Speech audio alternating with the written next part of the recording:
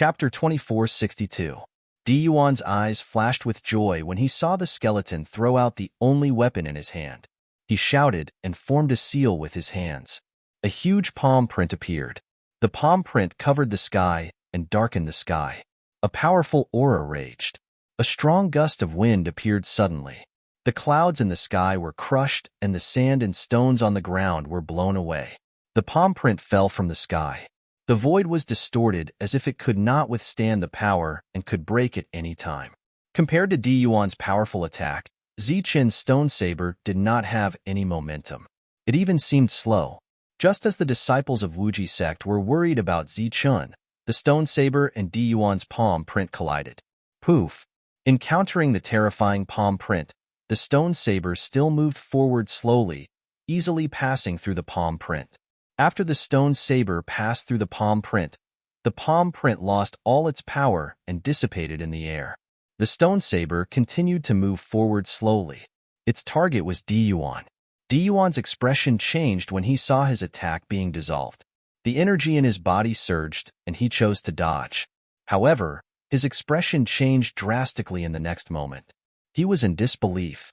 This was because he discovered that his body was actually unable to move at this moment.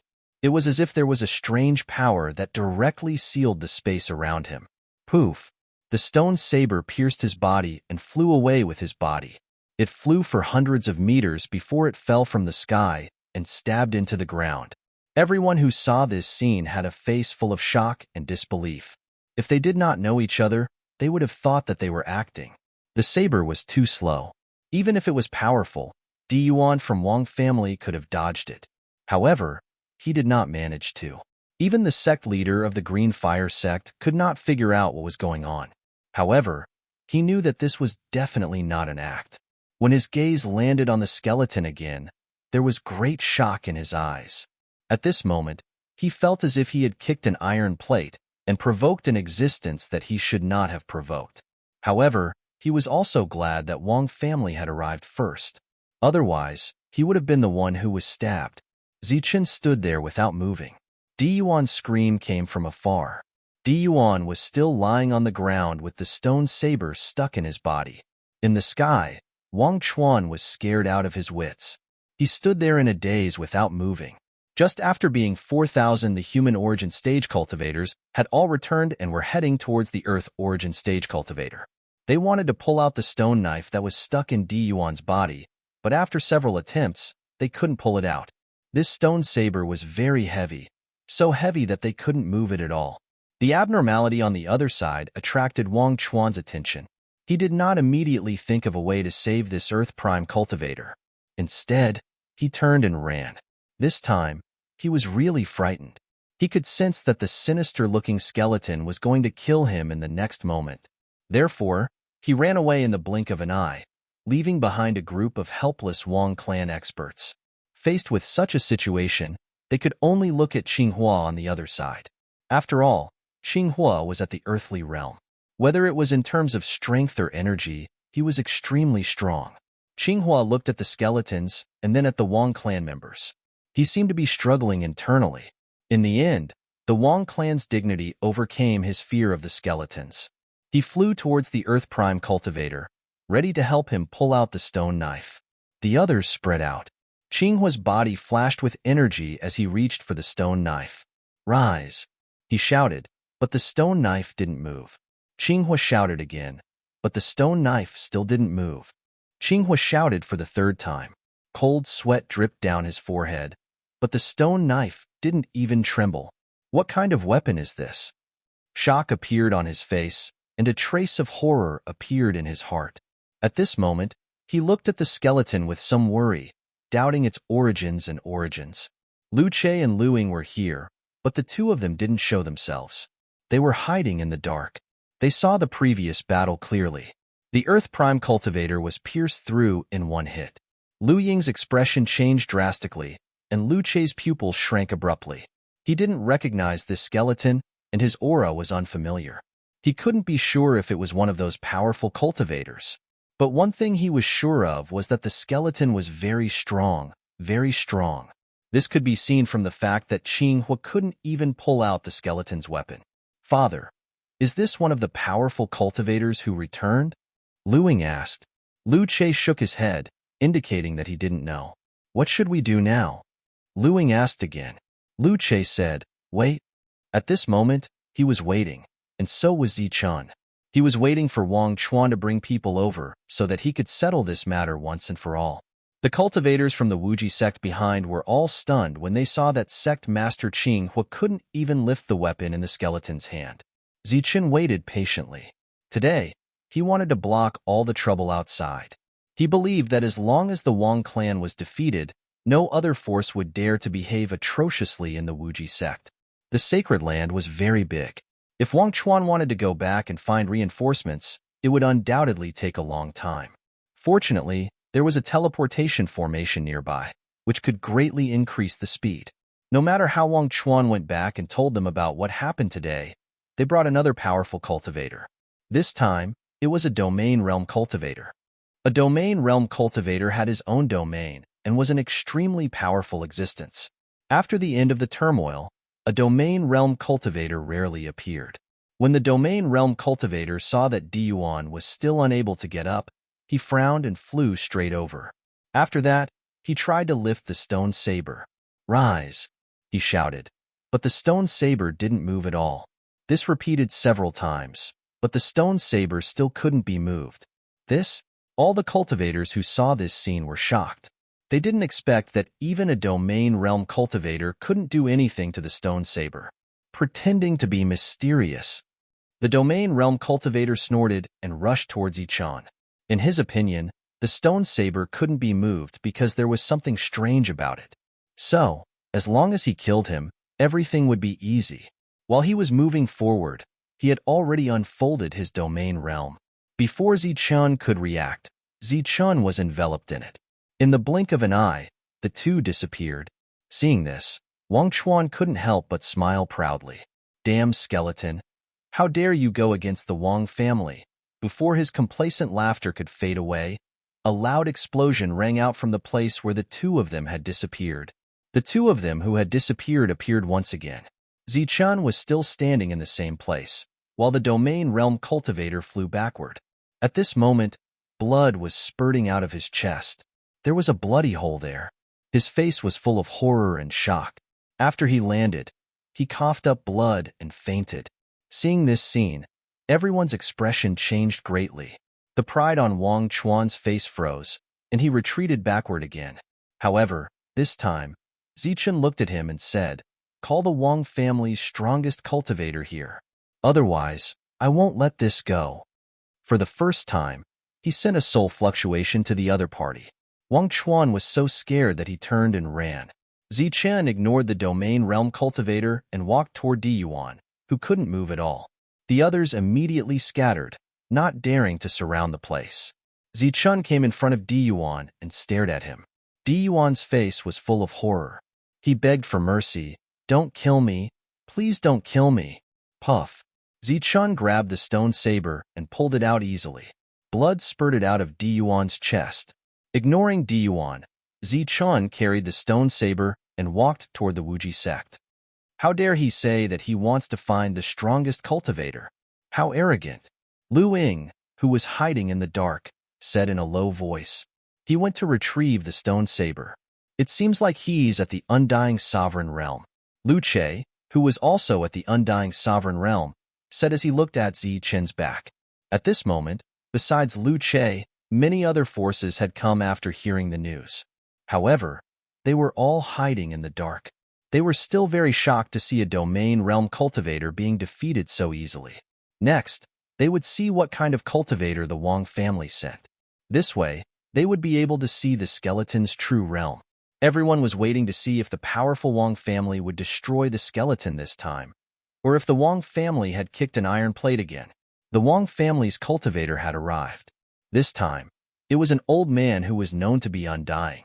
In the Tianwu continent, where the rules were suppressed, such an existence could be called the strongest cultivator. When he arrived and saw the scene, he frowned and stared at Zichun. He said, "Are you the one who injured my Wang family's people?" His gaze was cold and sharp, and his aura was surging. After seeing the old man, The faces of the people hiding in the dark changed drastically. They did not expect such a powerful existence to come. The old man's gaze swept past Zichun and then looked at the void. He said coldly, "Are you all here to watch the show?" Scram. The word scram turned into sound waves that scattered in all directions. The people hiding in the dark appeared one after another. After bowing to the old man, they quickly retreated. Luce was still hiding. His attention was fixed on the skeleton. The skeleton walked toward the old man with the stone saber. Wang Chuan reminded, "Old ancestor, he can't fly." A skeleton that can't fly dares to behave atrociously in front of my Wang family. It's simply. Before he could finish his words, he was interrupted by a cold voice. "An undying sovereign has come. Is your Wang family looking down on us?" After saying that, he threw the stone saber in his hand. The stone saber's speed was relatively slow. It flew toward the old man.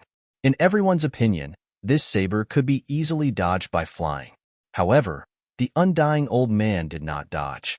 He was directly pierced in the chest by the saber, and his body fell to the ground. Zichun walked toward the old man who fell to the ground. The surroundings were deathly still and quiet. Zichun walked in front of the old man. The old man, who had been arrogant before, now looked at Zichun in horror. The stone saber pierced his body. He felt as if his body was being pressed down by a mountain, and he could not move at all. Seeing the skeleton coming, he raised his hand and struck out a palm. The palm print fell on the skeleton's body. It was like a clay ox entering the sea. It did not cause any waves. Zichun stood in front of the old man. He grabbed the stone saber and pulled it out, but soon he pierced the old man's body again. Puff, puff. This repeated again and again. The surroundings were quiet. Only the sound of the stone saber piercing the body could be heard. Chapter 2463. Poof! The stone saber stabbed into his body and blood splattered everywhere. Poof! The stone saber was pulled out and stabbed into his body again. Blood gushed out from the wound. Poof! Poof! Poof! This repeated over and over again, but the stone blade was still not stained with a single drop of blood. However, the supreme being in front of him, who was known to be undying and indestructible, had become a person of blood. He was covered in blood, and his original appearance could no longer be seen. The surroundings were so quiet that one could hear a pin drop. Whether it was those who were preparing to leave after hearing the old man's threat, or those who were hiding in the dark, they were all stunned at this moment. They stood there in a daze as if they were petrified. The old man was from the Wang family. He was an undying existence with extremely strong combat strength. However, at this moment, in front of this skeleton, he had no room to resist. The stone saber stabbed into his body again and again. The old man let out a shrill howl. At this moment, Qinghua's heart was beating rapidly as if it was going to jump out of his throat. At this moment, he was really frightened. The fact that he could still stand there was already proof of his mental strength. If it was an ordinary person, they would probably be scared to death. When he heard what the two core realm experts said earlier, he was furious and wanted to teach this reckless skeleton a lesson. However, the Wang family appeared at the right time, so he did not do anything. Now that he thought about it, his heart was filled with gratitude towards the Wang family and Wang Chuan. Otherwise, he would have been dead for a long time. Beside him, the other cultivators from the Green Fire sect were also so shocked that they could not utter a single word. It must be the return of an expert. This time, the Wang family kicked an iron plate. Lu Che, who was hiding in the dark, had a face full of fear. He could not help but recall the rumor that the Wang family kicked an iron plate back then. It was said that a good-for-nothing disciple of the Wang family accidentally provoked Zichun, who had just returned. As a result, they invited group after group of experts, but all of them were defeated. In the end, all the pressured existences in the entire Holy Land appeared to discuss the Wang family. That was why there was a great purge against the Wang family. Lu Che knew very well that it was a great purge, not a bloodbath as the Wang family thought. If there was really a bloodbath, the Wang family would have been destroyed back then. Now, everything seemed to be repeating the same mistake. Seeing the undying and indestructible patriarch being defeated so easily by the skeleton, the fear in Wang Chuan's heart reached its peak. This time, he quickly ran away to get help. It wasn't as if the Wang clan didn't have a realm stronger than the undying and imperishable realm for 1,000. After Wang Chuan left, this undying and indestructible old man was already half dead. Even the surging vitality in his body was unable to save his life at this moment.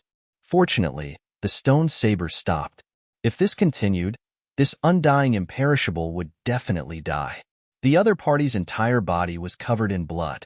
His chest was already a bloody mess, and no normal flesh could be seen. After that, Zichun bent down and took the spirit ring from his hand.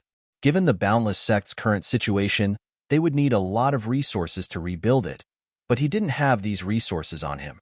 After taking off the spirit ring, he grabbed it with one hand and sent his physical strength into the spirit ring. Pooh! Undying Indestructible coughed up another mouthful of blood. He had already lost contact with his spirit ring. However, there weren't many resources in the spirit ring. After all, Undying Indestructible had a world, and many valuable items were in his own world. He walked back with the stone saber. The Boundless Sect's disciples, however, didn't say anything, because they were all stunned, almost petrified. They had once estimated that the skeleton's combat strength should be equivalent to the human origin realm, but they didn't expect that their guesses would be shattered again and again. Even the so-called strongest Undying Indestructible couldn't last more than one round in front of him. Such a great expert had descended from the sky and was willing to protect the Boundless Sect. They felt like they had been hit with a big pie. At this moment, only dizziness remained. The surroundings were still filled with silence. Even the old man no longer wailed. At this moment, everyone was waiting for the Wang clan's reply. They wanted to see if the Wang clan's experts would come out in full force to kill this skeleton, or if the Wang clan's experts would be wiped out today. They didn't have to wait for long before a powerful aura came from the horizon. This was the aura of a pseudo-genius. In this era where the rules were suppressed, pseudo-geniuses were very amazing existences. For example, Xing Daoli protected the Boundless Sect as a pseudo-genius. Those major forces didn't dare to provoke him at all. Zichun raised his head and looked at the pseudo-genius coming from the horizon. There was an uproar all around. The pseudo-genius was holding something in his hand. It was a human head. It was Wang Chuan's. His eyes were wide open, and he died with everlasting regret. The pseudo-genius arrived and sized up the battlefield. Then, he threw out the head, cupped his fists, and said, "The Wang clan didn't do things properly. Thank you for showing mercy, senior." The surroundings were in an uproar again. The pseudo-genius actually called the skeleton senior. Then how strong was the other party? Zichun looked at the pseudo-genius and said, "I thought you would try to attack a few times." "I don't dare." The pseudo-genius cupped his fists again and said, Zichun said, "Tomorrow morning, I want to see all the resources that Wang Feng took from the Boundless Sect. If I don't see it, I will go to the Wang clan and personally take it back." The pseudo-genius expression changed slightly, but he quickly replied, "Yes, I wonder if Senior has any other instructions? I will leave the Time Castle to you. Consider it a contribution that your Wang clan's ancestor made to the Boundless Sect. From now on, the Wang clan and the Boundless Sect have nothing to do with each other." As soon as these words came out, it caused another uproar. Now that the Wang clan was like the sun in the sky, who didn't want to curry favor with them. But from this skeleton's words, it seemed that the Wang clan had taken the credit of the Boundless Sect. At the same time, they were also guessing who this skeleton was. Yes, the pseudo-genius was silent for a moment, then responded. Although the current Wang clan could destroy the Boundless Sect in an instant and didn't want to have anything to do with the Boundless Sect, after hearing the skeleton's words, he felt that the Wang clan seemed to be missing something. He stood there respectfully and waited for a moment. After seeing that the skeleton didn't say anything, he cupped his fists and left. At the same time, the other cultivators of the Wang clan also left. It must be a powerhouse from back then, but who is it? Lu Che frowned, thinking about the skeleton's identity. Next to him, Lu Ying was completely scared out of his wits. He wasn't very old. In his mind, The Wang clan was the true sky of the hallowed grounds. When all the disciples of the Wang clan went out, they would appear superior. But he didn't expect that a skeleton would come today and make the Wang clan bow their heads. At first, he didn't believe that a single person could fight against an entire sect, but now he believed it. The Wang clan, known as the #1 family in the hallowed grounds, had chosen to bow their heads in front of this skeleton. Moreover, the skeleton's words were too domineering. If the Wang clan didn't take out the resources of the past, then he would personally take it.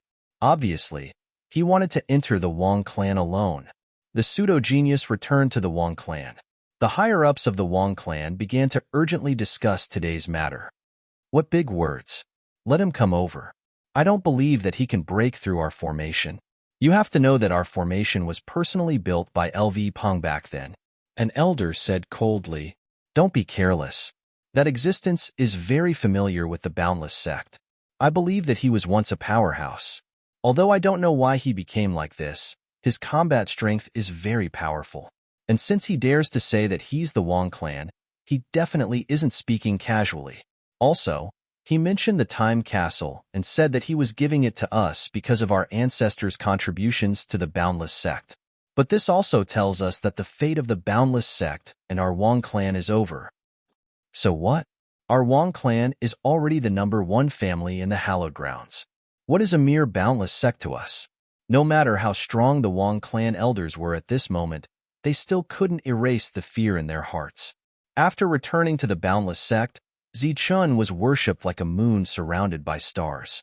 This extremely ugly skeleton had become the savior of the Boundless sect. "Senior, may I ask if you were one of the ancestors who founded the Boundless sect?" The only core nascent realm old woman in the Boundless sect suddenly asked. Everyone else looked at Zichun with curiosity and anticipation in their eyes. Zichun shook his head and said, "No, I just have some ties with the Boundless sect." When everyone heard this, they couldn't help but feel a little disappointed. After all, they had always stayed in the Boundless sect, and in their hearts, they all had a sense of reverence for the ancestors of the past. However, I've met your ancestors a few times. Wu Lu is a meticulous person. In the beginning, he was the steward of the Boundless sect, managing all the affairs of the Boundless sect. Zhang Haoyan was one of the strongest generals back then.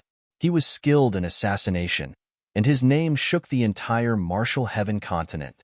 Hearing the skeleton talk about the ancestors of the past, everyone listened with great interest. They were all very excited. The Boundless sect, which had been suppressed for so many years, was finally no longer being bullied. This sect that everyone was looking forward to being destroyed would never be destroyed again. The next day, Zhang Chutian came to Zichun early in the morning. He asked nervously, "Senior, what if the Wang clan doesn't send the resources today?" "Senior, are you really going to go to the Wang clan?" Zichun shook his head. Zhang Chutian sighed. "It's best if you don't go. I heard that the Wang clan's formation was personally set up by one of the ancestors of the Boundless sect, Ancestor Lu Peng. It's almost impossible to break. We're going to take a time castle back today. After that, if the Wang clan doesn't send the resources over, I'll go personally." Zhang Chutian's face was full of worry. "Don't worry." The sky brightened, but the Wang clan's people still hadn't arrived. Zichun was the first to leave. Not long after, the ground shook and the roars of beasts rang out. Everyone walked out and saw a group of strange beasts heading in the direction of the Boundless sect. A skeleton was sitting on the back of the strange beast. Seeing these strange beasts, the Boundless sect's disciples were stunned. They were very clear about their surroundings and knew that there were no strange beasts nearby. Furthermore, it was such a powerful group of strange beasts. Zichun had found these strange beasts in a small sealed world. Before the upheaval, that world was one of the Boundless sect's training grounds. "Come, follow me to the time castle." Following his order, these weak cultivators carefully walked toward the strange beasts. These strange beasts were very powerful, but they were very obedient at this moment, allowing these weak humans to ride them. Chapter 2464. Zichun led everyone away because he was worried that some other powers would suddenly attack them. After all, The everlasting sect only had so many people left. If his foundation was gone, what could he do no matter how strong he was? Ever since the battle yesterday, the everlasting sect had become the focus of everyone's attention. When they saw that the everlasting sect's people had all left on strange beasts, they all sent voice transmissions to their clans or sects to report this matter. After that, these people secretly followed them, wanting to see what they were going to do. The Wang clan also heard the news immediately. They were still hesitating whether to give up all their resources, so they chose to wait and see. At the same time, they also sent people out to investigate. Lu Che and Lu Ying also came early. They didn't believe that the everlasting sect's people would use such a huge force just to escape. The other party didn't even put a fake heaven in their eyes. Which power could force them to escape? Zichen's target this time was the Hu clan. This was a clan that had risen for thousands of years. It was very powerful, and its momentum could faintly contend with the Holy Land's Wang clan. It could be said that this was the first clan to rise in the entire Tianwu continent after the Great Upheaval. Moreover, it was a clan that had no connection with the everlasting sect. Logically speaking, Zichen shouldn't have gone to a clan that had no connection with the everlasting sect. Zichen had always been brooding about the destruction of the everlasting sect, so he asked Zhang Chutian about the details of the everlasting sect's destruction. Coincidentally, this part of history hadn't been erased. Zhang Chutian told him that the first patriarch of the Hu clan, Hu Fei, had a close relationship with the sect master of the everlasting sect, Nangong Anlu. There had always been a rumor that Nangong Anlu was able to become the sect master because of Hu Fei. In the end, when Nangong Anlu decided to attack the demon race, the Hu clan also contributed a lot. Senior, is the time castle really in the Hu clan? Zhang Chutian asked as he rode on a strange beast to Zichen's side. The time castle is one of the most precious things in the Tianwu continent. It comes from the 4 great sacred burial grounds. This kind of thing wouldn't disappear for no reason. Zichen said, now that the time castle has disappeared without a trace, it should be in the Hu clan. Is it the original 4 great sacred burial grounds? It is said that there are many treasures there. Back then, the old ancestor and the others also went there to explore again and again. Zhang Chutian said with some yearning. Zichen nodded but didn't say anything. Zhang Chutian asked again, there are also 4 burial grounds, so why won't the burial grounds open now? Or is this all just a rumor? Zichen turned to look at Zhang Chutian, the current holy burial ground? Zhang Chutian said, yeah, senior, don't you know? After the upheaval, 4 holy burial grounds had appeared in the martial heaven continent. It was said that the violent spiritual chi of heaven and earth had been absorbed by those holy burial grounds. There are also rumors that say that the fall of a saint is the reason why the heavens and earth are in chaos. That's why the spiritual energy is flowing away, and that's why the calamity is coming. The heavens and earth were in chaos, and the spiritual energy of heaven and earth was completely drained. This was because the rules had sensed the fall of the heaven-defying person, and everything had returned to its original state. If what Zhang Haoyan said was true, it meant that there were 4 saints who had gathered the disappeared spiritual power in a certain place. Just like the opening of the holy burial ground back then, the surging spiritual power returned to this world once again. And the holy burial ground that year was set up by the 4 great saints when they were heavily injured. Then what about the holy burial ground this time? Which saint was it that gathered the spiritual energy of heaven and earth? Ordinary saints were unable to do it, and the weakest was at least a Saint King. After entering the lightning divine palace, his companions had all died in battle, so which Saint King came out? Zichen's heart moved, and the answer was obvious. So you were there. He could imagine the despair in the 4 girls' hearts. Seeing the upheaval of heaven and earth, they collected the chaotic spiritual energy of heaven and earth, and then fell into a deep sleep of despair. Zichen suddenly asked, do you know where the 4 holy burial grounds are? Zhang Chutian shook his head and said, I don't know. It's just a legend. No one has seen the current holy burial grounds. Zichen nodded and did not speak anymore. He sank into deep thought, and his mood became very complicated. Back then, in the trip to the Lightning Divine Palace, their losses were too great. If he could go back in time, he would definitely warn his friends to never enter the lightning divine palace again. He could go in and face fate, but he was not willing to let them follow him into danger and not return. Now, everyone was dead, and he had become neither human nor ghost. Every time it was late at night, he, who was unable to cultivate in peace, would sink into deep self-blame. Monk, Zhang Haoyan, Devil Ape, Long Hu, and the others were all dead. He let out a silent sigh in his heart. "Senior, we're here. The Hu family is just ahead."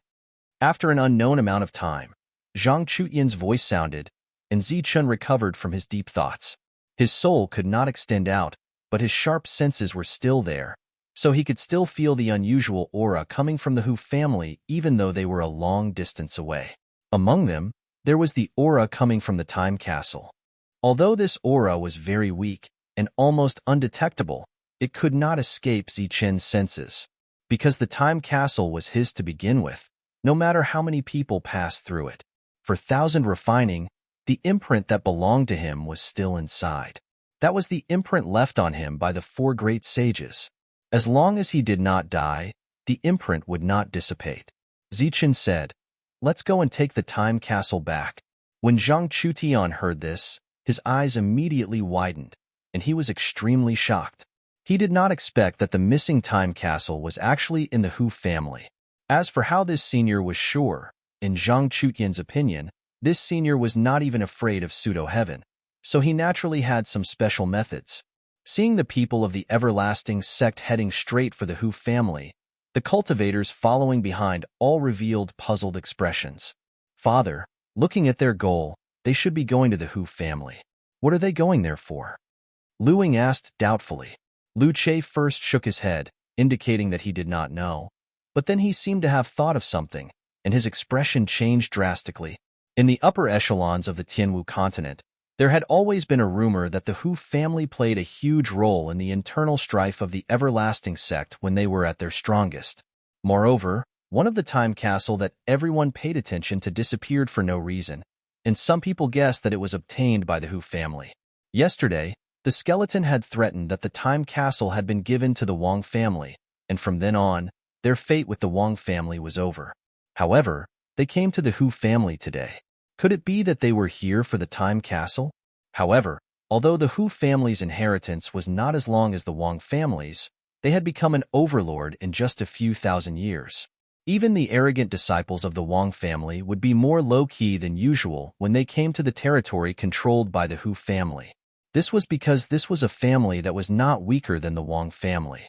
Sure enough, under their tail, the people of the everlasting sect were getting closer and closer to the Hu family. In the end, they were only about 10 miles away. "Halt!" A cold voice sounded from heaven and earth, and a powerful aura was released. This was an aura that only a domain realm expert would have. The appearance of a domain realm expert did not mean that the Hu family's gatekeeper was such an existence, but among the strange beasts that Zichun brought, there were many Earth realm experts, and those of other realms were useless. Zichun had no intention of stopping and continued to walk forward. "If you go any further, I'll kill you without mercy." A crazy murderous intent emerged from the domain realm expert's body. As this murderous intent emerged, the disciples of the everlasting sect and the strange beasts trembled and felt fear in their hearts. "You all wait here." Zichun stood up from the back of the strange beast. With the stone saber tied to his back, he descended. Boom! His figure landed on the ground. Smoke and dust flew everywhere, and a deep pit appeared on the ground. Zichun walked out of the smoke and dust and walked toward the Hu family in front of him. Behind him, all the cultivators who followed him widened their eyes. At this moment, the shock in their hearts had reached the extreme. Since the other party dared to enter the Hu family alone, it was obvious that he also had the strength to enter the Wang family alone. What he said yesterday was not a threat, but a fact. The cultivators from the Wang family hurriedly reported this news to the family. "You're courting death." With a loud roar, the domain realm expert charged towards Zichun. His domain realm was fully activated and instantly enveloped Zichun. In the next moment, the two of them disappeared. In an instant, the two of them reappeared. The domain realm broke, and the two of them were sent flying backward. His face was full of horror. Looking at the skeleton approaching step by step, he suddenly coughed up a mouthful of blood and then fell backward. He just fainted, but he did not die. Since Zichun returned to the Tianwu continent, he had not killed a single person. As for Wang Chuan's death, it was his own fault, but it was not Zichun who killed him. Enemy attack. A fierce shout came from afar, followed by waves of powerful auras. The weakest of these auras was at the Earth Prime realm, which showed that the Hu family still had a strong foundation. These people quickly rushed towards Zichun, but in the blink of an eye, they were sent flying by Zichun. All the cultivators who were sent flying were seriously injured. At this moment, in front of Zichun, there was only one Earth Prime realm expert left, who was the weakest among the group. In everyone's opinion, the skeleton had left him behind because he disdained to attack someone of his level. But in the next moment, the skeleton made a move and pointed at the Earth Prime realm expert's glabella, extinguishing his vitality. When he came to the Tianwu continent, he had not killed a single expert, but now he had killed someone. However, the person he killed was not the strongest among those people, but a mere Earth Prime realm expert. This was very puzzling. The experts behind continued to rush over. There were experts of all levels. Just as they were guessing that the skeleton was going to start a massacre, they realized that the skeleton still did not kill them. However, during this period, he killed another 2 people, and these 2 people were not the strongest. Everyone could not understand the skeleton's motive for killing people, but the scene at this moment was very spectacular. The skeleton advanced. One cultivator after another rushed forward, and then flew backward again. During this time, no one was able to stop him. He walked forward in a straight line and arrived outside the Hu family's gate. A restrictive light barrier appeared out of thin air and enveloped the entire Hu family. This was the Hu family's formation. Chapter 2465. Seeing the skeleton holding the stone saber, those who were lucky enough to see the power of the stone saber yesterday all looked at the scene nervously and expectantly. They all wanted to know if the stone saber could break the Hu family's array. The Wuji sect cultivators sitting on the back of the strange beasts were also very nervous at this moment. Clenching the stone saber tightly, Zichun slashed down. The strength of his physical body ignited a bright saber light. The saber light landed on the light barrier. The light barrier didn't tremble at all. It cracked from the middle and was directly split into 2, breaking the array with one slash. The disciples of the Hu family who were in the array were all shocked.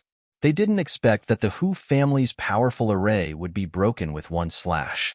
The spectators in the distance were all stunned. Yesterday, they saw the skeleton's combat strength.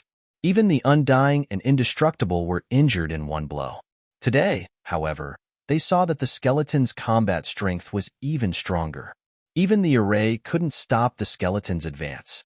After the array was broken, Zichun strode in. However, as soon as he entered the Hu family, the array that was just cut open appeared again and enveloped Zichun. Clang, clang. In the array, clanging sounds were constantly heard.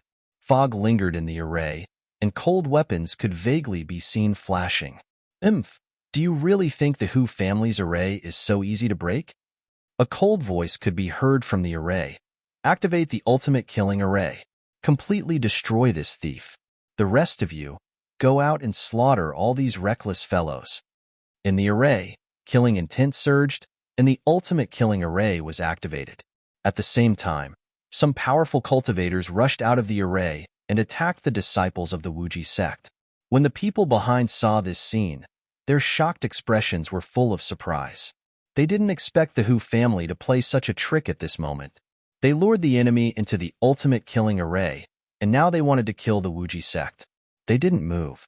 They just watched quietly. Many people breathed a sigh of relief in their hearts. If the Wuji sect was destroyed today, they would have no more burdens. However, before the members of the Hu family could make a move, they heard a cry of surprise from the great array. Then, a bright blade light rushed out from the great array. The saber light was exceptionally bright, surging with a powerful aura. The peerless great formation that the Hu clan had activated was completely cut open at this moment. At the same time, The sounds of explosions rang out continuously from the base of the formation. The entire Hu clan's grand formation had been completely destroyed. You. Who are you? That cold voice from before had now become incomparably terrified. A middle-aged man was lying on the ground with blood seeping out of his mouth as he stared at the skeleton before him in shock. Zichen didn't say anything. He just raised his stone knife and cut down.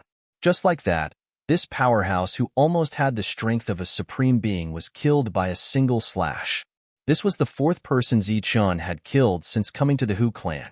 Those who had rushed out of the formation to kill the disciples of the Wuji sect also stopped when they saw that the formation was broken. Then, they flew into the depths of the family. Now that such an expert had come, it seemed like he wanted to destroy the Hu clan. They had no choice but to invite the Hu clan's old ancestors who were in seclusion. You are courting death. An undying qi emerged. An undying sovereign charged towards Zichen.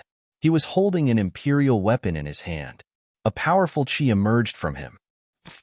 Zichen slashed down, and the imperial weapon broke in the middle.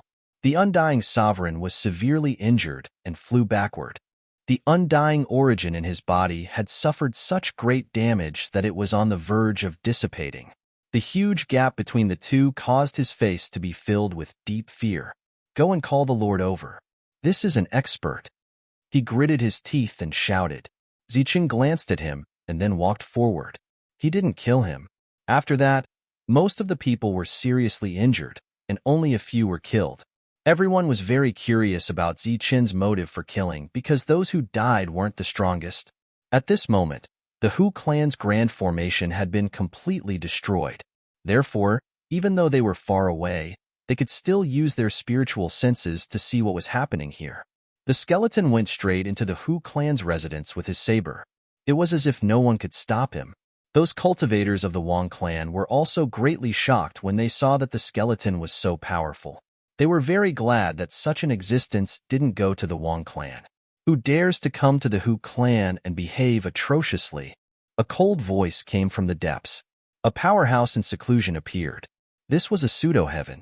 Yesterday, such an existence came to the Wang clan, but in the end, he didn't make a move. Instead, he respectfully apologized to the skeleton. But today, this pseudo-heaven came with killing intent. You're courting death. When the pseudo-heaven saw Zichen, killing intent flickered in his eyes as he headed straight for Zichen. Wherever he passed, the space instantly shattered, but it couldn't withstand the powerful aura from his body. Facing the pseudo-heaven, Zichen held his saber and raised his stone saber. The saber light streaked across and went straight for the pseudo-heaven. The shattered space around the pseudo-heaven froze for an instant and no longer shattered. The saber light flashed through the frozen space and passed through the pseudo-heaven's body. The pseudo-heaven's body was split into two from the middle, and blood spurted out. The two halves of the pseudo-heaven's corpse fell to the sides. Zichen stepped on the river of blood and walked forward. The surroundings suddenly became incomparably quiet. Even the noisy Hu clan fell silent at this moment. As everyone knew, when one reached the undying sovereign realm, one's body would possess the undying source. Even if one's body was completely shattered, one could recover in an instant. It could be said that after reaching the undying sovereign realm, one would enter the undying realm. Even the undying sovereign was like this, let alone the pseudo-heaven. However, after the pseudo-heaven's body was split in half, the undying source in his body also disappeared, as if it was destroyed by a powerful energy. One saber strike, and the pseudo-heaven died. It was a true death, not some kind of disguise. In this almost dead atmosphere, the pseudo-heaven's aura once again came from the depths. However, after this aura appeared, the expressions of the powerhouses watching the battle in the distance changed drastically, because this aura was incompatible with the aura of the Tianwu continent. It was also very different from their auras. With the appearance of this aura, the laws of heaven and earth changed. They could clearly feel that there was a repulsive force in the laws of heaven and earth. A word that had disappeared for thousands of years appeared in their minds in an instant. The aura of a foreign race. This person was a foreign race. The foreign race was heaven? For 1,000? They were the mortal enemies of the continent, just like the devil race of the past. After completely revealing his aura, the pseudo-heaven became incomparably powerful. After appearing, he coldly stared at Zichun. "Just who are you?" Zichun looked at him. "You're finally willing to reveal your true form. Humph, if you don't speak, then die." The pseudo-heaven snorted and began to circulate his aura. A black hole appeared around him, and it was constantly expanding. An aura that was so terrifying that it caused one to suffocate swept through the area.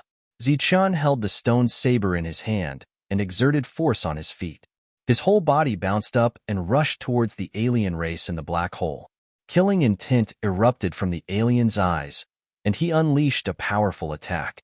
The world became incomparably bright, and a terrifying beam of light shot towards Zichun. Swish! Zichun's stone saber slashed out, splitting the beam of light. The expanding black hole stopped, and the stone saber passed through the alien's body. Blood spurted out as the two halves of the alien's body fell to the ground. The pseudo-heaven, who had displayed his full power, was still killed. Heaven Realm. He's definitely a Heaven Realm expert from back then. That was what Lu Che thought when he saw the pseudo-heaven being killed so easily. Furthermore, he didn't understand the skeleton's motive for killing people, but now he understood. It turned out that the skeleton had only killed aliens. Going back even further, the Boundless sect's internal turmoil was definitely due to the bewitchment of these aliens. This was truly laughable. Listening to an alien's instigation, they had attacked their former allies, the Devil race, and in the name of eradicating the alien race. At this moment, the aura of a Heaven Realm expert appeared. It was still an alien's aura that was incompatible with the martial Heaven continent's laws. The Heaven Realm was a realm that shouldn't have appeared in this era. He hadn't expected the Hu family to have such an expert, and an alien at that. The Heaven Realm expert who appeared stared at Zichun with a solemn expression. He was also thinking about who the other party was. "Sir, why have you come today?" asked the Heaven Realm expert. He didn't immediately attack. "Exterminate your race and take back the time castle." A hoarse voice came from Zichun's soul. Then, he leaped up again and charged toward the Heaven Realm expert. Swish! Swish! At this moment, two people charged out from the shadows. At first, these two people were inconspicuous, but when they arrived in front of Zichun, they erupted with powerful Heaven Realm auras. It turned out that there wasn't just one Heaven Realm expert, but three. Thus, Zichun, who was charging forward, swung the stone saber in his hand 3 times. After 3 times, Zichun's figure landed on the ground. The 3 Heaven Realm experts paused in midair for a moment before falling head first to the ground. Dead. At this moment, everyone had yet to recover from the skeleton's words about exterminating the alien race and taking back the time castle. They didn't expect the 3 alien Heaven Realm experts to be killed in a single exchange. At this moment, they were puzzled. They didn't understand what realm this skeleton was at. Even a Heaven Realm expert could be killed in one move. Could it be a saint? At this moment, Skeleton shouted, "Do you think you can run away?" He exerted force with his feet and leaped up quickly. Then, he held the stone saber in his hand and stabbed it into the ground. Boom! The stone saber landed on the ground, and a powerful wave spread out in all directions. Under this wave, at least 50% of the buildings in the Hu family were destroyed. At the same time, a deep hole appeared where the stone saber stabbed. A divine aura came from the hole. It's a saint. The Hu family still has a saint. After sensing this aura, the surrounding cultivators' expressions changed drastically. "Who are you? Why do you want to exterminate my Hu family? I have no enmity with you." The saint's angry voice came from underground. "Everyone has the right to kill an alien invasion," Zichun said coldly. "Nonsense. Back then, Zichun had a very good relationship with us. He allowed us to come here. But you instigated and destroyed the Wuji sect. Damn you." Bang! The ground shook as the saint flew out. His divine aura filled every corner. Puff! Chapter 2466. A powerful saint. An existence that rarely appeared in the world.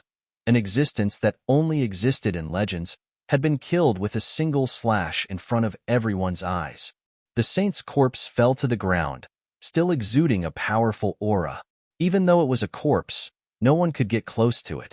For this era, the saint's corpse was a true treasure. If it was given to a fake heaven, he might be able to comprehend the true laws of heaven and earth and break through to the heaven realm in one fell swoop. There was even a slight possibility that a heaven realm cultivator could become a saint. Zichun opened his broken world without any vitality and took the saint's corpse and the corpses of the 3 heaven realm cultivators. During this time, the world was still silent. The experts from the Hu clan gathered together spontaneously and bowed to Zichun. They said in unison, "Thank you for saving us, my lord." Most of these people were injured by Zichun but not killed. At this moment, they looked at Zichun gratefully with obvious relief in their eyes. Zichun looked at them and nodded. Then, he walked into the depths. These people understood Zichun's meaning. After getting up, they rushed to various places in the Hu clan. Soon, news of the battle spread. This was a battle between the Hu clan cultivators and the foreign races. After staying here for so many years, they naturally knew which race was which. Now that the saint and the heaven realm cultivators were all dead, the soul restrictions that belonged to them had disappeared. They were free, but before they left, they had to kill all the foreign races here. Rumbling sounds came from the depths. It was as if the sky was falling and the earth was splitting. Boom, boom, boom. The earth trembled violently as if a giant was moving forward. The people who had yet to recover from their shock subconsciously looked up into the distance. They saw a skeleton walking over from the distance, holding a huge palace in his hand. That palace was the disappeared castle of time. Holding a palace in his hand? How much strength did that require? Refine it and bring it back, Zichun said to the only core realm cultivator of the Wuji sect. His soul couldn't extend out of his body, so he couldn't refine this castle of time. The old woman quickly stepped forward. At this moment, her mind was still in a daze. Everything she did was according to Zichun's instructions. Who would have thought that the Wuji sect, which had been in grave danger the day before and could be destroyed at any time, would destroy the Hu family, which had been rising for thousands of years. Furthermore, they had also obtained their own time castle. The surroundings remained silent. However, many of the spectators had chosen to leave quietly. Some of them were cultivators from the Wang family. They must bring this news back to the Wang family at the first possible moment, lest the Wang family repeat the Hu family's mistakes. Lu Che turned around and glanced at Lu Ying. This person, who had never believed that a single person could go against an entire sect, had witnessed the destruction of the Hu clan with his own eyes. "What do you think?" Lu Che looked at Lu Ying, but the latter could not say a word. The surroundings were silent. If you haven't experienced that glorious era, you will never understand just how terrifying the Boundless sect was back then. They were known as the strongest force on this life star. Although they were destroyed after 5,000 years, as long as one of their experts returns, they can rise again shortly. Lu Che seemed to be able to see that from today onwards, the Boundless sect would rise again. Countless genius disciples would fight to join the Boundless sect, just like the golden age of the past. Perhaps the families that had left back then would choose to return to the jurisdiction of the Boundless sect. In short, the Boundless sect would welcome a golden age again. With the help of Zichun, the old woman with the core essence stage had already put away the time castle. She was very excited, and was even more certain that this senior was one of the ancestors of the Boundless sect, but she could not guess who he was. The other disciples of the Boundless sect were also very excited. With the time castle, the Boundless sect would rise again very quickly. Zichun stayed there and did not leave. Soon, the battle of the Hu family ended. Those who had regained their freedom came in front of Zichun again and took out many spirit rings. There were many resources in each spirit ring. Yesterday, the Boundless sect only had one spirit ring in total. Even their storage bags were pitifully few. Now, seeing so many spirit rings, their eyes lit up as if they had seen rare treasures. The old woman stepped forward and took the spirit rings. She was only at the core essence stage, but those experts were extremely respectful to her. Zichun turned around and prepared to leave. "Sir, now that we have no home to return to, we would like to join the Boundless sect." One of the Supremes spoke up. "Sir, please take us in." The others also spoke up one after another and bowed respectfully. One had to know that these people were all experts. Once they joined the Boundless Sect, the Boundless Sect would rise at an even faster speed. The Boundless Sect's cultivators were also very excited. Who didn't want more experts in their own sect? They looked at the senior skeleton expectantly, thinking that the senior would definitely agree. The Boundless Sect is not accepting disciples for the time being.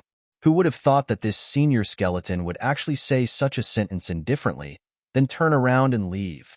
The Boundless Sect's disciples were very confused by the senior skeleton's actions, and the experts were all stunned.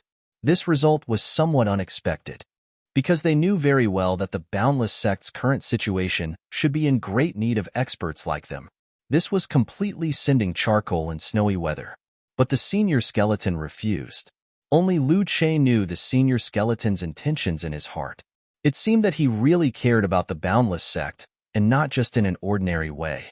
In just 5,000 years, the Boundless Sect had been destroyed.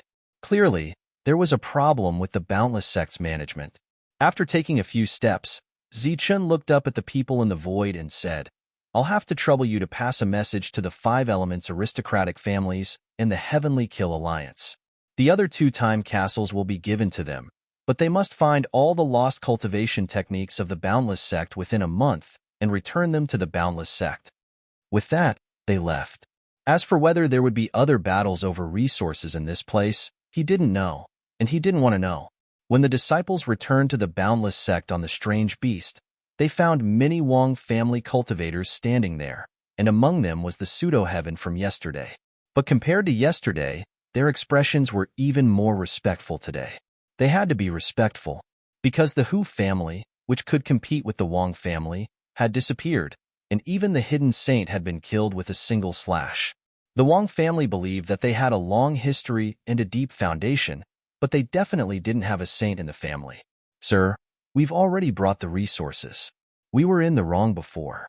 I hope you won't bicker with us for the sake of the Wong family's ancestor," the pseudo-heaven said with a respectful expression, and at the same time, he took out many spirit rings. Zichun glanced at Zhang Chutian, then turned around and entered the Boundless Sect. Zhang Chutian understood his meaning. He stepped forward to take the spirit rings and began to check the resources. "Senior, now that the Boundless Sect has many things to do, we plan to," the pseudo-heaven said with some reluctance. Before he could finish, he was interrupted by Zichun. "From now on, the Boundless Sect and the Wong family will have nothing to do with each other." With that, he walked into the Boundless Sect, leaving behind a group of disappointed Wong family cultivators. At this moment, they truly understood what the Wong family had lost. They had lost a backer. The Boundless Sect only had one powerhouse return, and it already had such momentum. What would happen when the others returned one after another? After hearing the news that the Hu family's saint had been killed, the entire Wong family was shaken. At that moment, they finally understood that the Wong family's rise wasn't because they possessed anything, but because of the close relationship between the Wong family's ancestor and the Boundless Sect. But now, this relationship was gone. The Wong family was the Wong family, and the Boundless Sect was the Boundless Sect. Although the Wong family would still be the #1 family in the Holy Land and might not be destroyed, it seemed impossible for them to take another step forward. Because of the suppression of the Great Era's laws, almost no one could break into the Heaven Realm or the Saint Realm. However, the Boundless Sect's former powerhouses were all figures of the previous era. Perhaps they would return one by one and lead the Boundless Sect to true prosperity. The old woman took out the time castle, and Zichun filled the once chaotic place with resources. Then, the time castle sat on top of these resources and began to operate. In the following time, Zichun used the resources to repair the Boundless Sect's formation. He didn't know much about formations, so he naturally couldn't repair them to the point where they could block even Saint Kings like before. However, he could repair them to the point where they couldn't be killed or destroyed. Moreover, there were a few killing formations that were still intact. After filling them with resources, they could be reactivated. This was also the Boundless Sect's killing move. The next day, the 5 Elements aristocratic families and the Heavenly Killing Alliance sent the lost cultivation methods to the Boundless Sect one after another. At the same time, These two forces also sent a lot of resources. In just a few days, the Boundless sect had collected a lot of resources. Although these resources were less than 1% of what they had at their peak, for the current Boundless sect, it was enough for them to use. Moreover, with the cultivation methods, their combat strength would also increase. Zichun took out the resources of the Heaven Realm and the Saint Realm and slowly filled the bodies of the dozens of Boundless sect's disciples. In terms of their former identities, they had all become Heaven Realm cultivators. After that, he chose the corresponding cultivation methods for these people based on their characteristics. They all entered the time castle. He believed that the next time they came out, they would all be powerhouses. The time castle's time acceleration was currently 1 to 100. Zichun gave them a month to cultivate in peace. As for the Boundless sect, during this month, he and the strange beasts he brought with him would take care of it. Compared to the humans, these strange beasts were more reliable.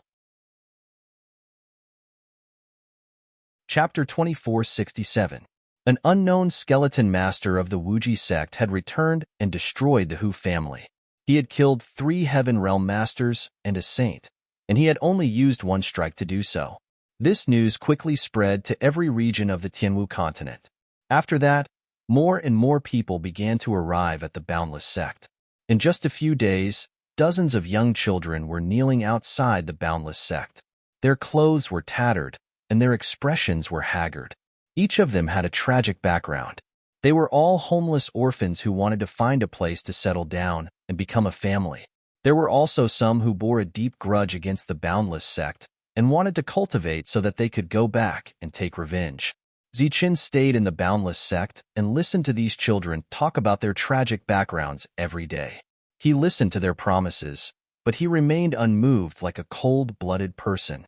That was because he couldn't determine whether these people were truly orphans or not. Were they really as tragic as they said? Or perhaps they had met with some family before coming here and had already pledged their loyalty to that family. This was how the world was. He was the undisputed #1 expert, and all the factions feared him. If he wanted to, he could destroy all the factions on the Tianwu continent. However, he couldn't stop those factions from doing these things behind his back. Was this a test for him? Was this a test to see if he could help the Boundless sect rise again? Or perhaps they knew that the Boundless sect was currently lacking people, so they wanted to use this method to arrange for more people to come in case they needed them. It didn't matter whether these people were truly tragic or not. It didn't matter whether they were secretly loyal to the other families. Zichun didn't plan on recruiting them. Compared to the Boundless sect of the past, the current Boundless sect's numbers were pitifully small. However, to Zichun, these people were enough. He didn't have extravagant hopes that the Boundless sect would continue to be the #1 faction. After all, that was just an empty title. As long as these people could mature, as long as the Boundless sect wasn't destroyed, it was fine. Furthermore, if these dozens of people could become people like him, the Demon Ape and Zhang Haoyan, who would dare to underestimate a sect with only a few dozen people? This was also what Zichun had been thinking when he first saw the dozens of people who had chosen to remain in the Boundless sect. The Boundless sect was going to focus on the path of elite soldiers and generals. In a month's time, 10 years had passed in the time castle under 100 times acceleration. 10 years later, these people appeared one after another. Having been in seclusion for 10 years, their cultivation levels had naturally skyrocketed. The core old woman, Zhang Chutian, and Xiaoyu had all reached the peak of the mortal core realm. They followed Zichun's instructions and didn't immediately break through to the earth core realm. Instead, they went out to train and comprehend their own laws. If they found suitable seedlings, they could bring them back to the sect. Zichun found some weapons that had long since been eliminated from his broken world. These weapons were once extremely famous, but now, the souls within them had fallen into a deep slumber. Although they were still sturdy, their power had been greatly reduced. Zichun gave the weapons to Zhang Chutian and said that he wanted to go out for a walk. Ignoring everyone's urging to stay, he left just like that. Watching Zichun leave, Zhang Chutian stood there in a daze. His eyes were not filled with reluctance or regret, but with shock and disbelief. "What's wrong?" Xiaoyu asked curiously. "Look at this weapon. Doesn't it look like the Dragon God's bow and Dragon God's arrow?"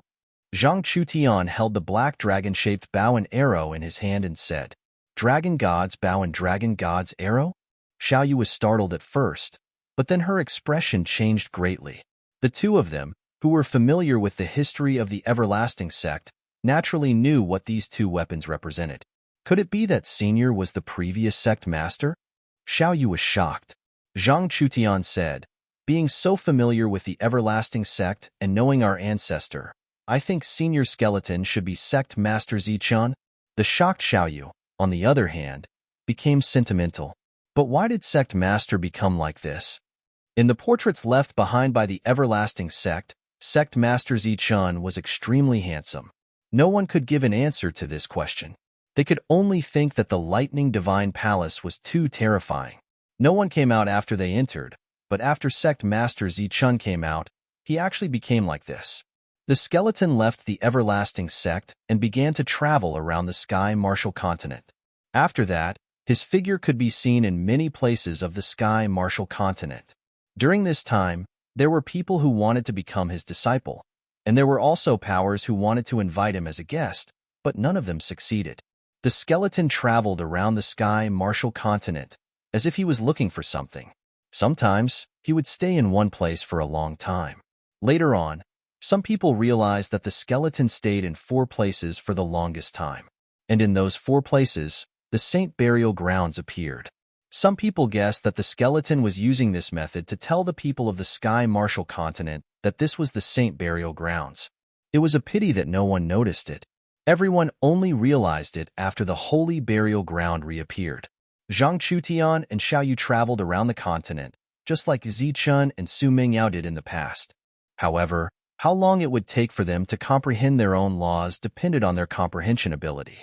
The sect protecting formation of the Everlasting Sect was fully activated. The resources here were enough to maintain the formation and the cultivation of these dozens of people. During this time, when these people reached the human origin realm and came out of the time castle, they would leave the Everlasting Sect to temper themselves and comprehend their own laws. This time was very long. 100 years later, Zhang Chutian and Xiaoyu returned from the Earth origin realm and re-entered the time castle. Dozens of years later, the Everlasting Sect, which had been silent for more than 100 years, finally had a famous expert appear. Zhang Chutian and Xiaoyu, this pair of lovers, became the geniuses of their generation. After so many years of development, the number of cultivators in the Everlasting Sect still did not exceed 100. Furthermore, they never announced that they were recruiting disciples. As time passed, the Everlasting Sect, which was once known as the number 1 sect, gradually became mysterious in the eyes of the world. This was a mysterious sect. The number of disciples in the sect was very small, but as long as they came out, they were all experts. Furthermore, when they went out to temper themselves, they were all in the human origin realm. For the Sky Martial Continent that was suppressed by the Great Era, this was an amazing realm. Other than that, these powers naturally did not forget the scene of the Hu clan's destruction.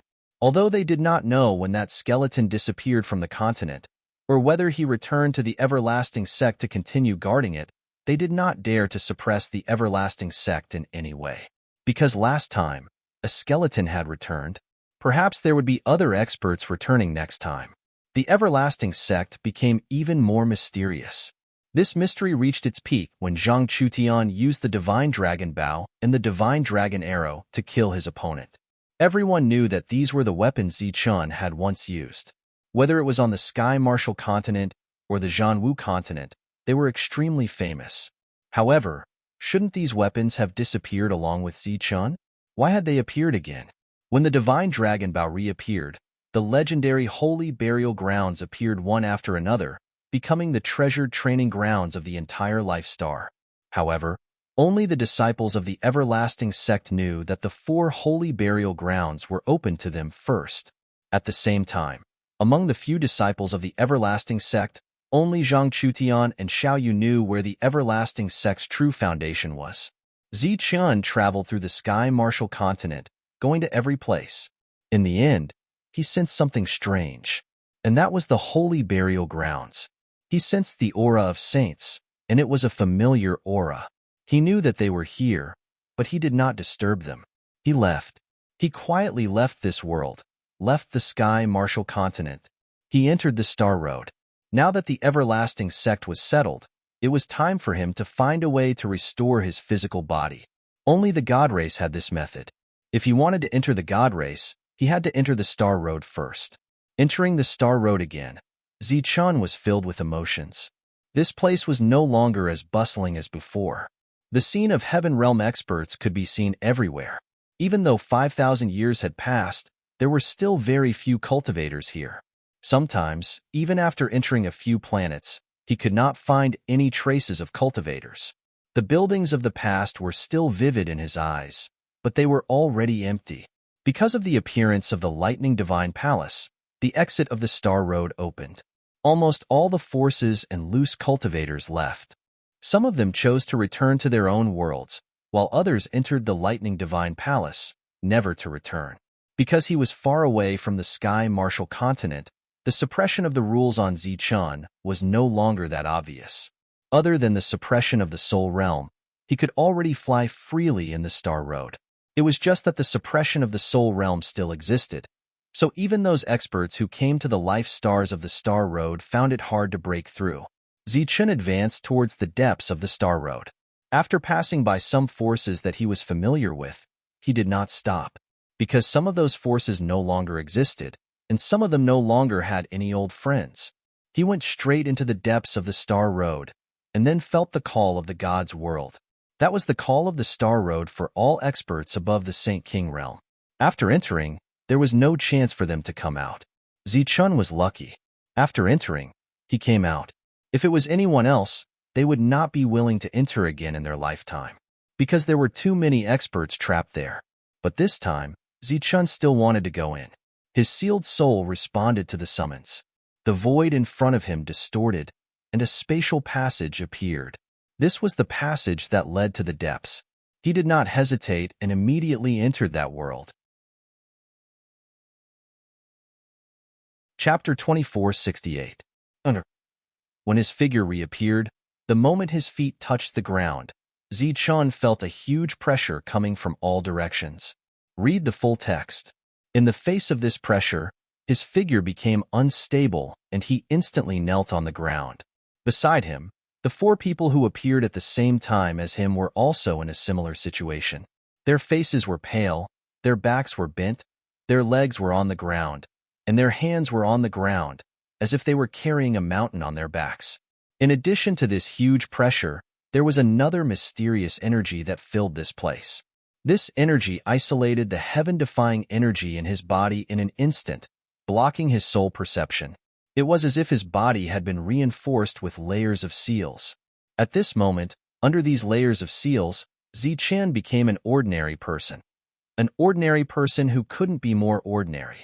He couldn't fly, couldn't use energy to attack, and couldn't use his soul to perceive other things. What's going on? Such an unforeseen event shocked the 5 people. They looked at each other and saw the same expression on each other's faces. Only then did they feel slightly relieved. If it was just one person in this situation, they wouldn't know what to do. After gradually adapting to the pressure around him, Zichun stood up and straightened his back. When he raised his head, he didn't see Qian, who had arrived first, but he saw something else. There were houses here. The houses stood in an irregular pattern. They looked very old, and some were even very dilapidated. Most of these houses were made of wood, and there were very few of them made of earth. Occasionally, there would be a few tall stone houses. Seeing the scene in front of them, Jia Tu and Huang Tu were quite surprised. They looked around curiously and were in high spirits. But when Zichun saw this scene, he was completely dumbfounded. Everything in front of him immediately reminded him of what had happened in the Tianwu continent. At that time, there was a small village. The first time, Zichun saved that small village from the hands of assassins. The second time, he and Wang Xian were hunted down and fled to that village, where they received help from the simple villagers. The village that gave him a feeling of dilapidation was very similar to the scene he was seeing now. But in that village, the people who lived there were all mortals. And the place Zichun was stepping on was known as the most mysterious place on the star path, a place closely related to the God race. How could such a place look like a village in the mortal world? Jiatu and Huangtu had never left the star path before, so they had never seen mortals before. They were very curious about the structure in front of them, but Zichun knew very well that this was the worst building in the world. The current Martial Heaven continent had been transformed by him. Everyone was a cultivator. It was almost impossible to find another place like this. That had already become Zichun's memory. Seeing this today made him relive those memories. Could it be an illusion? Zichun's heart skipped a beat. He closed his eyes and prepared to mobilize the perfect spiritual thoughts in his sea of consciousness to dispel this scene that he should not have seen. However, he soon opened his eyes and revealed a bitter smile. His soul was sealed, and he couldn't use his perfect spiritual sense.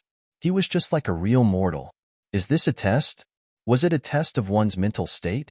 As long as I pass this stage, I will be able to return to normal? Zichun guessed in his heart. He didn't believe that all of this was real. The most mysterious place on the star path would have such a scene. People living in the most mysterious place on the star path would live worse than mortals? Be careful. This might be an illusion. Looking at the four curious people, Zichun kindly reminded them. An illusion? But all of this is so real. One of the saints said. Zichun remembered that the other party was called Jiatu and Ming Tuesday. Since this place is known as the most mysterious place, it's not strange that there is such a realistic illusion. Zichun said again. Are you so sure that this is an illusion? Jiatu and Huangtu looked back at Zichun. The other four also turned back. They lived in different environments and had never seen such a strange and peculiar building. Zichun nodded and said, In our world, the residence of mortals is like this, and most of the mortals build stone houses. Places like this are the most dilapidated. In the words of mortals, there is no labor in this kind of family, and life is very difficult. Mortals? What is that? Jiatu and Ming-Tu asked curiously, as if they had heard a magical species. Humans who have never cultivated any techniques, don't know how to use energy, and don't have soul power. Zichun thought about it and really didn't know how to explain it to them in detail. He could only point at himself and say, just like our current situation. In this way, not only did the four not have the slightest worry, but it even aroused their curiosity. Jiatu and Ming-Tu sensed their own situation and jumped on the spot twice. They said in surprise, Is that so? We can't even fly? There is no energy, so we can't use aircraft. Do we rely on teleportation formations? Mortals can't enter the teleportation formation. The power in the teleportation formation will tear them to pieces. Zichun said helplessly, If you can't use the teleportation formation, then wouldn't it be boring to stay on a planet for the rest of your life? Boring. At this time, the other party actually thought of the word boring. Zichun was speechless and could only explain. The planet we're on is very big, about 100,000 times the size of your Jiatu's main planet. Huh. The four were very surprised. Obviously, they didn't expect a planet to be so big. Looking at the four's exaggerated expressions, Zichun said helplessly, We're talking about an illusion, right? Now, in our world, there are no mortals anymore. And this is the center of the star field.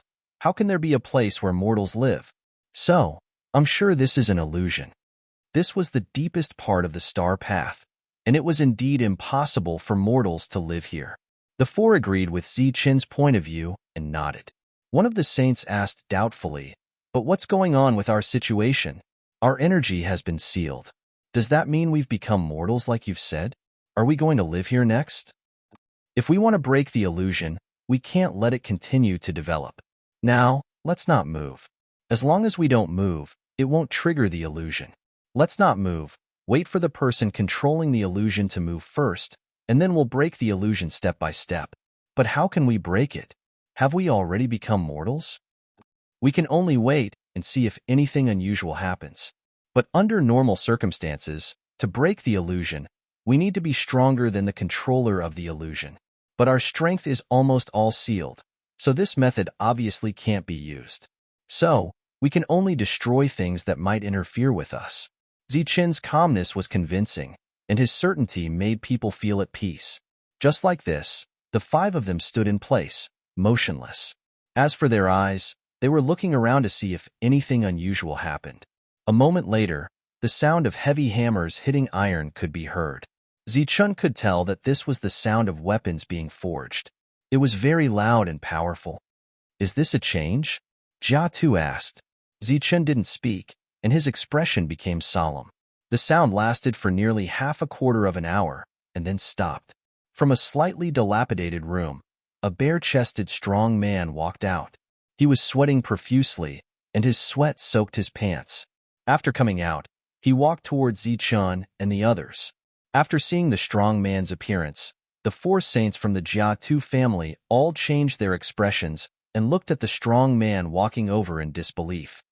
Do you know him? Taking in the expressions of the 4, Zichun's heart moved, and he asked. The 4 nodded, and Jia Tu said, He's an elder of the family, and has been here for many years. This is one of the changes. Don't be fooled, Zichun said in a deep voice. The 4 nodded. The strong man came in front of the 4 sweating profusely, ignored Zichun, and looked at Jia Tu and the others and said, You guys, who wants to go with me? The 4 looked at each other, and then turned to Zichun for help. Who are you? Zichun stared at the strong man and asked. Go away, I'm not asking you. The strong man glanced at Zichun and said unhappily. Kill him, Zichun said again, and a cold light flashed in his eyes. Huh. The 4 saints were stunned again. He's fake. It's just an illusion. He's not from your family. Hurry up and do it, or something will happen, Zichun emphasized.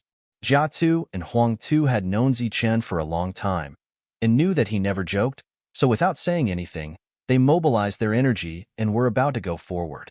But they soon found that they had no energy to mobilize, so they could only clench their fists and hit the other party's face. Although they had no energy, their physical body was strong enough, so this attack was much stronger than a mortal's, and it carried a whistling sound.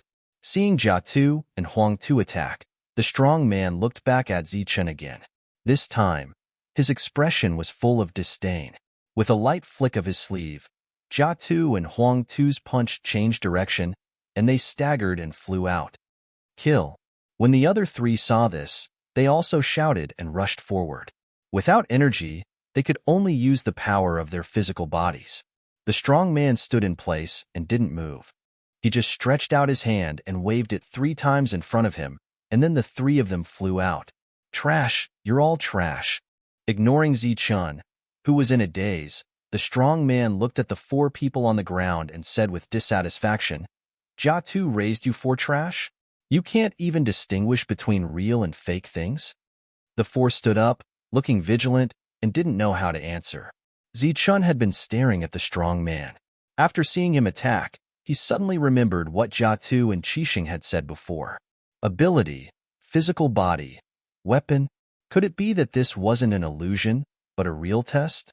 Just as Zichun was puzzled, the strong man pointed at Jia Tu and Huang Tu and said, You're the stupidest, an idiot. Come with me. The 3 of you. Stay here. After saying that, without waiting for Jia Tu and Huang Tu to decide, he stepped forward and grabbed Jia Tu and Huang Tu by the collar, dragging him towards the room he had just walked out of. Zichun's pupils suddenly shrank. Just now, he clearly saw the other party use a physical body control technique to easily resolve Jia Tu and Huang Tu's uneasy resistance. Then, he easily grabbed his collar and left. Chapter 2469. Sunderscordy. Jia Tu and Huang Tu were taken away just like that, leaving behind 3 dumbfounded people. The 3 of them didn't chase after him because they felt that he was the ancestor of their family. After that, the 3 of them looked back at Zichun with a pleading look in their eyes. Maybe I was wrong. This isn't an illusion. It seems to be a test. Zichun thought seriously and said in a deep voice, Test? What test? Jia Tu and Ming Tu asked. I'm not sure. Let's wait and see.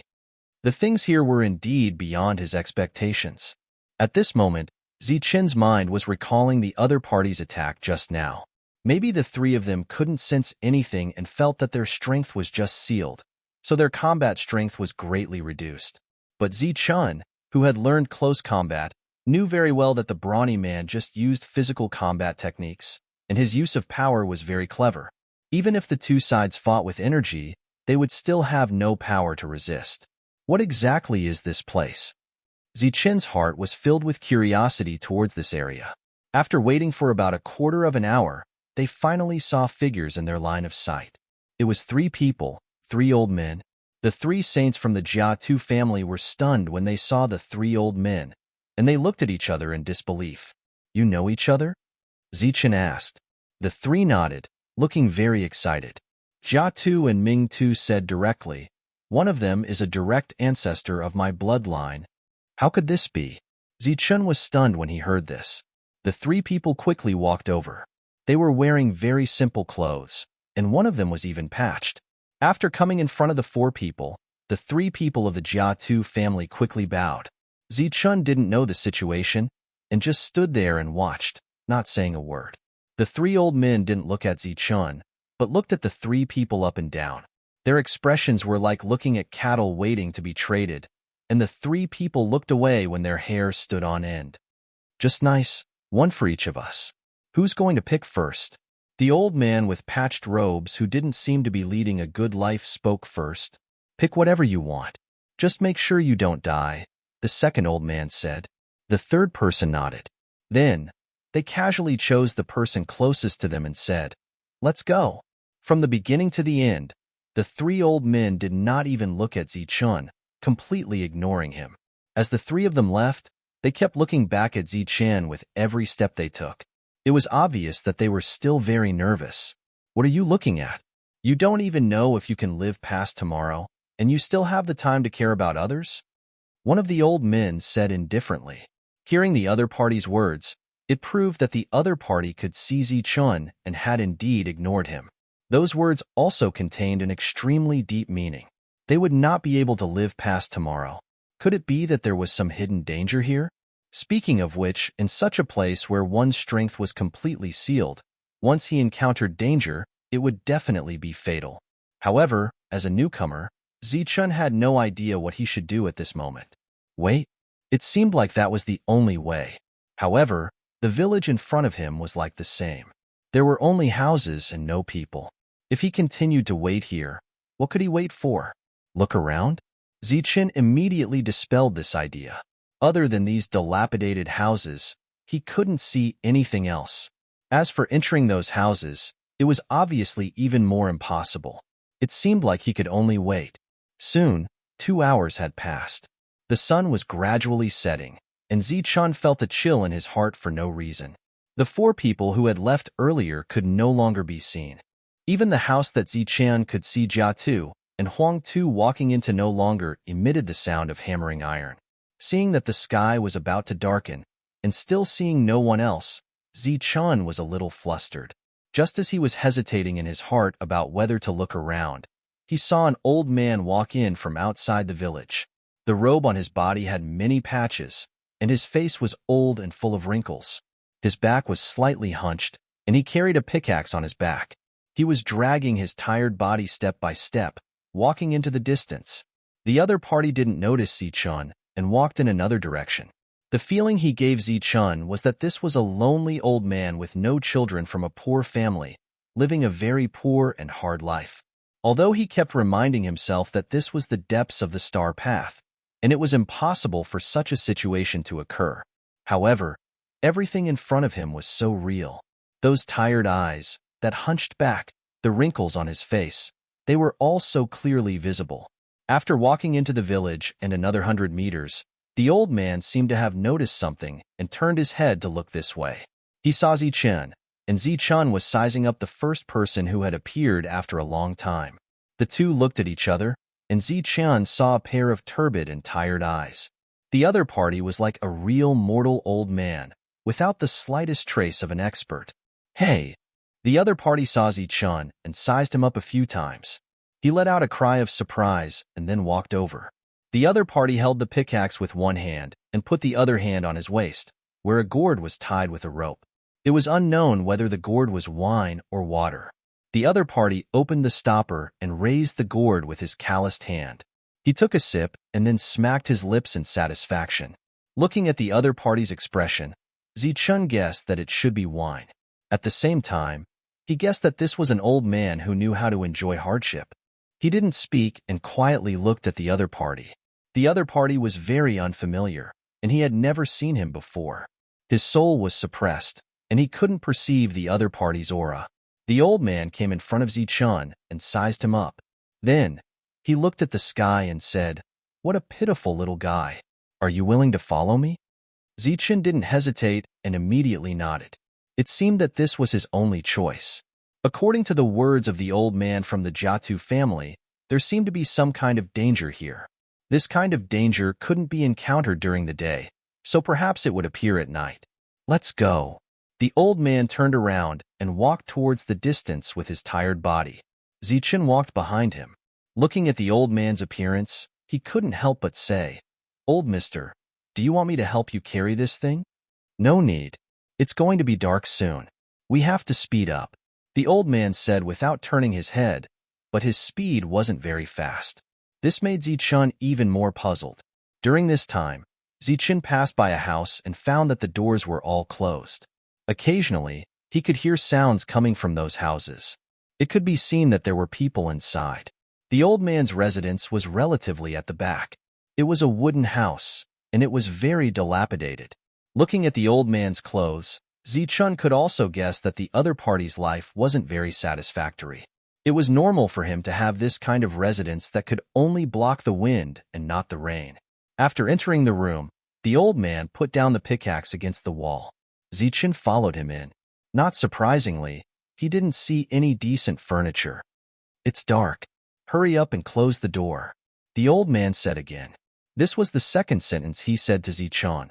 Zichun nodded his head and was about to close the door behind him.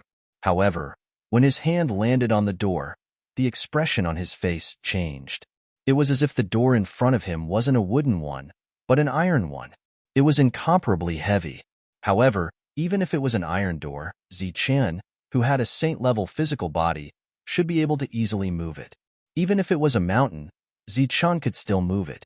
However, no matter how hard he tried, the wooden door didn't move at all. How can this be? Zichun could feel that his energy was sealed. However, his saint-level physical body was still there.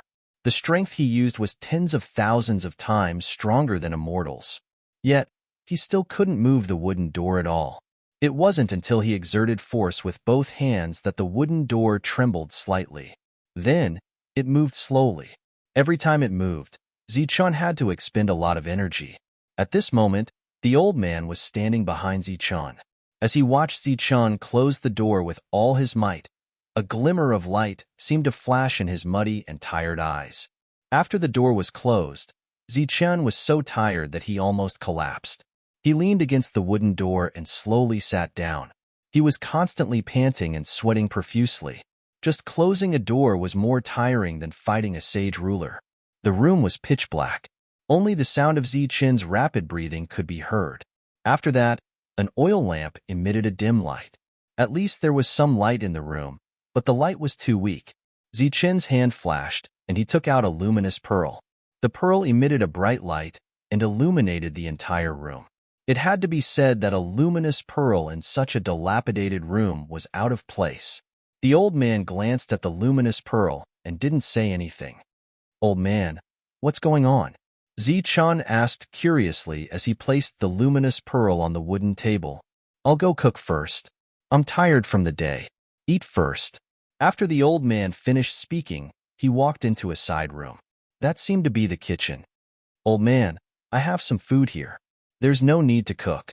As he spoke, Zichun took out some good food. These were all from the interspatial ring. However, he quickly noticed a problem. His soul perception had been blocked.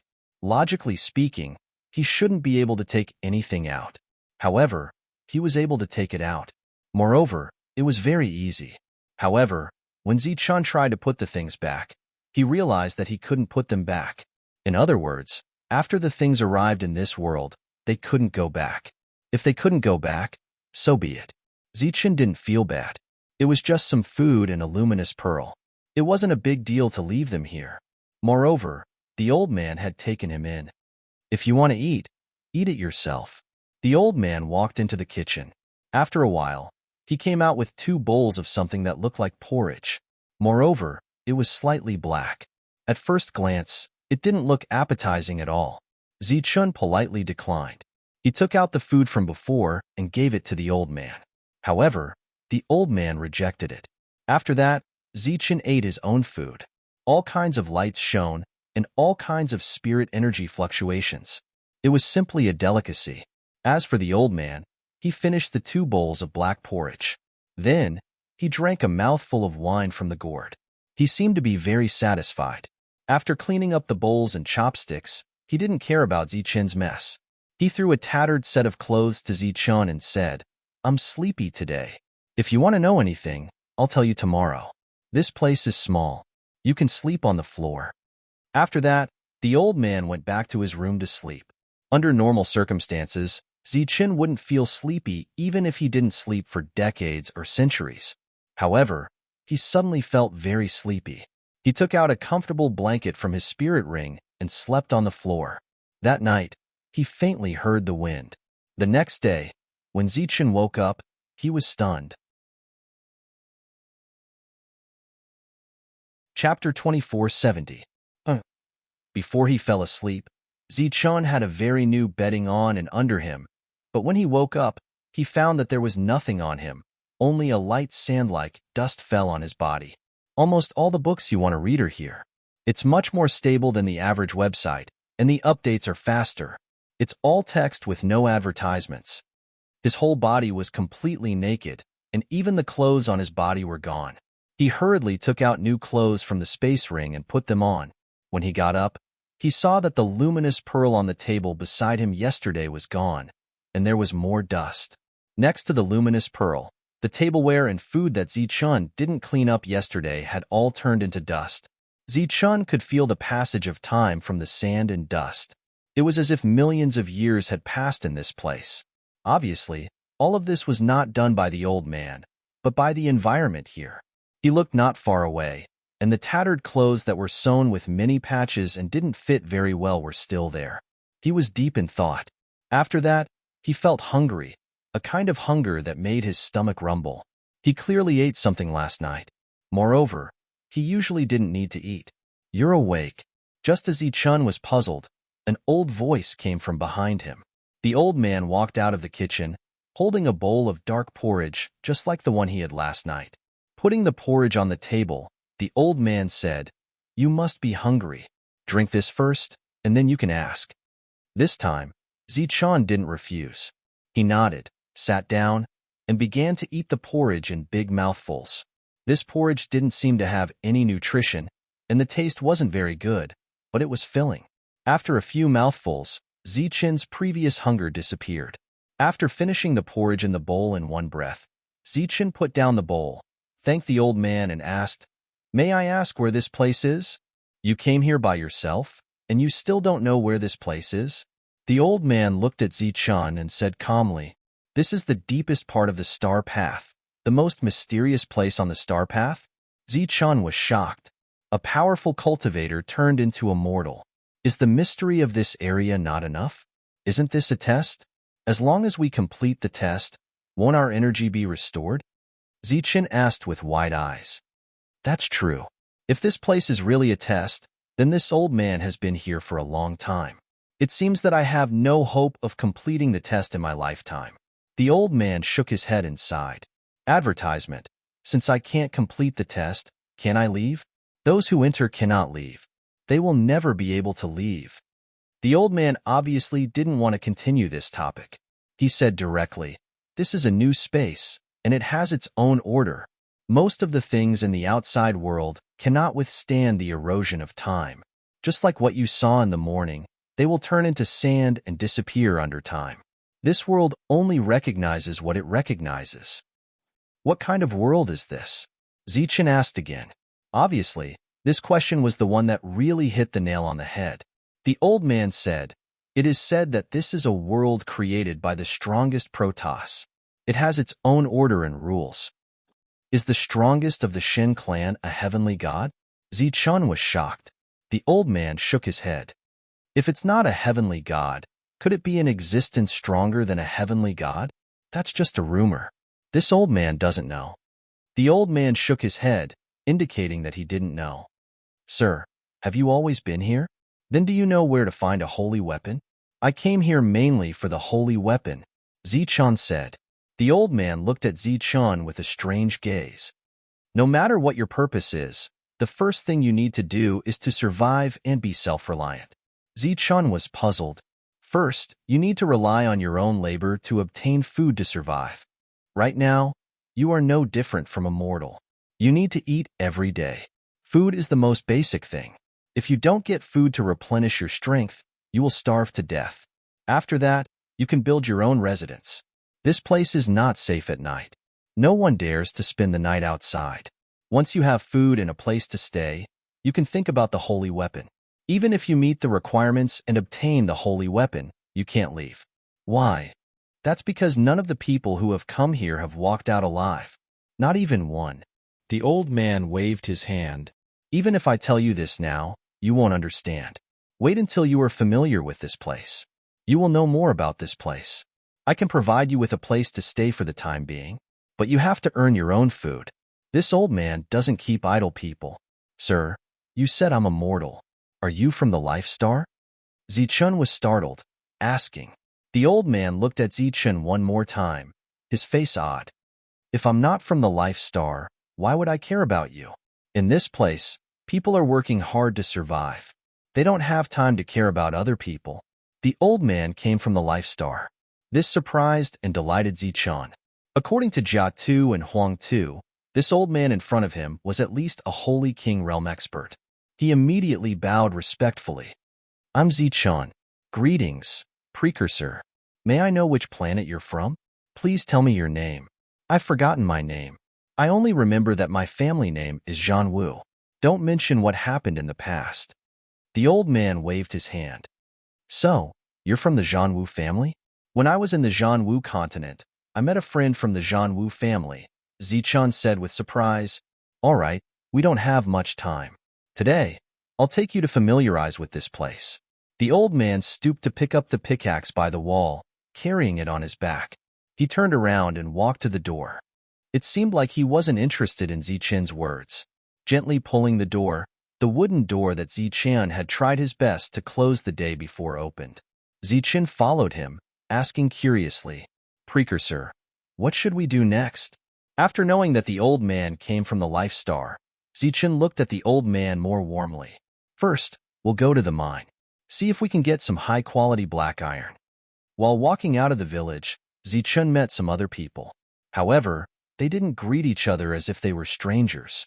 Some of them were holding pickaxes while the others were holding sickles. They looked hurried. Several miles away from the village, there were some mountains that weren't very high. The two of them went up one after the other. Watch your step when you walk. Be careful of the insects. The insects here are very poisonous. Once you're bitten, you won't be able to keep your life if you don't treat it in time. It's windy at night. In the wind, there are some ants and mosquitoes that can fly. They're very dangerous. Usually, you'll die if you encounter them. Don't underestimate these insects. They're not ordinary insects. Before their names, there's a god. Divine ants, divine mosquitoes, and so on. They have magical powers. You're new here, so you haven't adapted to the environment yet. If you touch them, you'll definitely die because I don't have the antidote. Listening to the old man, Zichun looked around cautiously. At the same time, he was a little scared. If it's so dangerous, why don't you make some preparations? Healing medicine is too expensive. I can't afford it. Moreover, I'll be very careful. I won't let them come close, said the old man leading the way. What if you're bitten? Asked Zichun cautiously. If that happens, I'll have 15 minutes to seek help. After 15 minutes, if the antidote isn't detoxified, then there's no need for it. When Zichun heard this, he was shocked. They had already walked out of the village for more than a quarter of an hour. If what the old man said was true, then wouldn't it mean that if they were bitten, they would die? Even he would die. 3 meters to your left, there's a green snake. If it sneaks up on you, it'll take your life immediately, said the old man without turning his head. Zichun turned his head. Sure enough, under a green leaf, he found a very secretive green snake. Its eyes were fixed on him. The snake's body was curled up, and its head was slightly raised. It seemed like it could attack at any time. In the outside world, Zichun could kill such a small thing with a thought. But in this world, it could take his life. It had to be said that this world was very mysterious. After walking for a few miles, Zichun saw a mine. From time to time, there would be a clanging sound. It should be someone mining. The old man took the lead and walked in. The entrance of the mine was very small, but the space inside was very large.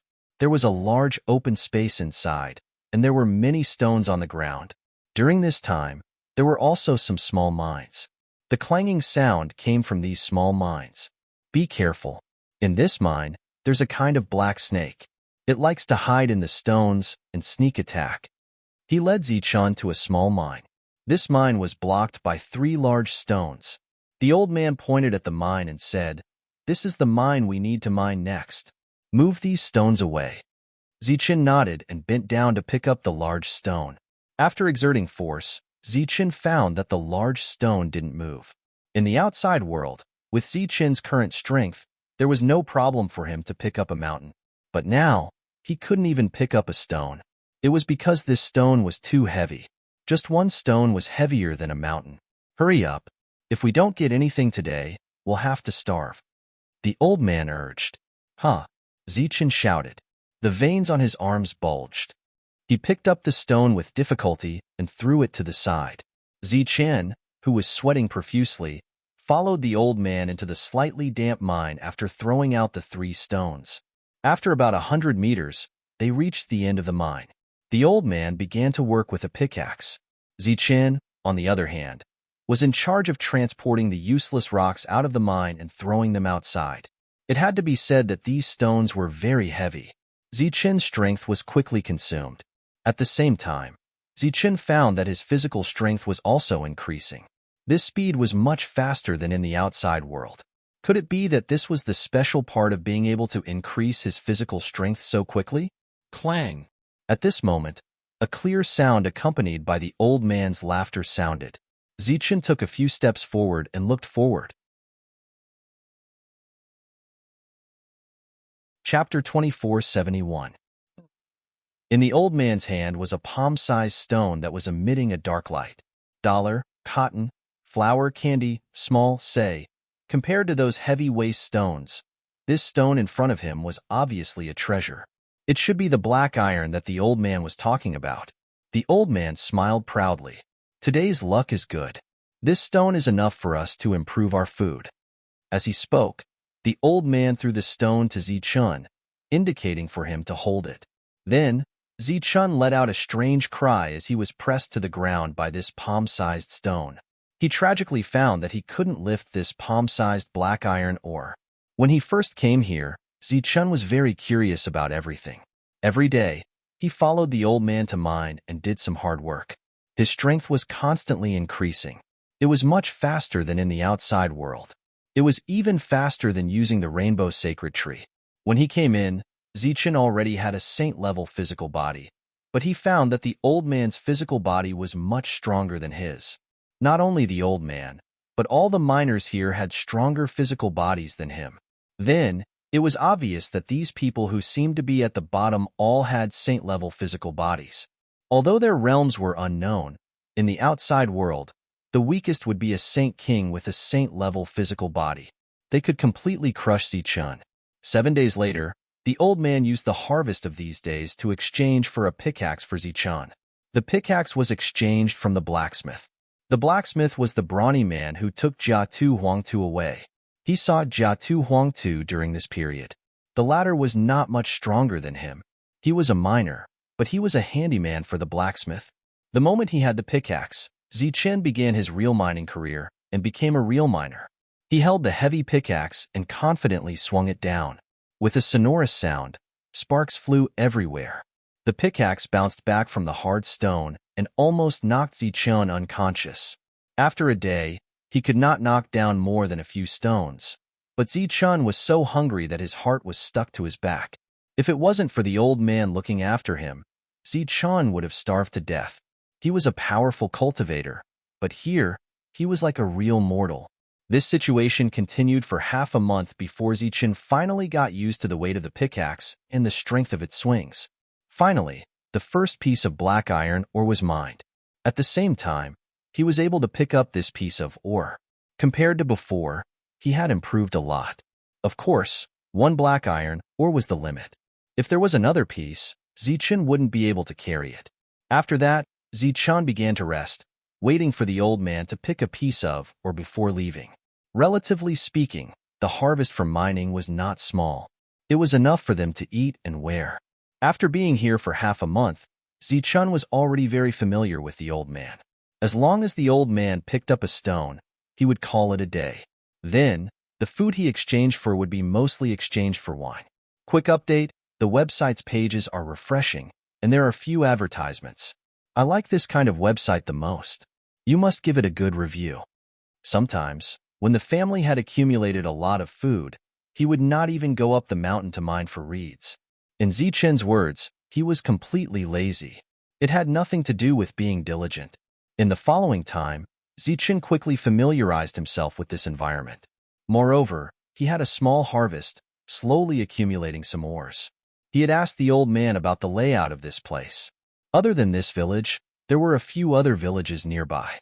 200 miles away, there was a small town. That was the farthest place the old man had been. There was obviously no holy weapon in the village. If he wanted to get one, he would have to go to the small town. The old man had told Zichun that the chances of having a holy weapon in the small town were very small, unless he went to the city even further away. That was the only city in this world. It was said that it was very big, and there were powerful people living there. There were even gods. Of course, this was all hearsay from the old man. He did not know where the city was, nor did he have the strength to go there. Going to the small town was already his limit. If Zichun really wanted to get a holy weapon, he would have to go to the small town first. Then, he would have to find a way to enter the city. Zichun had been working hard. If he did not, he would be like these people, staying here for the rest of his life as a miner. 2 months passed quickly. Zichun had adapted to the cruel environment here. He was always careful not to let any insects get close to him. Moreover, Zichun gradually found that as his strength increased, his soul, which had been blocked, seemed to have some weak senses. After he told this to the old man immediately sneered. If you want to use energy, you have to be a god. Zichun was not discouraged by this. He could already see that the old man was just idling around and did not have any hope for the future. However, he was shouldering a mission. He had to find a way to get a holy weapon and go back. The old man said that no one could go back. This was obviously wrong.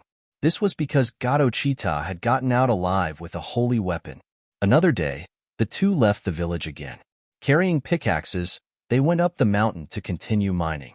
During this time, Zichun had a small harvest. He left all of it in the old man's house and did not go to the blacksmith to exchange for it. The old man said that if he really wanted to go to the town, he should go there to exchange for it. The price would be higher. When they were halfway up the mountain, the old man suddenly stopped and looked ahead. On the mountain, there was an old man and a young man going down the mountain. The two sides just happened to meet. Compared to the old man and young man above, Zichun's team was really in a sorry state. At a glance, it was like a landlord and a slave. Compared to the patched robes of the two, the clothes of the two opposite could be said to be luxurious. In this place, one had to eat, and where before one could pay attention to what one was wearing.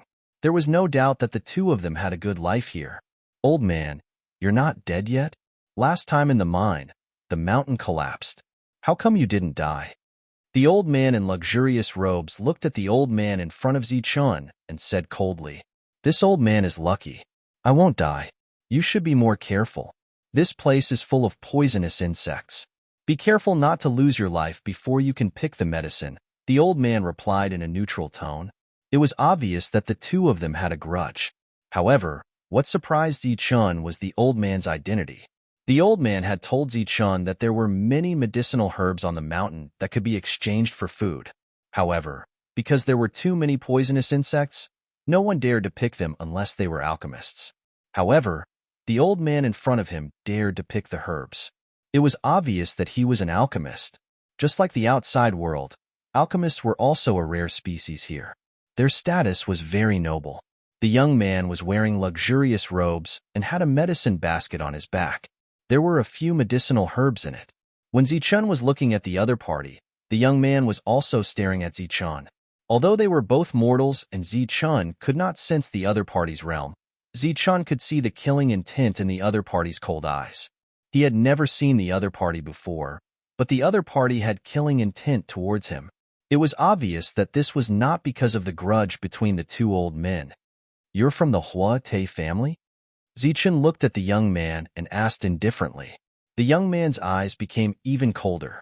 He looked at Zichun and said coldly, "Hua Te Tommy?"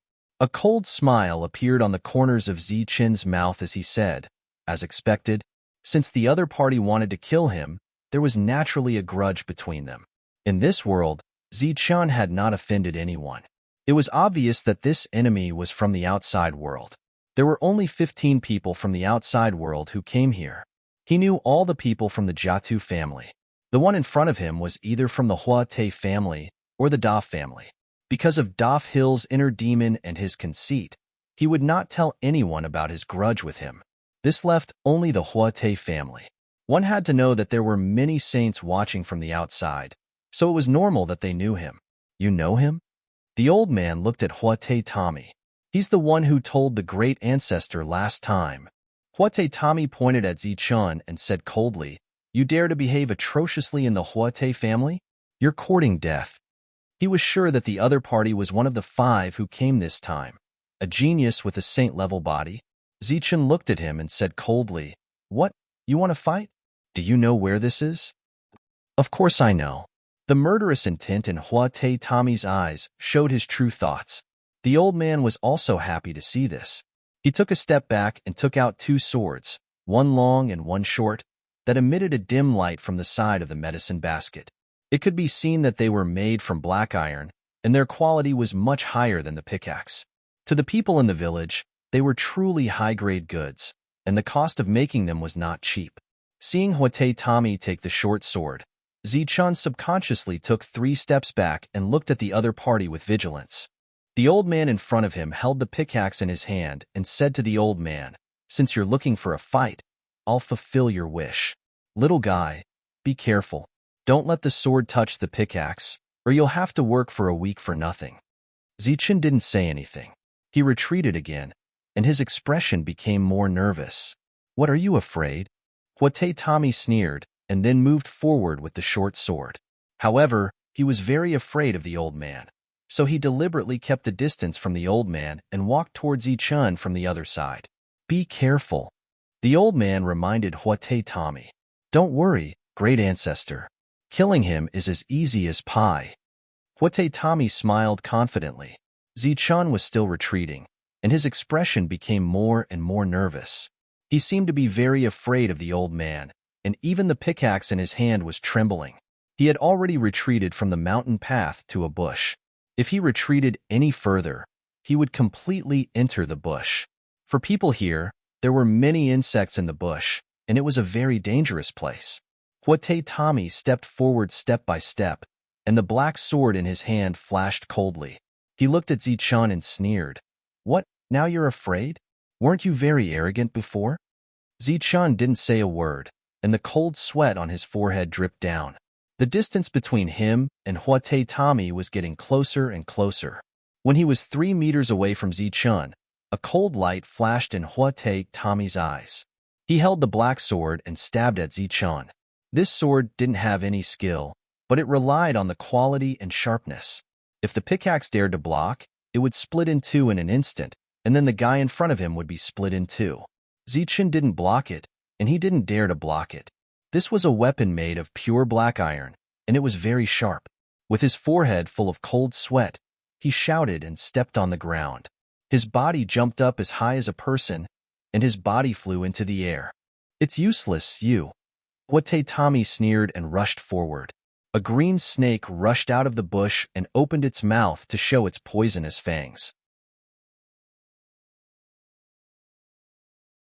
Chapter 2472. A green snake, hidden in the weeds, was getting closer and closer to the retreating Zichun. In the end, the 2 sides were only 2 meters apart. It was already within the attack range of the green snake. Zichun stood in place, not daring to move. The cold sweat on his forehead was not because he was afraid of Hort, but because he was worried that the green snake behind him would suddenly attack. Fortunately, the green snake seemed to be too cautious and did not immediately attack. Hort stabbed with his sword. Zichen stepped on the ground, and the ground shook. The moment he rose into the air, the frightened green snake launched an attack. This attack went straight for him, but he left, and Hort came with his sword. Seeing the green snake in front of him, his face changed dramatically. After living here for more than 2 months, he naturally knew the horror of the green snake. His heart was frightened, but he was not afraid, nor did he panic. The sword in his hand fell, and the rushing green snake was cut in half. Looking at the green snake that was easily cut in half, a sneer appeared on Hort's changed face again. He was very satisfied with the sharpness of the dagger. Zichen, who was retreating, was also sneering. The other party really had no common sense. Without the soul to destroy the green snake's soul, it was impossible to kill a green snake. Sure enough, the second half of the green snake fell to the ground, struggling and twisting, while the first half continued to move forward and bit Hort's wrist. Hort screamed in pain, and the dagger in his hand fell out. Zichen, who was retreating, kicked a tree that was not very thick. In the outside world, Zichen's foot would instantly collapse this tree. However, in this world, this tree had an unimaginable defense. After his foot landed, a powerful rebounding force was emitted. Borrowing this force, Zichen's figure charged forward once again. Then, he flew high into the air and kicked Huate Tangmi's face. Bang! After being kicked in the cheek, Huate Tangmi's body flew out diagonally. His face was already black, showing signs of being poisoned. Zichen landed on the ground and rolled on the ground, once again returning to the mountain path, far away from the snakehead.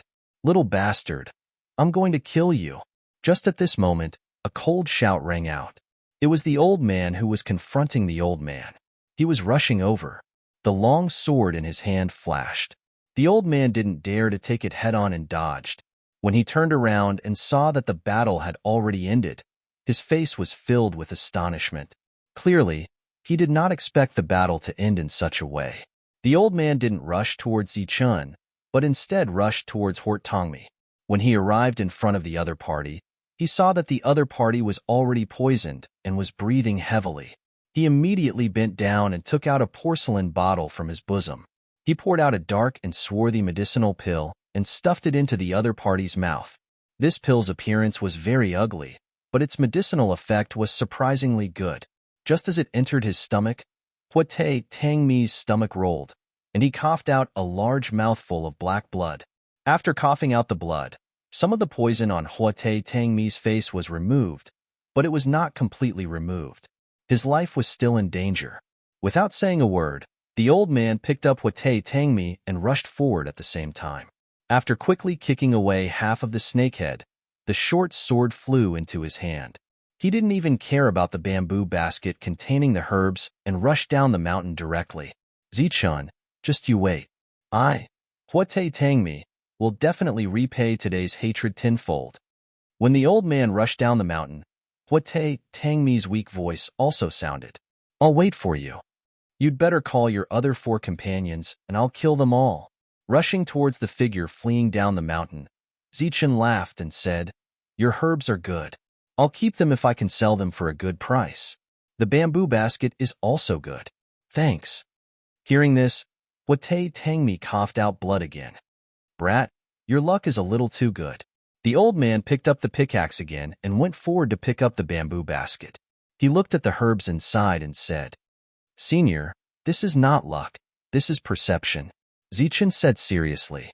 The old man curled his lips. He didn't believe that Zichun could perceive anything here. He asked casually, Do you have a grudge with that guy just now? I don't have a grudge with him. I do have a grudge with the Huate family. Oh, tell me about it. The old man sat down next to the bamboo basket and took a sip from the wine gourd at his waist. Aren't we going to mine? Zichen asked doubtfully. The old man pointed at the herbs in the bamboo basket with satisfaction and said, These are good things. It's enough for us to enjoy a few days of leisure." Knowing the old man's temperament, Zichen also sat down at the side. His eyes were fixed on the snake's head and tail that were constantly struggling as he said, "Back then, when we were in the Star Passage, we had taken control of a star region. In the end, someone who claimed to be from the Hort clan came. That was when our grudge was formed." Then, Zichen talked about what happened in the Star Path. He talked about how they entered the Huate family's center and robbed hundreds of planets. In the end, he talked about how the Azure Dragon Great Sage and the others intimidated those people and made them return in embarrassment. The old man, who was interested before, listened quietly. His originally indifferent expression was disappearing little by little. Of course, he was familiar with the people Zichen mentioned. Although he didn't fight side by side with them, those people's names were like thunder in his ears. Those people were all great sages. They were the top group of people on the life stars. Amazing. You know some big shots. What about you? What's your background? The old man pretended to be indifferent. To be able to know those people, Zichen's background was obviously not ordinary.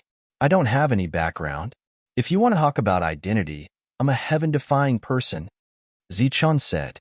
The old man's indifferent expression disappeared, and a trace of surprise appeared on his face. "Heaven-defying person? You're a heaven-defying person?" Zichen nodded and said, "Unfortunately, all energy is suppressed here. Otherwise, I could use heaven-defying energy to prove it." "Since you're a heaven-defying person, why did the Azure Dragon Great Sage and the others let you come here?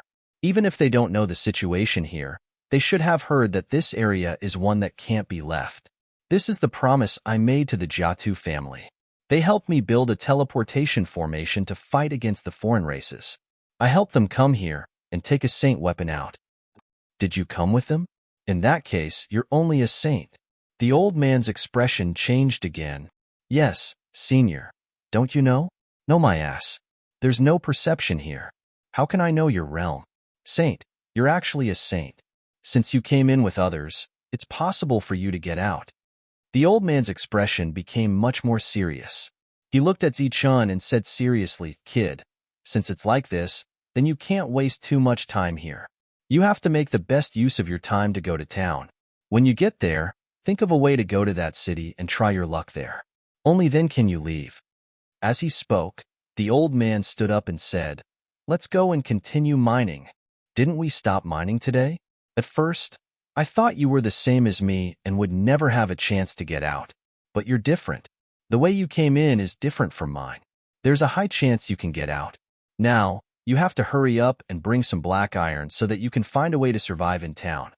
After saying that, the old man picked up the bamboo basket and went up the mountain. "Leave that for me. I'll carry it," Zichen shouted. Then, he stepped forward and touched the snake's head, which had been motionless for a long time, with a pickaxe. When he found that the snake had no reaction, he carefully picked it up and threw it into the bamboo basket with the snake's tail. The old man, who was about to go up the mountain, looked back and said, "It's highly poisonous. If you're not afraid of death, you can stew it and eat it." He thought that Zichen wanted to stew it. Zichen didn't explain. He just smiled and said, "I need it for something important." On the same day, Zichen returned to his residence. After the old man fell asleep, he put the snake's head and body on the ground in front of him. With a flash of light, a sheathed long saber appeared in his hand. He had asked the old man about weapons. Although most of the things in the outside world couldn't leave the slightest trace in this world and would turn into dust the next day, some strange things were an exception. For example, the rules here couldn't erase saint-level things. He took out the long saber. Without any energy, he couldn't use the saber drawing technique. Fortunately, he could still pull it out. So, he pulled out the hilt bit by bit. The broken saber appeared. It was dark, like black iron. In this world, this powerful sacred weapon, called saber, seemed ordinary. Senior Saber's spirit naturally didn't have any reaction. Just as Zichen held the broken saber and looked at it carefully, the broken saber suddenly lit up. Then, a ball of light appeared on the broken saber and went toward Zichen's sea of consciousness. The ball of light easily entered Zichen's sea of consciousness. His soul perception was blocked, and Zichen focused all his attention on his mind. His mind started to shine. The ball of light dispersed, and a voice sounded in his sea of consciousness. 9 Extremes Saber Art. The moment this voice sounded, a memory appeared in Zichen's sea of consciousness. It was a saber art. Only by using the saber could the saber technique be perfectly displayed in the world. Zichen closed his eyes and carefully read these memories. The appearance of this saber art surprised Zichen. That night, Zichen didn't sleep. However, his mental state was very good, just like when he was in the outside world. When the sky was about to brighten, he opened his eyes and looked at the broken saber in his hand. Then, he looked at the snake head in front of him. After this day, Zichen had a strip-shaped object wrapped in coarse cloth on his back. Even the old man didn't know what it was. He carried it on his back all day and went to the mine to dig. After knowing Zichen's identity, the old man became very diligent. He brought back his harvest every day and didn't change his drink during this time. In his words, he was accumulating wealth for Zichen to enter the town. The old man became energetic. He placed all his hopes on Zichen. On a new day, Zichen dug out 2 pieces of black iron in the mine, which was more than 100 meters deep. The harvest was not small. After Zichen rested, the old man took the pickaxe and went forward. As the pickaxe went down, a sonorous sound was heard. Clang! The entire mine shone brightly. Chapter 2473. The entire cave was filled with black light. The light was pure black, but it was extremely bright. This was pure black and bright. A pile of rocks fell, and at the place where the rocks fell, a palm-sized rock appeared. The pure black light came from this rock. With just one look, Zichen knew that this was an extremely valuable item. Its quality was much higher than the black iron from before. Just as Zichen was about to step forward to observe with a face full of joy, he heard the old man's solemn voice. "Go and block the entrance." His voice was low, and his expression was very serious. Zichen, who had experienced many things in his life, knew very well what this expression meant. While he was wondering if there was such a thing as killing and stealing treasures in this world, he did not hesitate to dash towards the entrance of the cave. He had to block the entrance in the shortest amount of time possible. The clanging sound that was often heard when he was flying at top speed suddenly stopped. The huge mine suddenly became deathly silent, and not a single sound could be heard. Zichen knew that something was wrong. It was obvious that the black light had reached the outside world. No matter how fast he could not be faster than the real light. He slowed down as he reached the entrance of the cave. He saw a brawny man carrying a pickaxe standing at the entrance of the cave. A pair of slightly burning eyes were staring at the cave. Zichen had seen this brawny man before. He was from the same village as him, and he lived in a stone house. It was obvious that he lived a good life. His upper body was bare, and the bulging muscles on his body made him look strong and powerful. Beside him, Zichen could also see 2 old men. Their eyes were originally filled with the vicissitudes of life, but now it was different. Their eyes were shining brightly. Zichen, who had slowed down, stopped when he was 5 meters away from the entrance of the cave. He looked ahead vigilantly. He believed that there must be other miners beside these 3, in places where he could not see. Under the black light, Zichen, who was wearing a patched robe, looked a little distorted. "Little doll, did you find anything good in here?" To people like them who had lived here for a long time, Zichen, who had only been here for a little over 2 months, was indeed a little child, not worth mentioning at all. Zichen stared at him in silence. "Hee, did you discover the sacred black crystal?" the muscular man asked again. His eyes flashed with greed. Zichen still didn't respond. The black light behind him grew stronger and stronger. "Dollar, cotton, flower candy talk. Are you mute? Do you believe I won't tear you apart?" The burly man's face sank when he saw Zichen remain silent. His greedy eyes revealed a wisp of icy cold killing intent. As he spoke, the burly man took a step forward. Although there was no suppression of his aura, Zichen felt a sense of pressure. Just like a child meeting a gloomy adult, it was inevitable that he would feel fear. "Wooloo, don't bully a child. If you have the guts, come at me." An old but cold voice rang out from behind Zichen. The old man walked out with a bamboo basket on his back, 2 pickaxes in his right hand, and a crystal larger than an adult's palm in his left hand. When the burly man named Wu Lu's gaze fell on the crystal, he couldn't look away. Immediately after, a few more heads appeared in Zichen's line of sight. When they saw the crystal in the old man's hand, their faces revealed excitement, and their eyes flashed with greed.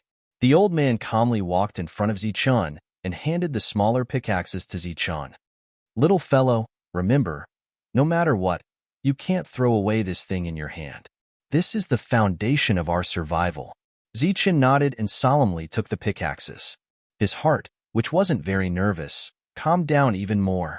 Amidst this calmness, there was even a little bit of excitement. This excitement came from the depths of his heart about the impending battle. The old man took a step forward. His short stature completely blocked Zichen's path. With his back to Zichen, he looked at those people and said, "Don't make things difficult for a child. Old man, let's cut the crap. According to the rules, everyone who sees it gets a share." The burly man held the pickaxes in his hand and pointed at the old man. "That's right, old man. Everyone who sees it gets a share." An old man next to him said, "It's rare for you to have such a big harvest these past few years. It's only right that you give us a share," another person said. Looking at the 3 people who had spoken, the old man shook his head. "Everyone who sees it gets a share? When was this a rule? Wu Lu, if I remember correctly, you dug up a piece of sacred black crystal and used it to exchange for a stone house. Did you give us a share? And the 2 of you, Perry, Della, since you came here, you have also dug up sacred black crystals, right? However, I don't think you've shared them with everyone, right? That's different. The sacred black crystal I dug up last time was only as thick as a finger. It wasn't enough to share." As Wu Lu spoke, the 2 people next to him nodded. The old man named Della said, "Old man, everyone has been mining here all these years and nothing has happened. If you had only obtained a little bit of sacred black crystal, we wouldn't have said anything. However, the sacred black crystal you obtained today is too big. The value of such a big piece is immeasurable. Aren't you ashamed to take it all for yourself? Everyone has been mining together all these years. You all know what kind of person I am. I don't care about these things. Normally, I wouldn't mind. However, this is definitely out of the question today. This belongs to this little fellow and can only belong to him. He has to leave this place." The old man said, "What? Give it to him? Old man, are you crazy?" Wu Lu was stunned and looked at Zichen in disbelief. He's still young. His future achievements are limitless. He can't be like us and stay here forever. The old man said seriously, "Old man, I didn't expect you to be so great. No wonder you've been here for so many years and haven't improved. There aren't many people left at the same time as you, right?" Wu Lu's face revealed a trace of ridicule. "Since you're so great, why don't you take care of me? Speaking of which, you should be very clear about my potential. I'm much stronger than this little child. If you give the sacred black crystal to him, he'll only die faster. If you give it to me, I'll still remember your kindness." Seeing the old man's indifferent expression, Wu Lu sneered and said, "Old man, if you really can't make up your mind, then I'll help you. As long as we kill this little child, you'll decisively take out the sacred black crystal." The old man looked at Wu Lu but didn't say anything. He turned to the others and said, "How about you guys? Do you all agree?" The others felt uncomfortable being stared at by the old man. However, when they saw the huge, holy black crystal in the old man's hand, their expressions became serious. One of the old men said, "Old man, if there is wealth, everyone should share it. You are too selfish. Today, you have to give us the sacred black crystal. Then, we'll share it equally." The old man looked at these people and nodded his head. These people's faces immediately revealed a happy expression. They thought that the old man had agreed. Unexpectedly, the old man turned around and put down the bamboo basket. At the same time, he handed the sacred black crystal to Zichen and said, "I haven't exercised my body for many years. Today, I can exercise my body. The mining technique I created that year is a little rusty. Today, I can practice it." Zichen received the sacred black crystal with both hands. It was heavy, much heavier than he had expected. Besides the weight of the crystal, the old man's protectiveness was even heavier. He didn't know the old man's name, but the old man had protected him like this. Was it because he was the one who defied the natural order of the life star? But this old man had been separated from the life star for a long time. Let alone the life star, perhaps the martial warrior family had forgotten about him. Along the way, Shi Yin had seen all kinds of shameless people. He had seen all kinds of reasons to kill people to steal their treasures. Thus, he wasn't angry at these shameless people. Because he had killed so many people like this, he didn't mind killing more. What he cared about was the old man's attitude and his protectiveness. As he didn't want to break the old man's protectiveness, Zichen nodded and said, "Okay, today, I'll be a spectator." The old man turned around, walking out of the mine with the pickaxe in his hand. At the moment he walked out of the mine, 2 pickaxes attacked him from the sides. Their speed was really fast. They were the 2 men who had been hiding on both sides of the mine. The old man raised the pickaxe in his hand. Along with the clanging sound, he had stopped the falling pickaxe. Right after that, the old man kicked the 2 men away. "Go to hell." In front of him, Ulu's eyes sparkled with cold light. The pickaxe in his hand drew an arc in the air, slashing toward the old man. The old man bent his waist, dodging the attack. Then, he used the pickaxe to hit Ulu's body, pushing him backward. Then, the old man spun on the spot and threw a punch. The pickaxe drew a circle, blocking all the attacks coming from the surroundings. Zichun watched the battle in silence. The old man's control of his power was perfect. His moves were also ingenious. The heavy pickaxe in his hand felt as if it was light.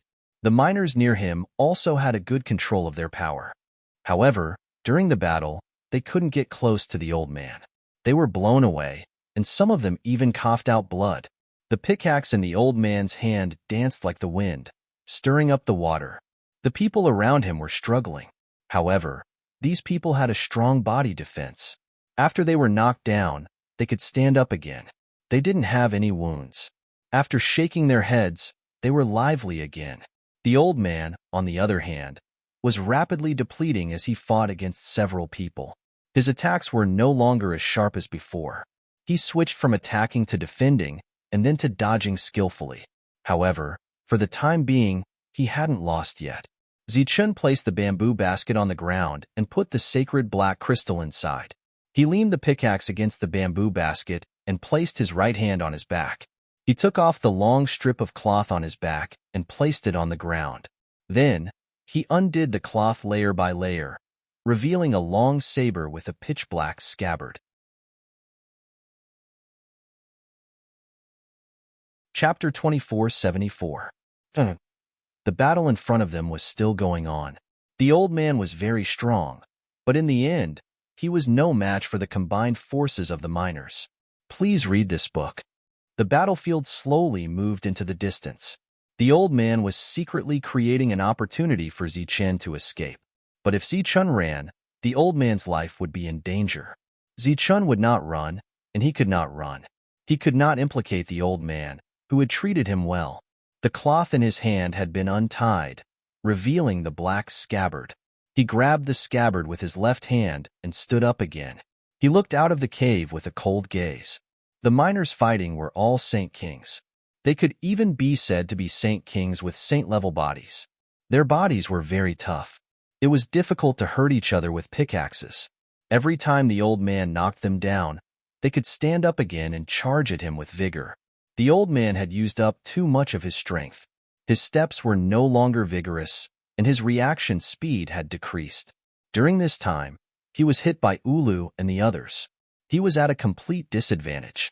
Soon, he would be defeated and his life would be in danger. Zichun turned around, took out the sacred black crystal from the bamboo basket, and threw it out of the cave. He stood beside the cave and said to the people fighting in the distance, "If you want the sacred black crystal, come and get it." As he spoke, Zichun walked out of the cave. His left hand held the scabbard on his back. These people were fighting with the old man for the sacred black crystal. Now that they saw this little guy take the initiative to throw it out, their eyes flashed with greed. "Get lost." Ulu saw Zichun walk to the sacred black crystal. His greedy eyes flashed with a cold light. He gave up on the old man and roared at Zichen angrily, then rushed over here. He held the pickaxe tightly in his hand, and the veins on his arm bulged. After quickly arriving in front of Zichen, he raised the pickaxe high and smashed it at Zichen. Although the old man intended to intercept the others, there were still a few who managed to get past him and head towards Zichen. They were only slightly slower than Wu Lu. Looking at this powerful strike, Zichen's expression didn't change at all. His right foot moved a step to the right, and the left hand behind his back and the scabbard appeared in front of him. There are almost all the books you want to read. It's much more stable than the average website, and it updates faster. It's all text without advertisements. His body leaned to the right, and his right hand landed on the hilt of his sword. The pickaxe in Wu Lu's hand brushed past the corner of Zichen's clothes and smashed down. Swoosh! His left arm, which had been slightly shaken, did not move at all. Zichen exerted force with his right hand and pulled out his saber from its sheath. Here, energy couldn't be used, and Zichen couldn't display his stunning knife-drawing technique. However, he could still exert strength, so his action of pulling out the saber was still very elegant. When the saber was unsheathed, black light flickered on the broken saber. Without the saber glow, the power of the knife-drawing technique was completely negligible. However, Zichen was not simply unsheathing his saber. While he was unsheathing his saber, he continued to exert force in his right arm. The black broken saber slashed diagonally upwards. It was as if it could lift the sky. It extended from Wu Lu's left abdomen to his right shoulder. Wu Lu's clothes, which were also patched up, were instantly torn apart by the saber. The defense around his body, which was so strong that even the pickaxe couldn't break through, was instantly cut open by the broken saber. This saber move was an advanced version of the knife-drawing technique. It was somewhat similar to the essence of the knife-drawing technique that Zichen had comprehended. However, it was much more powerful than the original knife-drawing technique. This was because this was the knife-drawing technique that was recorded in the Ninth Heaven Saber Art. This saber move was an attack with no return. The broken saber in his hand was no longer sheathed in an instant like before. Instead, it was pointing diagonally at the sky, flowing with black light. Wu Lu's attack missed. His body froze on the spot as he stared blankly at the wound on his body. His eyes were filled with disbelief. The little guy, who he had never taken seriously, had actually taken out a weapon and broken through his defense so easily. One had to know that even that old man hadn't been able to get a weapon all these years. He had once had the opportunity to get a weapon, but he had chosen the stone house because he didn't need a weapon. He wouldn't fight here either. However, today, when he saw the long wound on his body, regret appeared in his heart for the first time. However, what made him regret even more was the black blood that flowed out of the wound. His body couldn't help but sway, and he felt dizzy. You. He looked at Zichen in disbelief. At that moment, his expression was filled with shock and deep fear. With the scabbard in his left hand and the broken saber in his right, Zichen no longer paid attention to Wu Lu. Instead, he took a step to the side and went around him. The broken saber in his hand didn't return to the scabbard. Instead, he slashed forward. In front of him, the second person who appeared was Perry. When he saw the broken saber in Zichen's hand, he was obviously shocked. At the same time, he changed the direction of his attack to a block. In this world, a weapon was a very high-level item. Compared to the lowest level of pickaxes, it was much more advanced. Swoosh! As the broken saber slashed down, there seemed to be a faint flash of black light. The pickaxe in Perry's hand immediately split into two. At the same time, the broken saber slashed down, cutting the space between his eyebrows and falling down from his face. Perry's movement froze. Zichen's face was expressionless. His body, together with the broken saber, turned in a circle at the same time. The broken saber and his body drew an arc in the air. Within the arc, Zichen dodged LA's attack. Following that, the broken saber chopped off the other party's arm that was holding the pickaxe. With a scream, Dala held the severed arm with one hand, allowing the blood to gush out as he retreated in horror. This scene happened almost instantaneously. Before the others could react, Zichen had already taken 3 steps forward, leaving Ulu and Perry behind. His eyes stared indifferently at Dala. The latter was terrified and kept retreating. As for the others who had reacted, they had already stopped in their tracks. They looked at Ziqian in horror, who had a cold expression on his face. Not far ahead, the others who were fighting with the old man also stopped and looked over in shock. The little guy that they had not taken seriously at first had defeated 3 of them in an instant. The old man was also shocked. He knew that Ziqian had been carrying something wrapped in cloth all day, but he did not know what it was.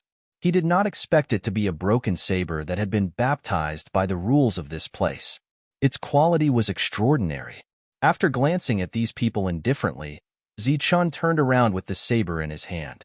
He walked past Perry and came to stand behind Allah. At this moment, de La's body was suffused with a black light. The poison that had been smeared on the blade had begun to invade his heart meridians. He trembled as he took out a porcelain bottle from his chest. He poured out the only elixir from it and was about to put it into his mouth. As long as he took the elixir in time, his life would be saved. As for the wound on his body, it was not a fatal injury. With his strong physical body, he could completely recover. However, before he could put the elixir into his mouth, he heard a cold voice behind him. "This elixir is useless to you. Don't waste it." Dala was heavily poisoned and his movements were slow. He did not know what was happening behind him, but he knew that this was something very bad. It could even endanger his life. He did not know what was happening behind him, but the others behind him saw it clearly. They saw Ziqian raise the broken saber that had not yet been sheathed and slash at de La's neck without hesitation. It was as easy and casual as cutting melons and grass. Puff! With a soft sound, de La's head flew up. Blood spurted from the headless body. The broken saber was sheathed in an instant. Ziqian took a step forward and snatched the broken saber that was about to spurt blood. His figure quickly moved away. 2 drops of blood stained his patched robes, corroding 2 small holes in them. The entire mine was dead silent. Only the sound of blood spurting could be heard. Dala had become a headless corpse. Perry stood there motionless. The visible skin on his body had turned pitch black. After about 3 breaths, his body fell backward. 3 people, 2 dead. In addition to the poison, Perry's fatal wound was the scar that ran from his forehead to his cheek. Dala, who had fallen backward, was still alive. However, he had lost an arm. Moreover, the poison had begun to invade his body. His skin was faintly pitch black. Poison! His saber is poisoned! He shouted in horror. However, his eyes looked around with a pleading look. He wouldn't die even if he lost an arm. As long as the poison was detoxified, his life wouldn't be in danger. However, at this moment, the people who had fought side by side with him all subconsciously avoided his gaze. Regardless of whether these people had an antidote, even if they did, they would save it for their own survival. Who would be willing to give it to someone else? Ziqian grabbed the scabbard and looked indifferently at Dala. He had an antidote in his hand, but Dala clearly didn't have the guts to ask for it. The old man was astonished by Ziqian's combat strength. Although he hadn't seen it before, he could guess the movements of Ziqian's attacks and the changes in his footwork based on the traces left behind on the battlefield. It had to be said that this person had a very good grasp of combat. He was also very skilled in controlling his strength. If one were to treat such a person as a newcomer to this place, that would simply be courting death. "Save me, old man, save me. I don't want the sacred black crystal anymore. From now on, everything I have is yours. My life is also yours." Dala, who had been poisoned, didn't want to die. When he saw the old man, he immediately knelt down and begged as if he had grasped at a life-saving straw. The old man stood where he was. The pickaxe in his hand was mottled with blood. He looked coldly at Dala, who was begging for mercy, without saying a word. He wasn't a miner. He was a saint king, an existence who killed decisively. Although the years of being a miner had wiped out his spirit completely, today, his blood had been completely stimulated, and the coldness that belonged to the bottom of his heart was also revealed. Being kind to one's enemy was being cruel to oneself. Dala collapsed in fear. Even when he died, no one came to his rescue. Perhaps it was because they didn't want to. or because they didn't dare. The first 3 people to attack Zichen died just like that. However, the others were still alive. When Zichen's cold eyes landed on them, their hearts trembled. They were terrified.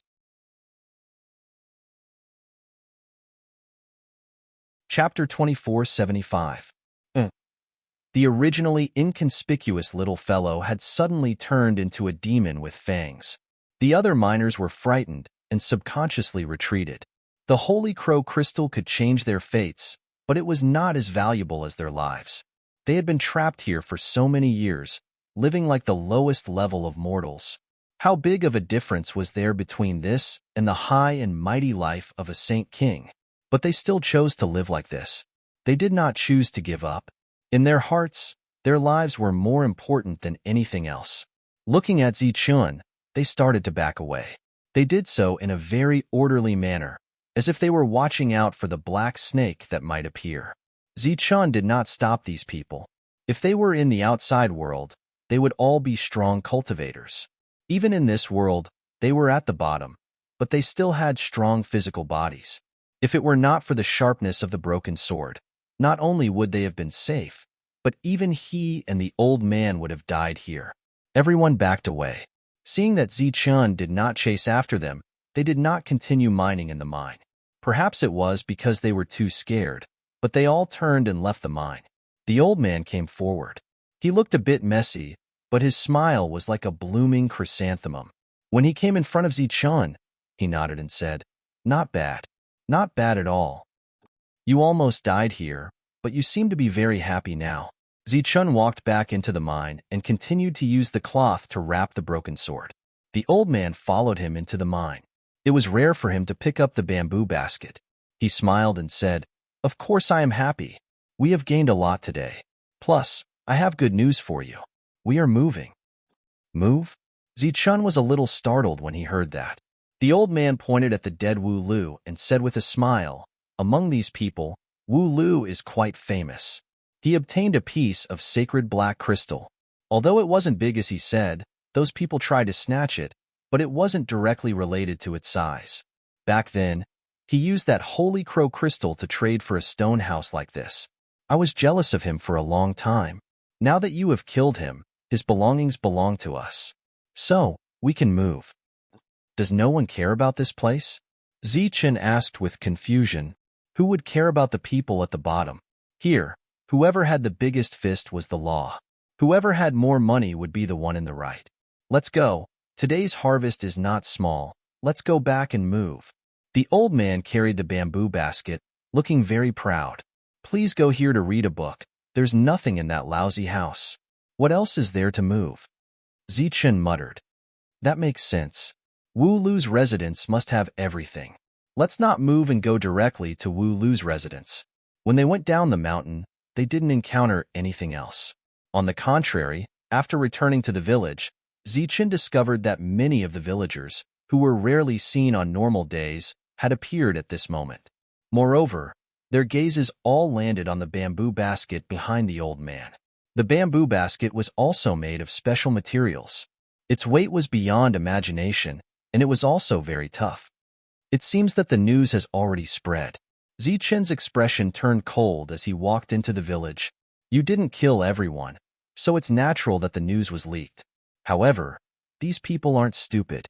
They won't do something like throwing away their lives in vain. The old man seemed very calm. Although he didn't greet others wherever he went, his expression was very relaxed. Moreover, the place he went was not his own residence, but one of the few stone houses in this village.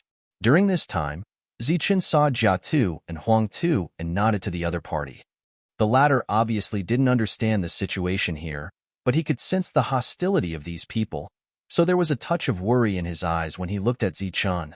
"Hey, blacksmith, I'm moving. If you have time, come to my house for a drink." The old man said to the blacksmith beside Jia Tu and Huang Tuesday. He was the only blacksmith in the village. The black iron that Zichen exchanged was all from the blacksmith. "Moving? Where are you moving to?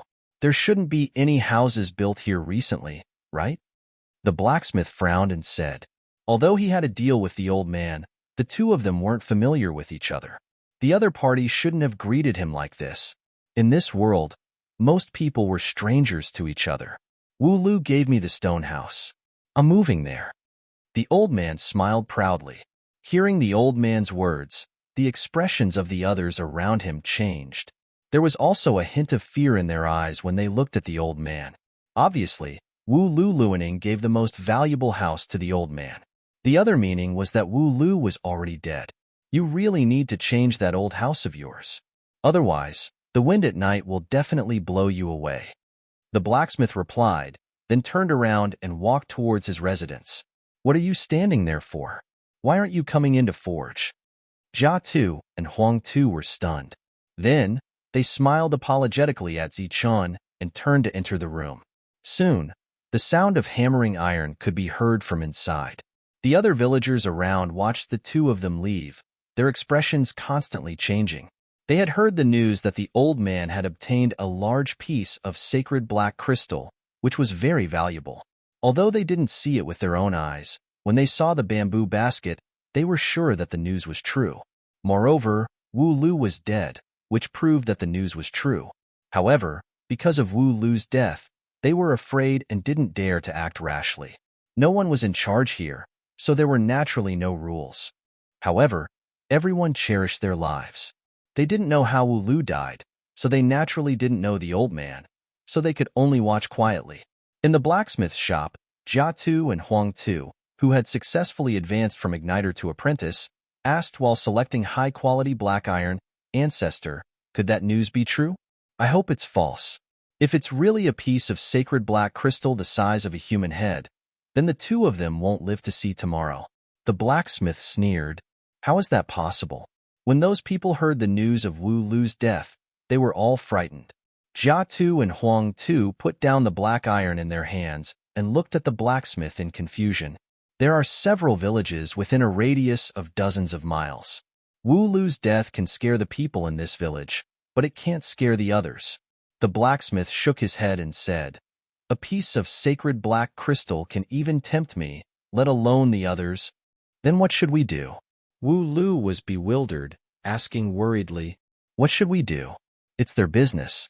It has nothing to do with us. Anyway, we didn't rob it.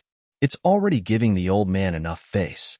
The blacksmith snorted and said, "Although we're all trapped here and can't get out, we still have different factions in our hearts. The old man came from the Life Star. It's no secret. This time, he got such a big harvest. He can only blame his bad luck." Looking at Jia Tu and Huang Tu's changing faces, the blacksmith warned them, "Kid, I'm telling you, don't meddle in other people's business. This kind of thing isn't something we can participate in. Perhaps Jia Tu's people will be implicated. Zichun came with us this time. He's one of Jia Tu's people. If something like this happens, should we just stand and watch?" said Jia Tu and Huang Tuesday. "It's true that he came with us, but he's not one of Jia Tu's people. Remember, it has nothing to do with you. Your mission is to learn everything here and then go to the town to find a way to survive." Then, the blacksmith's smithy resounded again. It seemed the blacksmith had made up his mind. Even if the sky outside collapsed, it had nothing to do with him. They came to Wu Lu's stone house. Indeed, it had everything they needed. Although it wasn't a big house, it was much better than the old man's house. The old man was very satisfied with this. Zichun, who was sitting at the side, suddenly thought of something and said, "Wait, my black iron is still hidden under the room. Could someone have stolen it? It's a secret place. No one should have stolen it, right?" said the old man after thinking for a while. "But what if someone stole it? We've been saving it for a long time," said Zichun worriedly. "Yeah, it makes sense. We don't need to go to that shabby house anymore. We should take it back." The old man nodded. Zichun was about to stand up. Most of the things in that house were his harvest. Of course, he couldn't just throw them away. "Let me go. There's a lot of things. It won't be easy for you to carry them alone." As he spoke, the old man put the empty bamboo basket back on his back and walked out of the stone house. Zichun didn't refuse. Watching the old man leave, he sat down on a stone bench and took out the scabbard on his back. He grabbed a dead green snake. He had killed this green snake when he left the mountain. Zichun, who had been through many battles, knew very well how great the effects of a good item could be. Some people would stop because of reason, but others would go crazy because of greed. Carefully smearing the poison on the broken blade, Zichun thought back to the previous battle. He was able to easily kill 3 Saint Kings. It wasn't because he was powerful, but because the broken blade was sharp enough. The environment here limited the Saint King's battle prowess. Without sharp weapons, it was difficult for them to fight each other to the death. But with sharp weapons, they could easily break through their defenses. The only thing the Saint Kings relied on was useless, so they naturally died. Of course, the green snake's poison also played an important role in ending the battle so quickly. Even Saint Kings could be poisoned to death. It looked like this green snake, known as a divine snake, was indeed extraordinary. Fortunately, it was only its poison that was strong. It was lacking in other aspects, so it was easy to deal with. Just as he smeared all the poison in the green snake's body on the blade, Zichun heard a commotion outside. He raised his head in confusion, preparing to go out and investigate. The door suddenly opened, and the old man appeared with a panicked expression. He closed the door behind him and said, "Don't go out. Those damned bastards are all here. We're in danger this time."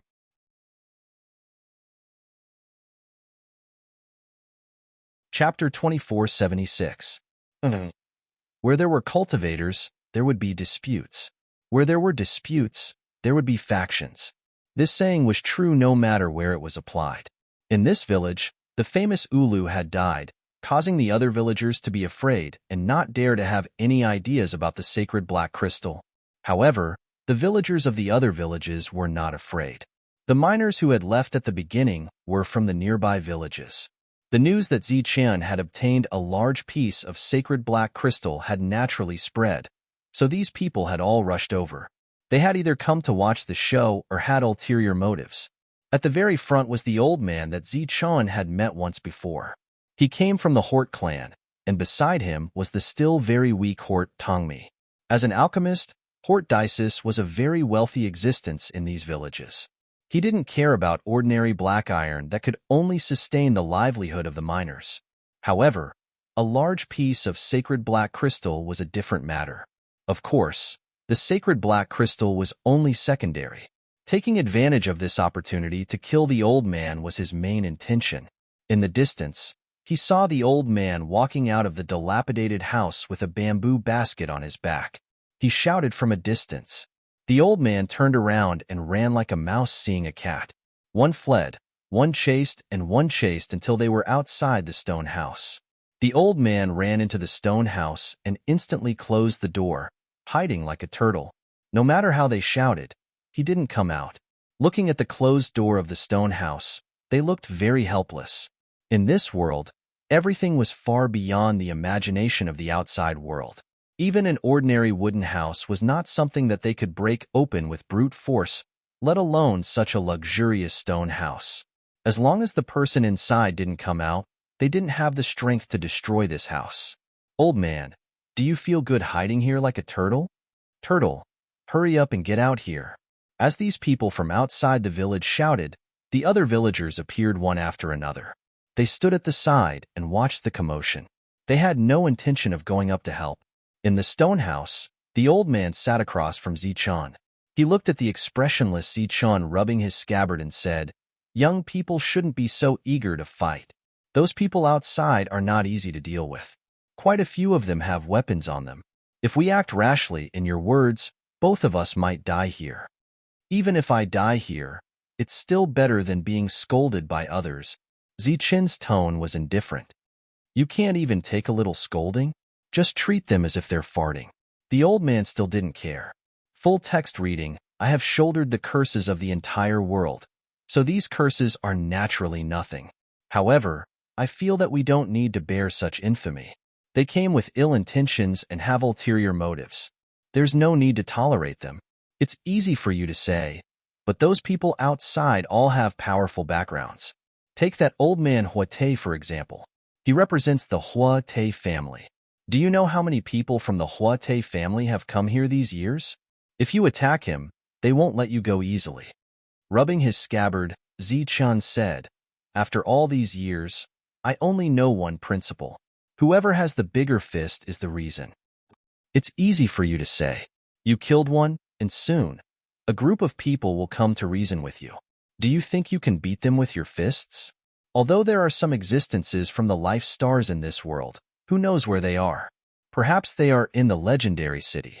Perhaps thousands of years after your death, when the news reaches there, they will come to collect your corpse. But only if your corpse is still there. Zichun knew that there were other cultivators from the life stars in this world. However, he had only seen the old man here. Moreover, the old man had come here a long time ago. He was the last one to come here. Zichun grabbed his scabbard, stood up, and said, "My principle is simple. If one person comes, I will talk to him. If a group comes, I will talk to them. We will know who is right after a debate." Apparently, Zichun's debate wasn't a real debate. That would only make him die more miserably. What he meant by debate was a battle. He had started off as a rogue cultivator and had finally reached his current position. Clearly, he had been going through a battle. He wasn't afraid of fighting or dying in a battle. "I know you're strong, but there's no need for this kind of battle. Moreover, it's getting dark. They don't dare to spend the night outside." The old man eventually persuaded Zichun. Indeed, as the sky darkened, the voices outside became smaller and smaller. Eventually, they all disappeared. Everyone had left. No one dared to spend the night outside. However, it was still unknown if they would come back tomorrow. Those people left when the sky was getting dark. Judging by the time, they couldn't go back. They would all die on the way. They weren't stupid. They wouldn't die so easily. The old man guessed the reason. His relaxed expression gradually became serious. He cursed outside, "These damn things. Are they really going to fight to the death?" "Only fighting is the fastest way to resolve grudges," Zichun said. The old man glanced at Zichun and said unhappily, "I'm not stupid. Of course, I know this. But they have more people. How can the two of us be a match for them?" Looking at the scabbard in Zichun's hand, the old man said, "You've already used this broken saber. They must know that it's poisoned. If you want to continue to fight unexpectedly, you won't succeed. Although I have some skills, it's only limited to fighting. As for killing people, don't count on this pickaxe in my hand. This thing can only be used for fighting, not killing. I know your fighting competence isn't weak. However, you're alone. 2 fists can't fight against 4 hands. If you continue to fight, facing them like wolves and tigers, only death awaits you. Unless you have a special ability, there will be 2 more corpses here." Listening to the old man, Zichun was moved. He asked, "You said an ability. What is an ability after all?" An ability can be an innate gift, a supernatural ability, or some mutation of the body. Being fast is an ability. Having a strong body is an ability. Being able to fly is an ability. Being able to control other things is an ability. There are many kinds of abilities. However, no matter which kind, they are all recognized by the rules of this world. In other words, they are above the rules of this world. This ability is very strong in this world. I heard that it's the strongest thing besides God. The old man gazed at the stone table and said, "I once went to a small town and stayed there for one night. I heard that there was an existence from a life star who had some kind of eye technique. I heard that his eyes could shoot 2 beams of light. He could kill people with just one look." Seeing Zichun's interested face, the old man curled his lips and said, "I've only heard about it. I've never seen it. I don't know if that little heir was just talking nonsense to make me happy or if it's true. I just thought it was a story for fun when I was bored." Then, "Does our village have anyone who knows about abilities?" asked Zichun. "Of course. Blacksmiths can forge weapons. It's an acquired ability. Alchemists can refine mediocre pellets. It's an ability. We can use pickaxes to dig ores. It's also an ability. Everyone can do that." "What kind of ability is that?" Zichun asked with a surprised face. "It's an ability. However, it's the most basic ability. Abilities are different, big or small, but they are all life skills. However, if you want to have an ability to fight, it's too difficult. If you do, you don't need to stay in the village. You can just go to the small town or find a way to enter the city." "How do you get an ability?" "There are acquired abilities and innate abilities. I don't have the specific ability, so I don't know. However, I heard that those very powerful skills in the outside world will become some kind of ability here. However, this should be just a rumor.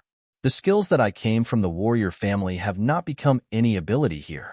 That night, the two of them rested very late and started to discuss the matter of ability. After that, the old man could not stand it anymore and fell into a deep sleep. It was obvious that what happened that day was nothing to him. As long as he stayed there, those people would not be able to do anything to them. Moreover, Ulu was rich enough, and the food in the room was also very sufficient.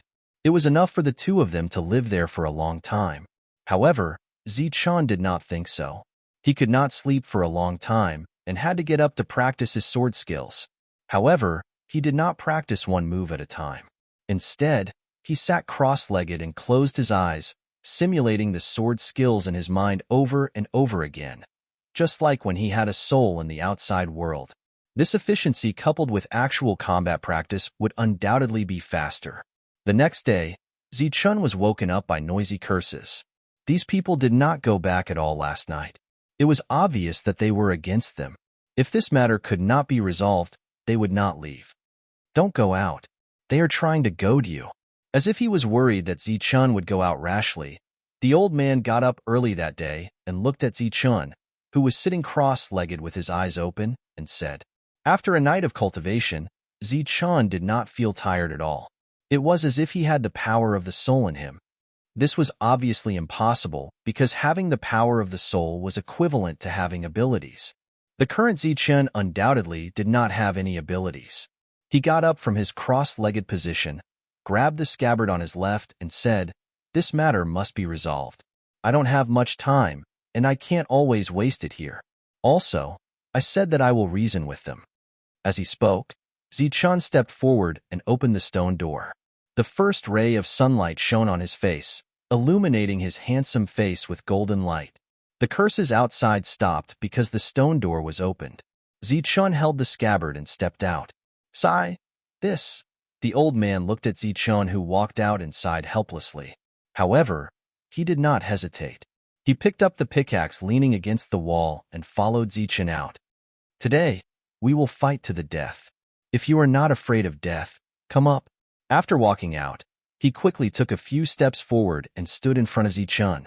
He raised the pickaxe in his hand and said indifferently, although he did not recommend fighting with these people head-on, when it came to a critical moment, the old man did not shrink back at all. The curses all around stopped.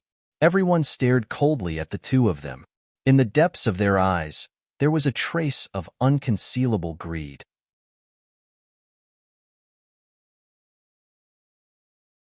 Chapter 2477. Zichun walked out expressionlessly, but he was still very surprised. Almost all the books you want to read are here. It's much more stable than the average website.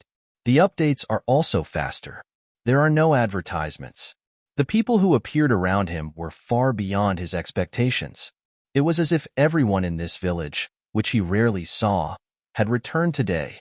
Most of the villagers were just there to watch the show with their arms crossed. There were only a dozen people who were looking for trouble. The leader of the group was the old man from the Hort family. It was said that his name was Hortdis. Beside him was the still very weak Hort Tumi.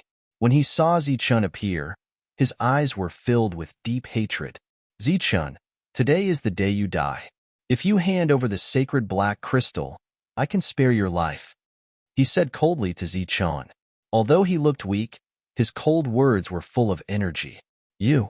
Zichun smiled disdainfully, a trace of mockery flashing in his eyes. He held the scabbard tightly in his hand. As long as he had the scabbard in his hand, he was full of confidence. Seeing Zichun tighten his grip on the scabbard, Hort Tumi's expression changed, and he subconsciously retreated. He had heard that Zichun had killed 3 miners with just 3 slashes.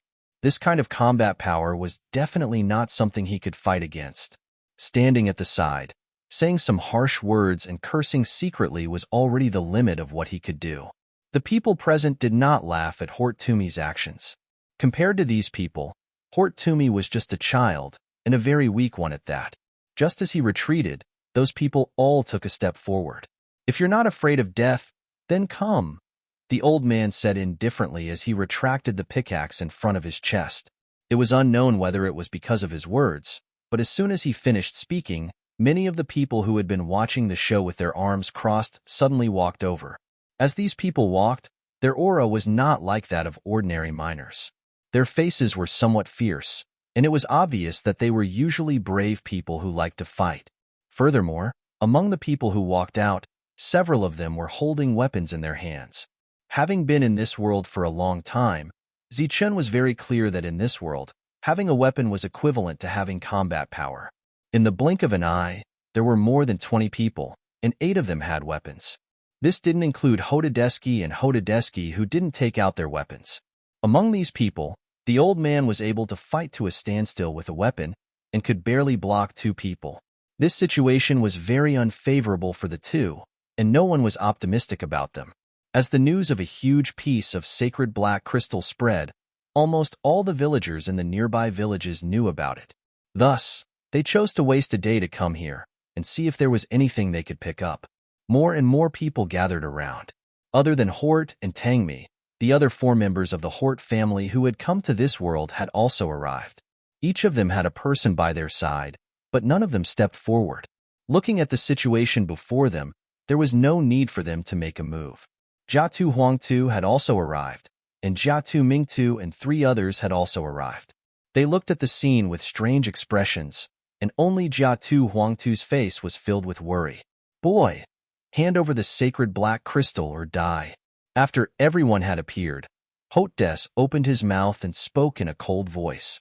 The old man did not speak. Evidently, he did not know what to do. Fortunately, he did not choose and allowed Zichun to make his own decision. He was willing to follow whatever decision he made. Facing this situation, everyone felt that Zichun would make a wise choice. Zichun looked at Hotodeski and lightly smiled as he said, "Even though I look a bit young, I'm not stupid. In fact, I'm very smart, many times smarter than that idiot next to you. I can see killing intent in your eyes, and I'm sure that even if I hand over the sacred black crystal, you'll still choose to kill me." A trace of surprise flashed in Hotodeski's eyes. He had never thought that this person would be so observant. He indeed did not plan to let these 2 people off. Even if he took away the sacred black crystal, these 2 people would still die. Those words from before were just the opening remarks before the battle. "Come, let's see if you can take the sacred black crystal from me today."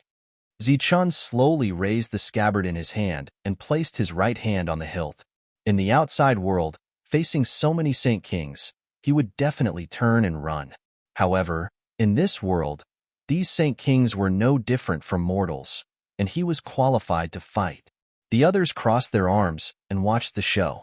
In their opinion, Zichun was simply overestimating himself and seeking death. "Stop. Isn't it just a piece of sacred black crystal? I'll just give it to you. Why are you being so aggressive?" Just as the 2 sides were about to fight, a shout rang out. Jiatu and Huangtu had broken free from the blacksmith's restraints and were running over. He arrived in front of Zichun and turned to Hotodeski, saying, "Don't you want the sacred black crystal? I'll just give it to you." Hotodeski glanced at Jiatu and Huangtu, then turned to look at the blacksmith, who had an ugly expression. He turned back and said, "Kid, this is none of your business. Hurry up and get out of the way. Today, we want the sacred black crystal and these 2 people's lives." "Do we have to kill them?" Jiatu and Huangtu asked again, but they only mocked him. "Then come." He took out a short dagger from his sleeve. He clenched one hand into a fist and the other held the dagger. He placed them horizontally in front of his chest. Obviously, he was going to fight. The blacksmith's face was ashen as he walked over. This was not something they could interfere in. A palm landed on Jiatu and Huangtu's shoulder. The latter turned around and saw Zichun.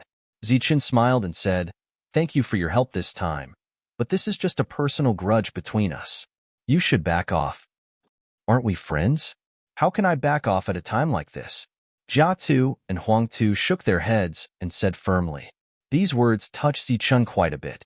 He said, "Of course we are friends, but I don't have the bad habit of letting my friends die. They're just a bunch of trash. Trust me, I'm destined to be a big shot." Jiatu and Huangtu believed that Zichun would be a big shot in the future, but the premise was that Zichun could not die. However, from the looks of it, Zichun did not seem to have any chance of survival. Jiatu and Huangtu shook their heads and did not want to back off, but what happened next was not up to them. The blacksmith and a member of the Jiatu family stepped forward and carried Jiatu and Huangtu away. Looking at Jiatu and Huangtu, who were still struggling, Zichun looked at the old man in front of him and said, "Old man, go back to the door and guard our sacred black crystal. You don't have to fight this battle." The old man looked back at Zichun in confusion. "I'm used to fighting alone, and I'm also used to using my way to reason with people. You'll be in the way. Although you're a senior, your combat strength is too weak." Of course, the old man understood what Zichun meant. The other party just didn't want him to be in danger.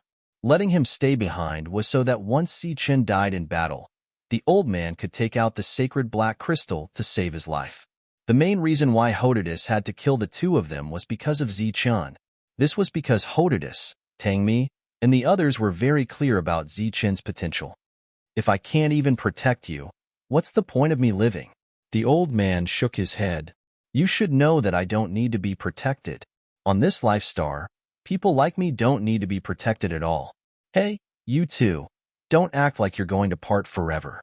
Soon, you two will be reunited in the underworld." A man with a short sword said to the two of them. Zichun signaled the old man to step back with a resolute look. Holding the scabbard, he stepped forward and looked at the 20-something people in front of him. He said calmly, "Guys, because I'm new here, I don't have any reputation. That's why I'm bullied. So, this time, I want to kill people to establish my prestige. I, Zichun, promise you that I won't let go of anyone who stands in front of me. Today, either I die, or you die." His voice was calm, and his face was calm. He didn't have any pretense or threatening intention, as if he was just telling a simple story. Those people from a distance looked at Zichun in front of them. They didn't know why, but an inexplicable coldness arose in their hearts, making them shiver. The 20-something people in front of them also changed their countenances. Facing this kind of situation, they were still calm. If they weren't fools, they were crazy. Apparently, they were the latter. Under everyone's attentive gazes, Zichun placed his right hand on the scabbard and slowly pulled it out.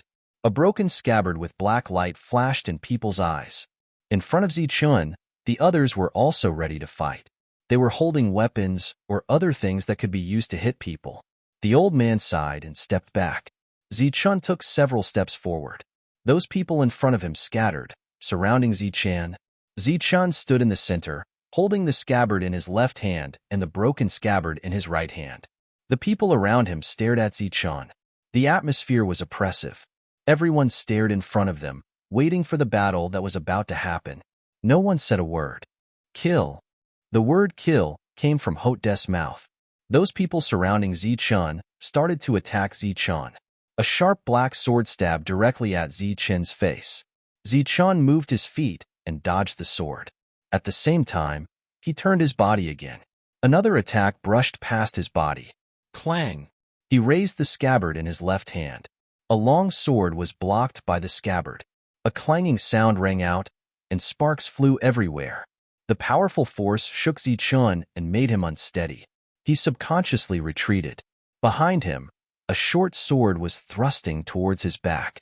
As if it had eyes on the back of its head, Zichun used the force to rotate his body as he retreated. The scabbard blocked the short sword first. The owner of the short sword was knocked away along with his weapon. More attacks were directed at Zichun. Zichun's expression did not change. He bent back instantly. The attacks brushed past his body, gathered above him, and then scattered. Facing the many attacks, Zichun kept dodging. The scabbard in his hand blocked back and forth. As for the broken scabbard in his right hand, he did not make a single slash. Bang! A long black stick pierced through the attacks and hit Zichun's chest. The powerful force made Zichun's body involuntarily retreat. Behind Zichun, a man holding a pickaxe looked at Zichun with a ferocious smile. He looked like he was going to smash Zichun's head with the pickaxe.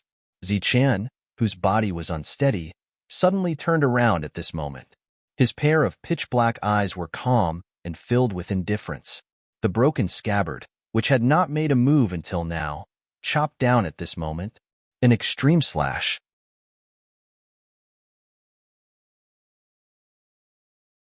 Chapter 2478. When he saw Zichen's calm expression, the pickaxe-wielding miner had already sensed that something was wrong. However, his attack had already taken shape. It was clearly too late for him to retreat now. Just as Zichen struck, the pickaxe-wielding miner struggled to withdraw his pickaxe-wielding miner's expression. Swoosh! The broken saber swept past the pickaxe-wielding miner and slashed down diagonally. A smooth slope appeared. The saber's momentum did not decrease as it continued to slash downwards, sliding diagonally down the miner's cheek. This attack fell very quickly. As soon as the attack ended, there was the shadow of a staff that struck toward Zichen from the side. It was blocked by the scabbard. Pong! With a loud bang, Zichen took advantage of the momentum to retreat with his scabbard. In the process of retreating, Zichen faced several attacks from both sides. His figure dodged left and right. Zichen would try his best to dodge the attacks of those weapons. It was fine even if he was hit by those staff or pickaxe-wielding weapons. These attacks were not fatal compared to those weapons.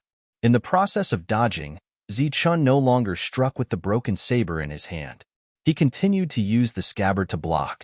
During this period, Zichen would launch a fierce attack whenever he had the chance. The broken saber swept past a Saint King's body. As he retreated, black blood began to flow from his wound. The second Saint King was dead. Everyone present knew that Zichen's broken saber was smeared with poison. Everyone was on guard. However, after Zichen attacked, everyone realized that Zichen's attack could not be blocked at all. The saber flashed again, and the third Saint King died in front of Zichen. Zichen had paid a great price to kill 3 Saint Kings in front of a group of Saint Kings. There were 8 external wounds on his body. There were 2 bloody wounds on his arm that exposed his bone. There was a sword mark on his shoulder and a very long wound on his waist. Blood flowed out from his wounds. Fortunately, these people did not use poison. The poison of the green snake was very strong. Ordinary people would not dare to think about using it. People like Zichen were few and far between. The number of Saint Kings who had died in front of Zichen had already reached 5. The people around him dispersed once again. Zichen's body was already riddled with wounds. His body was practically covered in his own blood. His injuries were already very serious. In the eyes of the crowd, it was almost fatal. However, Zichen did not even frown. It was as if this was not his physical body. His expression was as calm as ever, and the space between his brows was as cold as ever. The hanging scabbard in his left hand had already turned red, and the handle of the broken sword in his right hand was also dyed red with blood. It was very eye-catching and very glaring. That was his own blood. All of it was his own. After coming to this world and becoming immortal, the blood in his body no longer had any special abilities. 5 people had died, but there were still nearly 20 people on the field. These 20 people became more and more vigilant as they stared indifferently at Zichen. Some of them even had blood dripping from their weapons. It was Zichen's blood. Hotdesh looked at Zichen and said indifferently, "Your resistance is meaningless. Death is only a matter of time." Zichen replied calmly, "Even if I die, I will kill you, you old bastard." As soon as he finished speaking, the battle that had paused for a short while began again. Zichen rushed forward and went straight for Hotdesh. The latter had seen Zichen's strength and subconsciously took 2 steps back. Then, he held his long sword horizontally and made a defensive posture. Unexpectedly, Zichen's movement was actually a feint. His body retreated in an instant. The broken sword in his right hand followed his body and drew a semicircle, slashing at a Saint King who was rushing forward. At this moment, there were 2 people in front of this Saint King. One of them held a pickaxe, while the other held a short sword. The 2 of them also attacked Zichen without hesitation. In their opinion, Zichen would definitely dodge such an attack.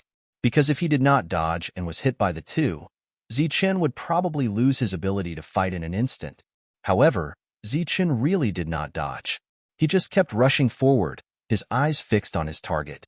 Out of the corner of his eye, he paid attention to the 2 attacks that were about to land on his body. Bang! The pickaxe smashed into Zichen's chest, causing his body to shake violently. The crisp sound of bones breaking could be heard continuously. It was unknown how many of his ribs had been broken by this blow. Before the short sword could pierce Zichen's vital parts, Zichen dodged it and grazed his shoulder. Swoosh! Facing the two attacks that hit him first, Zichen was expressionless. He swung the broken sword in his hand with all his might. The pickaxe and a Saint King in front of him were separated from the middle. After the attack, Zichen's body spun rapidly again, neutralizing the power of the pickaxe that landed on his body. The broken sword in his hand drew a perfect circle, blocking all the attacks that came from all around. After killing another person, Zichen's body was once again filled with two wounds, one internal and one external. This was Zichen's most commonly used fighting method in the outside world, exchanging a life for a life. However, under normal circumstances, he would only use this method when facing a strong opponent one-on-one. Moreover, it had been a long time since someone forced him to use this method of fighting without any regard for his life. A situation like this where he was fighting a group of people by himself had never happened before. If these people were in the outside world, they would all be strong opponents.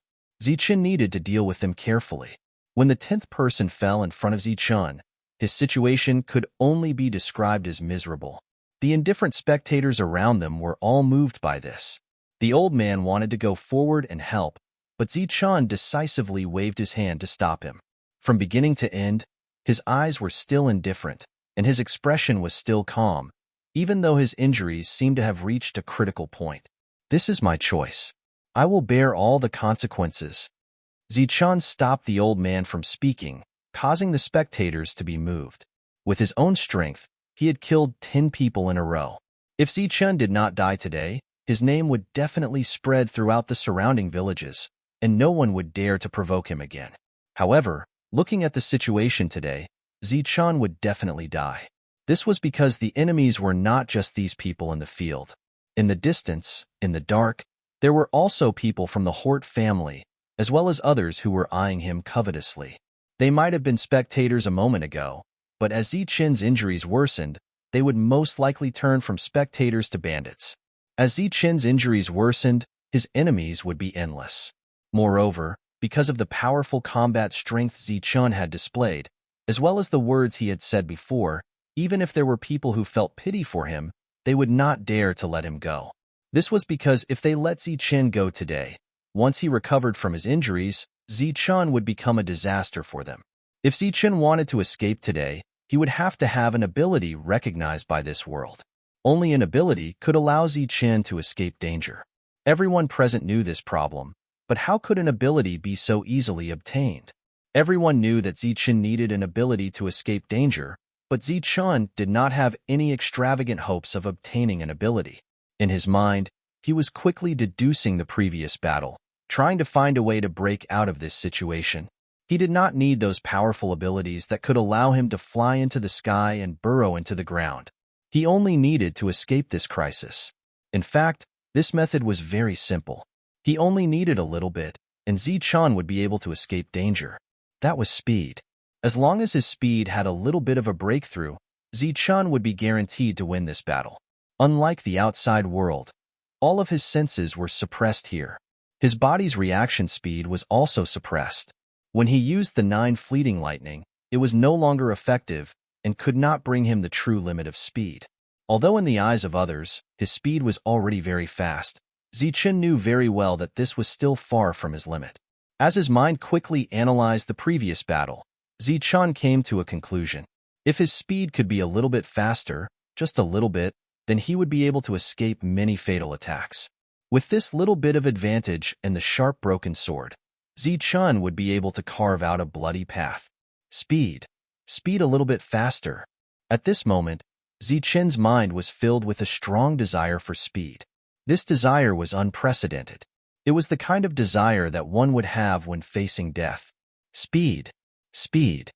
Zichen's heart was filled with a strong desire because those people were getting closer.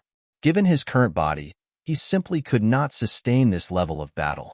If this continued, he was afraid that after this round of battle, Zichen would die. Therefore, he needed speed. He craved for speed, even if it was just a little bit. In his mind, the 9 fleeting lightning appeared. Then, Zichen continuously deduced, allowing him to become faster in this world, or rather, allowing him to adapt to this world faster. Perhaps it was because of Zichen's potential and his exceptional talent. Perhaps it was because Zichen was a heaven-defying existence. Perhaps it was because of Zichen's excessive desire for speed, causing this desire to become some kind of power that stimulated some kind of change. In the depths of his heart, a faint popping sound could be heard. This was the sound of the seed breaking through the barrier, the sound of the first trace of green. It was the sound of breaking out of a shell, the sound of walking from darkness to light, the sound of breaking through some kind of shackle. After this sound rang out, Zichen found that his body had become lighter, no longer as heavy as before. The original suppression of extreme speed seemed to have loosened a little at this moment. The people around him slowly closed in on Zichen, weapons shining with a cold light. Zichen, who was standing motionless in his original position, suddenly swayed. It seemed that due to his heavy injuries, he could no longer stand. The people around him stopped and looked at Zichen indifferently. They saw Zichen's body stagger. He took a few steps forward, then took a few steps back. These few steps did not have the slightest order, looking very strange and out of place. In the eyes of the people, it was more like he was too heavily injured, staggering and about to fall to the ground. However, Zichen did not fall. After staggering a few steps, he stood up again, his expression as calm as before. However, if one looked carefully, they would find that Zichen's eyes were much brighter than before. Kill. Seeing that Zichen did not fall after swaying a few times, Hotdes was a little disappointed. He indifferently shouted, and the people rushed forward together.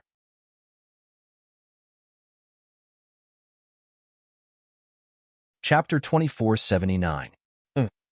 Zichen's injuries were very serious, and he looked like he could die at any time. However, the people around him did not let their guard down. They charged forward with all their might. Read the full text. Swoosh. A cold light flashed, and a sharp blade pierced towards Zichen's face.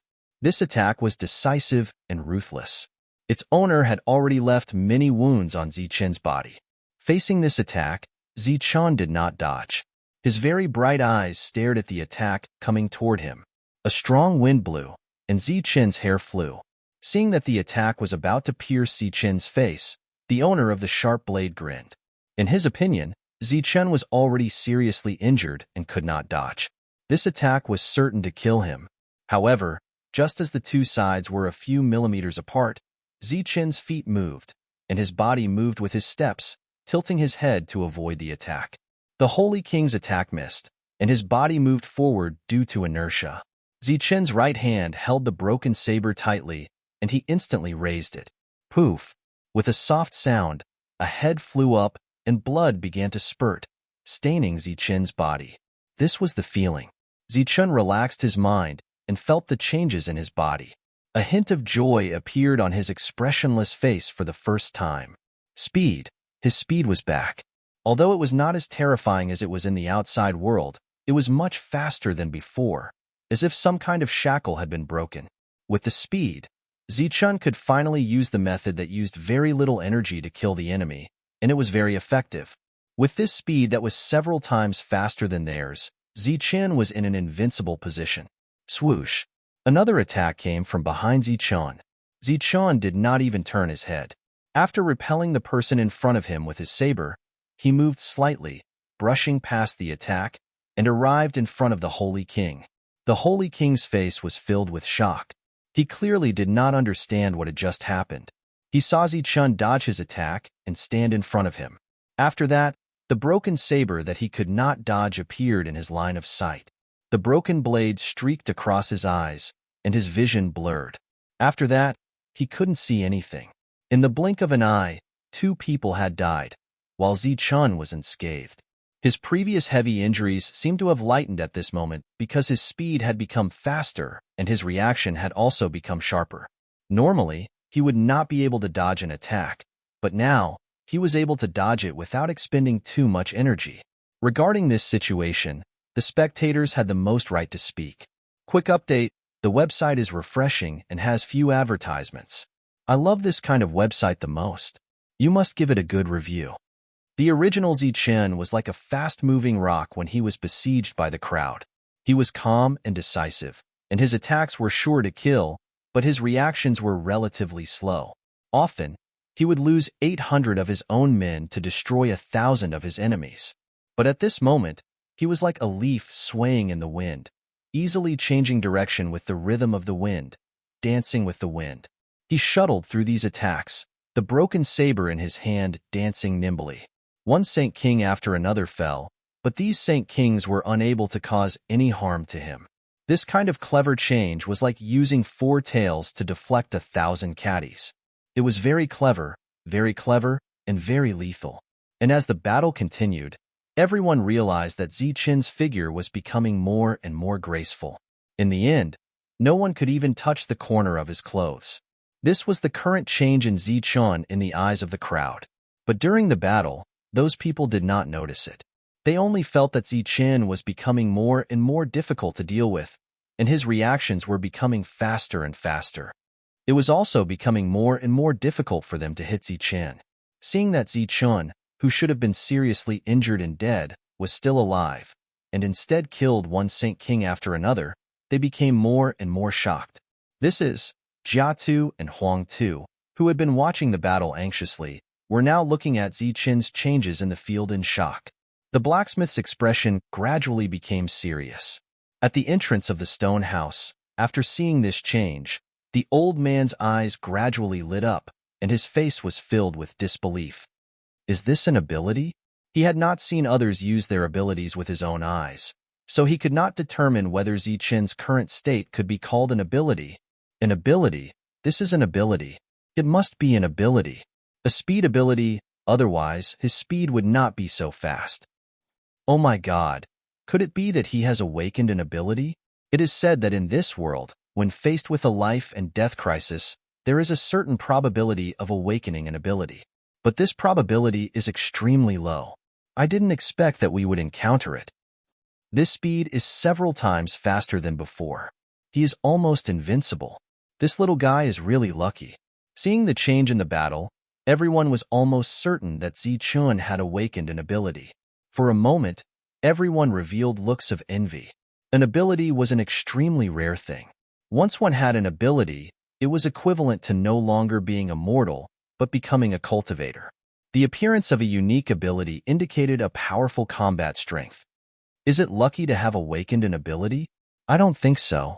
Just as everyone's faces were filled with envy, a voice full of ridicule sounded from the side. The man who spoke looked at Zichen, who was wantonly killing as if there was no one around, and said, "It is indeed lucky to have awakened an ability, but this is not absolute. The ability in the early stage is not strong, but in the face of so many enemies, the ability is not invincible. Compared to other abilities, the ability in the early stage of awakening was indeed very weak, and it still needed some time to adapt. If one awakened an ability when there was no one around, it was indeed a blessing. One could calmly feel the changes in the ability, and thus greatly improve one's combat strength. But to awaken an ability in the middle of the battlefield, there was no time to calm down and feel it. Facing the siege of everyone, it was very likely that one would die, not to mention Zichen, who was completely injured at the moment. It was rare to be killed after awakening an ability in the middle of the battlefield, but it was also not uncommon. Puff. With a flash, Zichen's body moved left and right as he moved forward. Attacks brushed past Zichen's body, and none of them could hurt him. As for the broken blade in his hand, he flipped his hand and slashed forward with an indomitable momentum. One after another, Saint Kings fell, and blood spurted out. The poison that was smeared on the saber had long been exhausted in the killing, but with his extreme speed and powerful combat strength, Zichen did not need poison at all. At the moment, his body was covered in blood. Some of it was his, but most of it was the blood of others. The 20 or so saint rulers from before were rapidly decreasing in number. Zichen had completely evolved from the passive killing from before to the active killing now.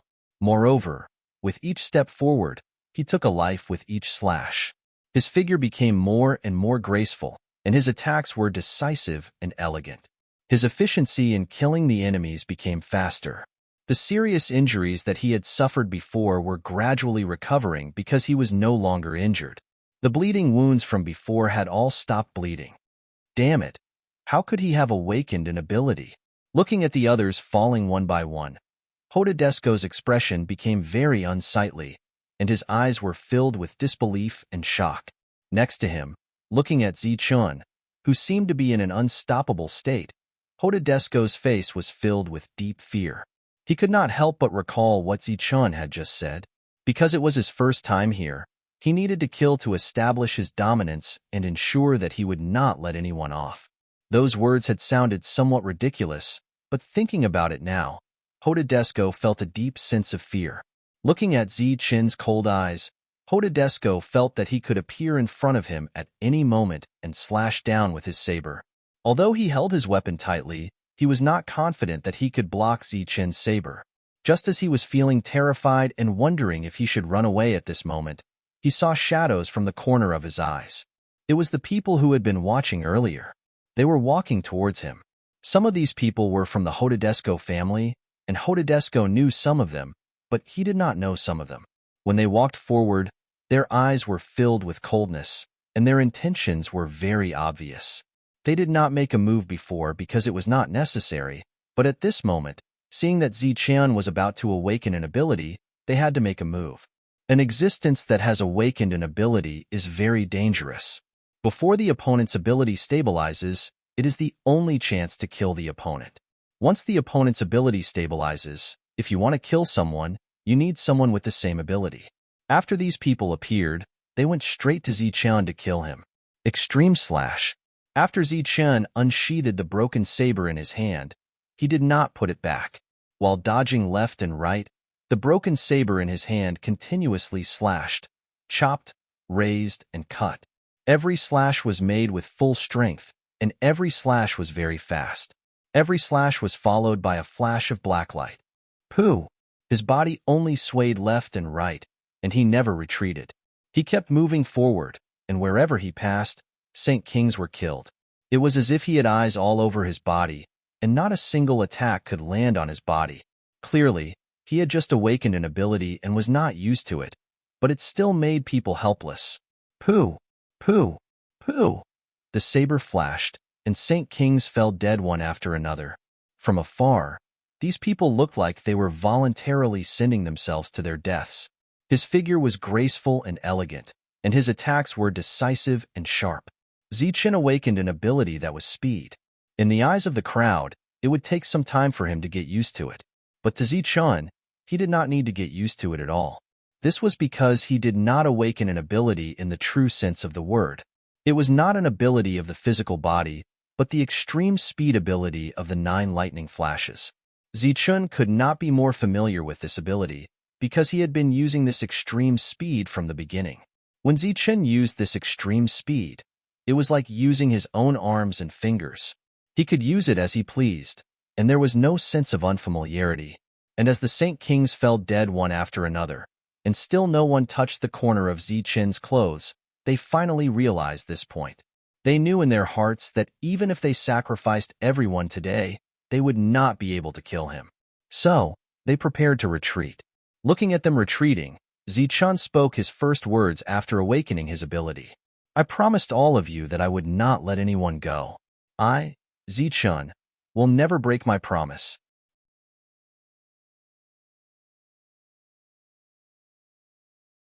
Chapter 2480. Everyone felt a chill down their spines when they heard that he would never break his promise. There are almost all the books you want to read. It's much more stable than the average website and updates faster. It's all text with no advertisements. Now that they recalled what Zichun had said earlier, they could only feel a strong sense of fear rising in their hearts. Run! Knowing that he could not do anything to his opponent today, Hotadesh decisively turned around and ran. In fact, when they were fighting earlier, he had purposely moved back and was prepared to escape if he could not defeat his opponent. You can't run away. Looking at Hotadesh, who was running away, Zichun smiled coldly and changed his footwork. Because he did not have the support of energy, Zichun's changing footwork did not look good. It was even a little strange. However, when he used this footwork, his speed was surprisingly fast. He changed his footwork, and like a blurry light, he was already several meters away and in front of a holy king. Then, a bright black sword arc slashed across the holy king's neck. The sword arc disappeared in a flash, and Zichen's figure had already appeared in another place. The moment his figure appeared, the sword arc appeared again. When his figure appeared, the holy king had already sensed it. He raised the weapon in his hand and was about to slash at Zichen. However, as the sword arc disappeared, his movement froze. Just like that, Zichen's figure rapidly changed, appearing in 8 different places during this period. In these 8 places, the expressions of the 8 holy kings froze. Their attacks were completely frozen. There was a deep sword mark on their necks. Swoosh! With a ninth flash, Zichen appeared beside Hotdesh. He stared at his opponent coldly and slashed down with the broken sword in his hand. The sword arc flashed again. Go to hell. Hotdesh's heart was filled with hatred. With a roar, he raised his long sword and slashed at Zichen. Perhaps he had sensed the danger of death, but the speed of his sword was actually much faster. It was as if he was about to awaken his ability. Clang! The sword and the sword collided. A strong rebounding force came from the broken sword. In this collision, Zichen was actually the one at a disadvantage. However, there was also a gap on the black sword. Full text reading: Zichen's hand, which was holding onto the broken sword, trembled slightly.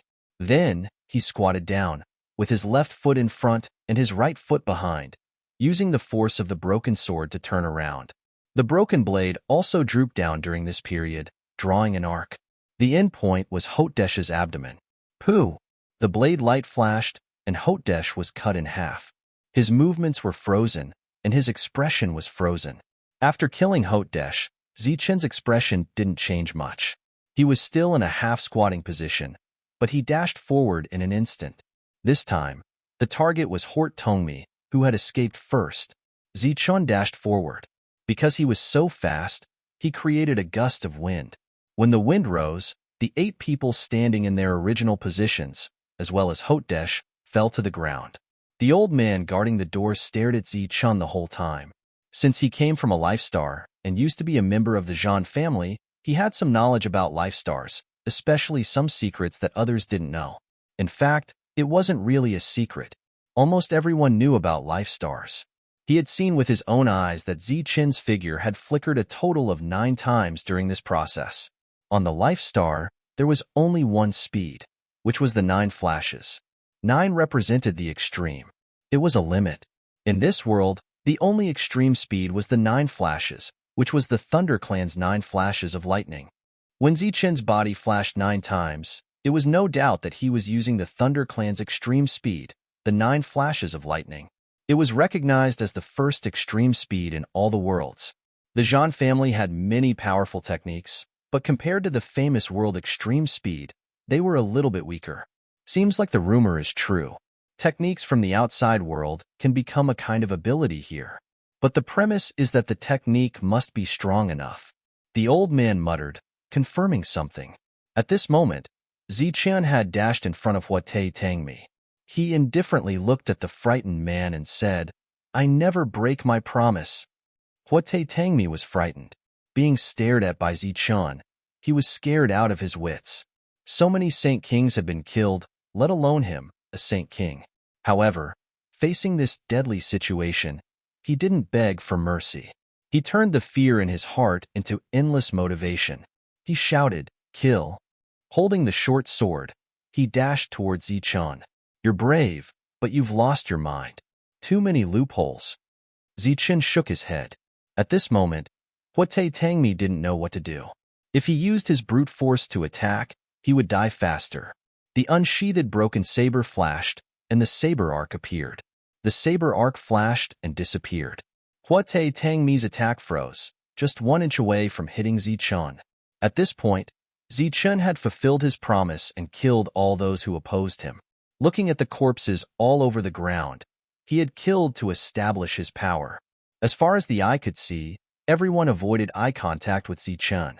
The front of the stone house was covered in blood. It was a ghastly sight. Zichun had killed to establish his power. No one dared to step forward. There was dead silence all around. Even the sound of breathing could not be heard.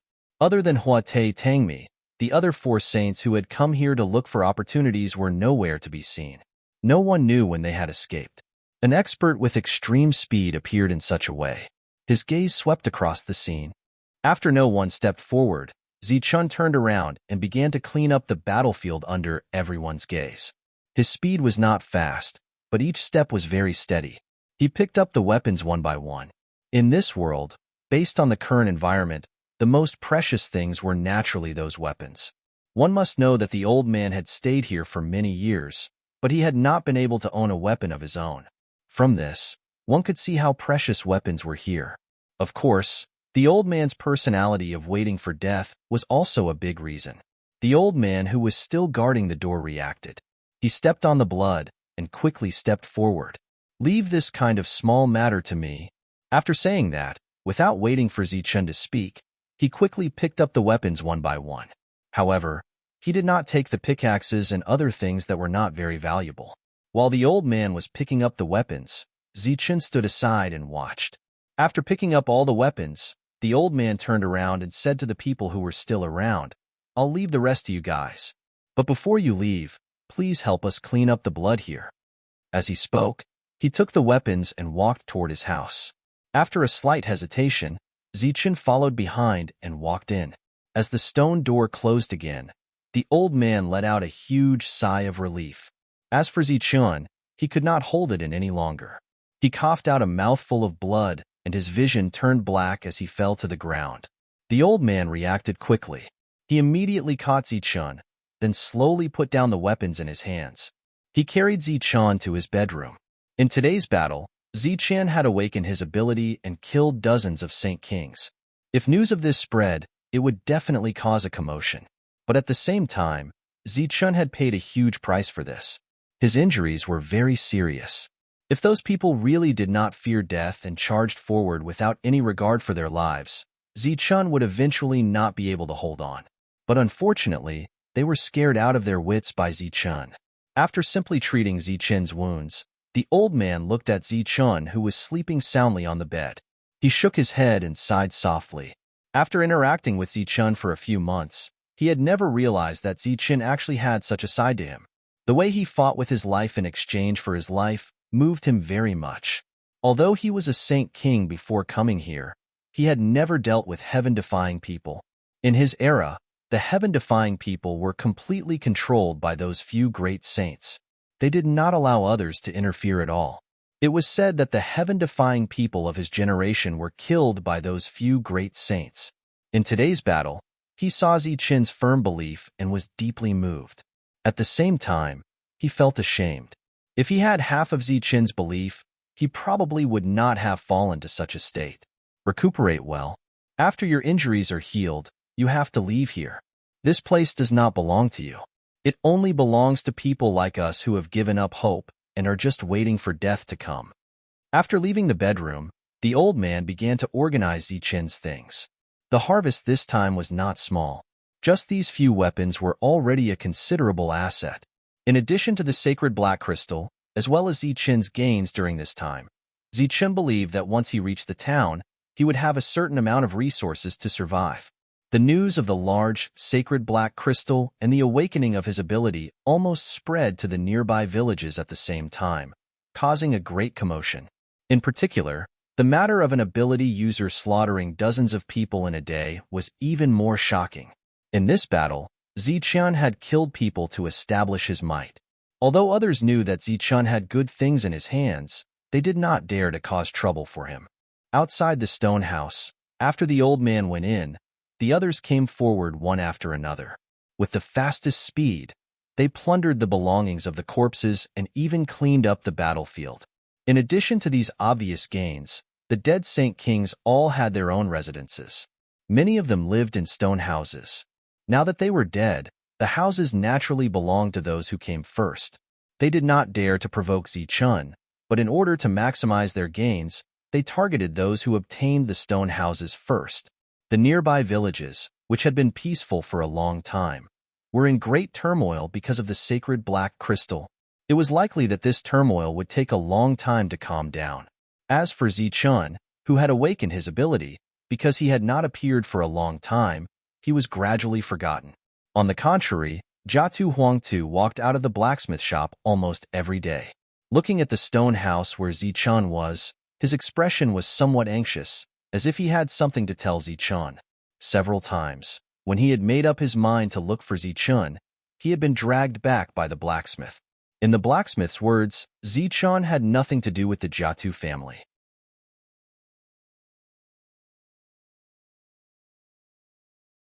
Chapter 2481. C_T. 3 days later, Zichun woke up.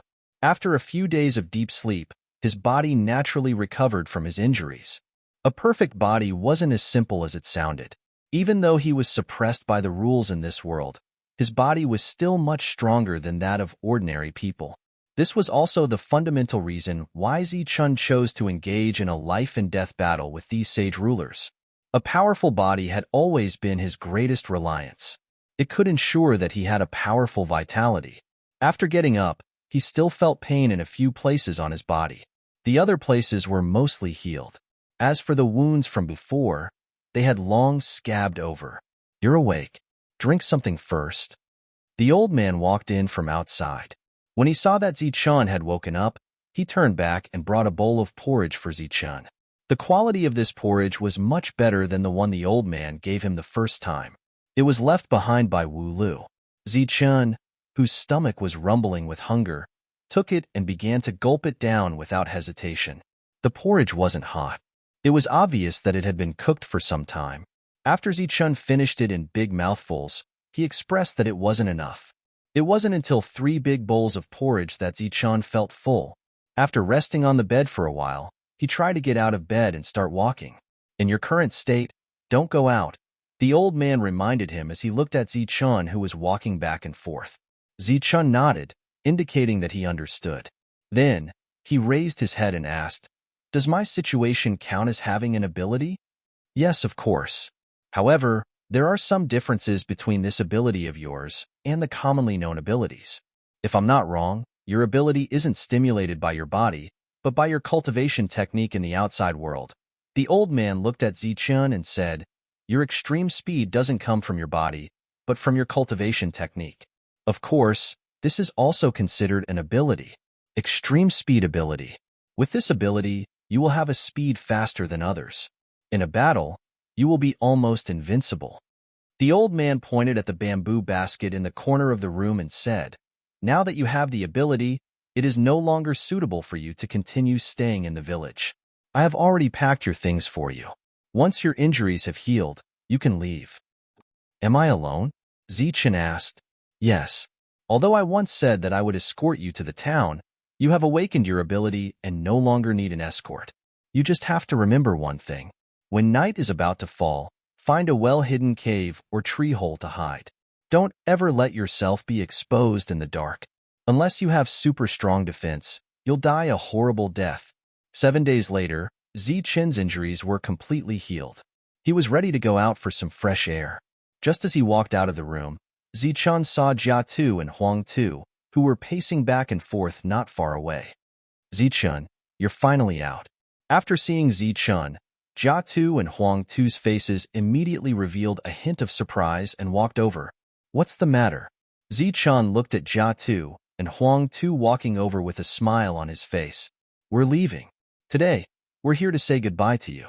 Jiatu and Huangtu walked in front of Zichun and said, "Go? Where to?" Zichun was startled. "To the town. Someone has already come to pick us up. Today is the last day I can delay." Jiatu and Huangtu's expression gradually became solemn. He looked at Zichun and said, "Zichun, you've killed a lot of people from the Hort family this time. The two sides can be considered to have formed a deadly feud. You must be careful. The Hort family's power in this world has reached a level that you can't imagine." Zichun listened quietly. He knew that Jiatu and Huangtu were not waiting for him to say these words. "Zichun, after coming here, we have a little understanding of this world. As far as I know, if you want to have the ability, that city can satisfy you. Our Jiatu family also has some foundation here. So, after we came here, we will follow the route they designed and eventually enter the city. Jiatu and Huangtu looked around and lowered their voices. I once heard the blacksmith ancestor say that if you want to enter the city, you must ask for the help of the experts from the Life Star. However, I heard that those people are used to living an idle life. They may not be willing to help others, but this is the only way for you to enter the city. How will you go to the town? Zichen nodded and asked. After seeing the old man, he knew that there must be other people from the Life Star in this world. The old ancestor with ability has come to pick us up. In the next period of time, we will follow the old ancestor in the town to learn some survival skills. Then, we will find a way to enter the city to find the holy weapon. Zichen slightly frowned and said, So, the Hort family will be the same as you. They will also have ability users come to take them away. That's true. Although our three forces don't interact with each other, this situation is the same. These years, the experts of the family have stayed here for the limited number of places to take the holy weapon and strengthen the family. The Jiatu family was already the top force in the Star Road. There was no other family stronger than them. The other two families were at best equal to the Jiatu family. Even such a powerful family was not satisfied with the status quo and wanted to continue to be strong. Today, Jiatu and Huangtu came to remind Zichun. This was a kind gesture, and it was also a concern between friends. Zichun still frowned. He felt something wrong from Jiatu and Huangtu's words, but he wasn't too worried. Will they also come in the next few days? Zichun asked again. I'm not sure, but the time should be about the same. Looking at Zichun's frown, Jiatu and Huangtu nodded and said, but soon he realized what Zichun meant. His expression changed slightly, and he said, Are you worried? If the Hort family sent ability users and heard that a new ability user had awakened, and it was their enemy, he believed that the other party should be very interested in this ability user. Then let's go now. Although we can't take you with us, you can still follow behind us. Jiatu and Huangtu said immediately. Zichun shook his head and said, No need. Zichun, now is not the time to be impulsive. Jiatu and Huangtu said anxiously, There's really no need. Zichun looked in the direction outside the village and said, They are already here. Jiatu and Huangtu turned their heads and followed Zichun's gaze. They saw a group of people walking towards them from outside the village. Among these people, most of Jiatu and Huangtu looked very familiar. They were the spectators in the battle where Zichun awakened his ability. Of course, if Zichun hadn't awakened his ability, they might have been one of the raiders. After these people entered the village, they went straight in this direction. As they moved forward, they would occasionally look back, and their expressions were very respectful. When they looked back again, they saw Zichun from afar. They were all startled, but soon, their faces were filled with anticipation. Behind those people were 5 people. 4 of them were the 4 saints who had come in with Hotep Tommy at that time. There was nothing to pay attention to these 4 people. Zichun could kill 2 with 1 slash, and 4 with 2 slashes. At that moment, his gaze landed on the 5th person. It was a middle-aged man with a cold face. Within his eyes was a sinister and ruthless expression. Occasionally, a cold glint would flash through his eyes. It was like the gazes of poisonous snakes hidden in the darkness of this world, ready to launch a fatal attack at any moment. This person was obviously the ability user who came to pick up the 4 people. The other party's purpose was also very obvious. It was for the previous incident, to kill Zichun. Zichen's gaze quickly swept past the 5th person. Although this person looked cold, for Zichun, it was nothing.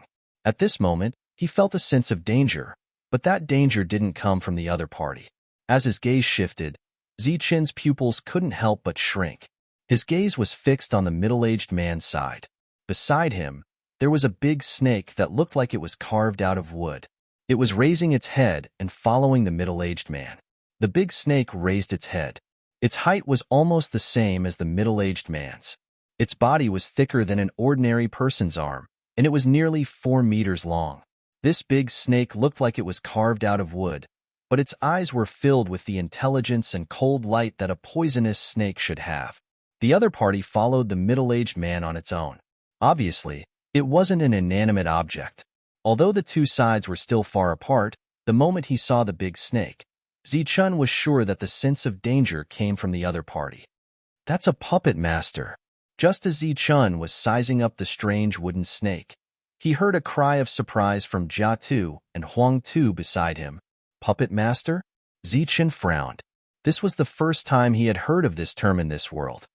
One of the ability users, good at controlling mechanical puppets. That snake should be a mechanical puppet. It looks very powerful. Jia Tu and Huang Tu said, their faces a little pale. They knew more about this world than Zichun, so they knew the strength of a puppet master. It was a kind of innate ability, much more powerful than an extreme speed ability. Is it the same as the beast masters in the outside world? Zichun asked again. The meaning is about the same, but in this world, the probability of a beast master awakening is too low. It's almost impossible to see. On the contrary, this puppet master has become one of the most powerful abilities. Looking at the snake, Jia Tu and Huang Tu said with a bitter face, now, I can only hope that the ancestor can stop the other party. Otherwise, it will be dangerous. Just as the people in front were about to reach the blacksmith shop, a group of people walked out from inside. The leader was a man with a long sword on his back. Behind him were the blacksmith, Jia Tu, and Ming Tuesday. After the man appeared, he stood in front of the group, forcing the group to stop. These people were shocked. Obviously, they didn't expect to meet another ability user. Kaluo, you want to stop me? From afar, Zichun heard a low shout.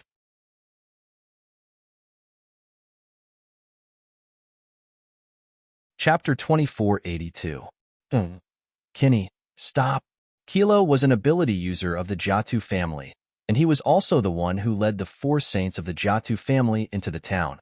Today, he appeared and stood in front of Hort Kinney to stop him. He really had no choice. After coming here, he learned some things about Zichun. He was very surprised, but he also guessed that today's scene would happen.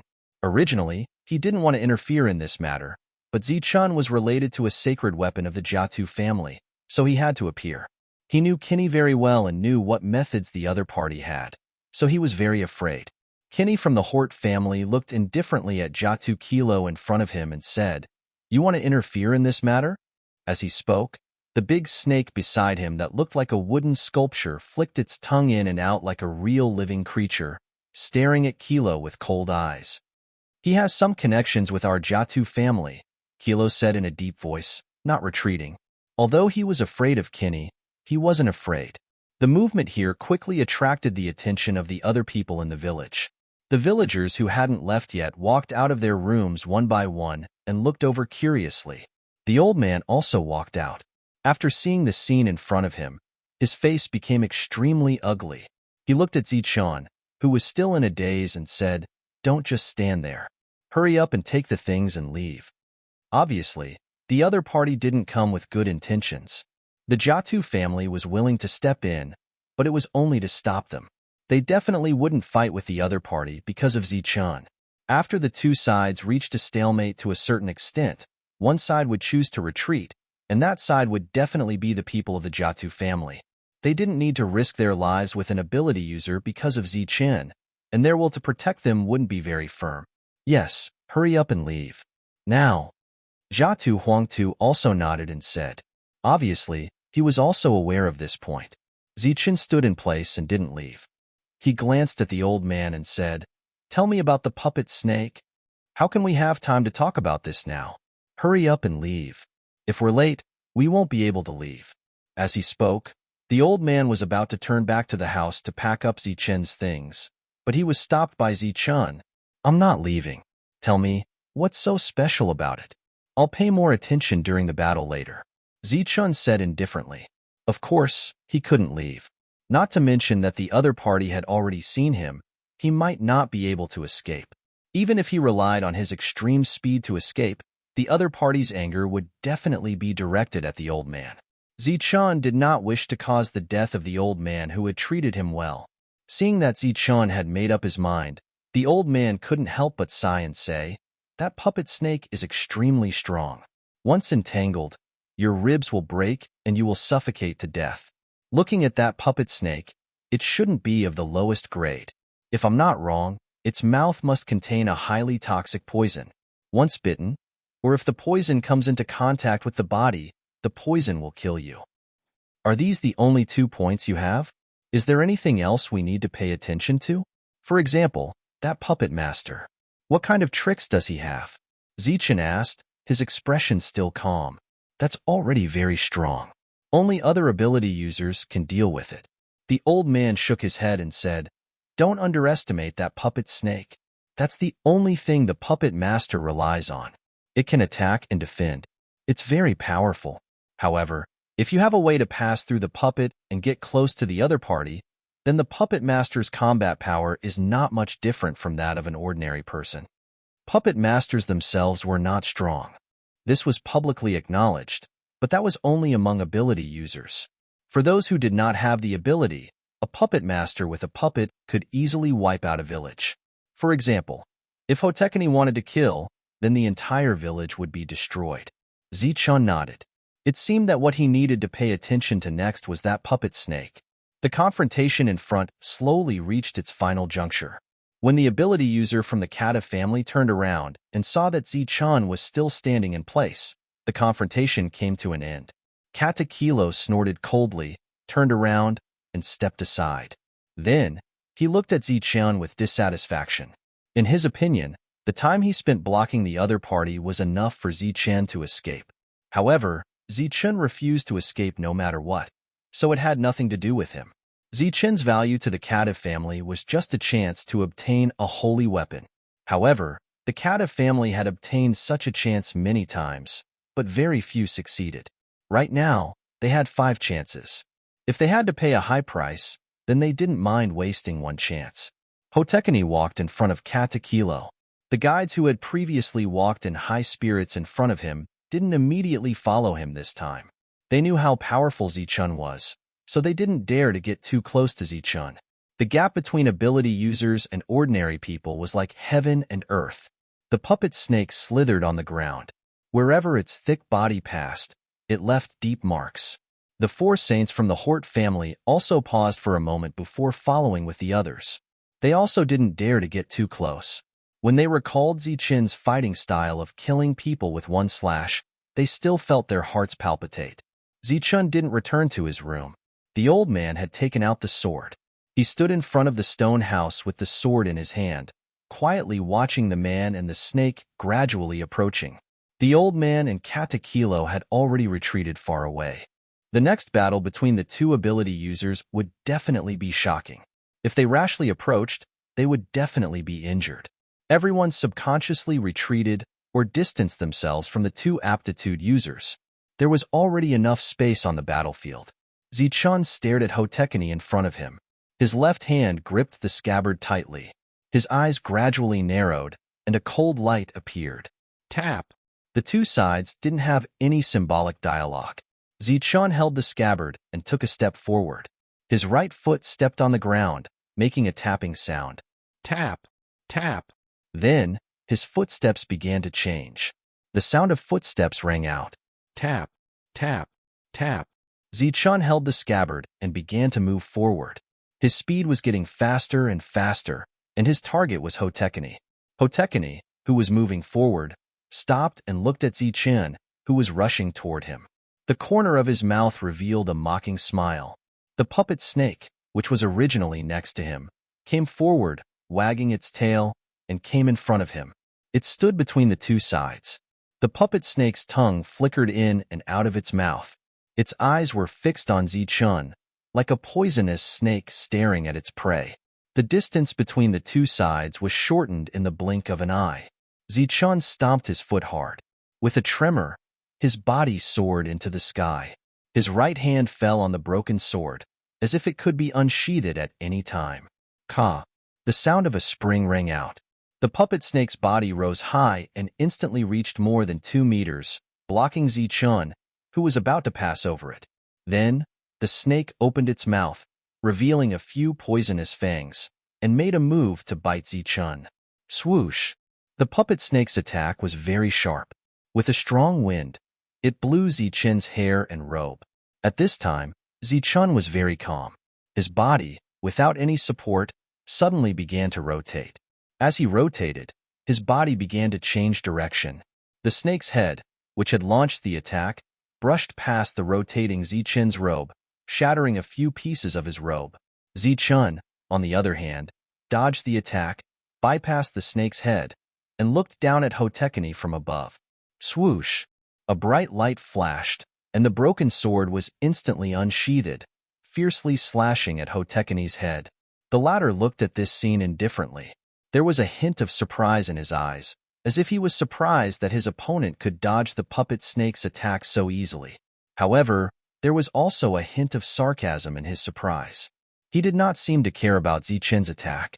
After dodging the snake's head, there was still the snake's tail. A strong wind whistled, like a long whip, sweeping towards Zichen's waist. The speed of the attack was even faster than Zichen's. Clang! Looking at the snake's tail sweeping towards him, Zichen swung his sword. The invincible broken sword hit the snake's tail, but it exploded with a loud bang, and sparks flew everywhere.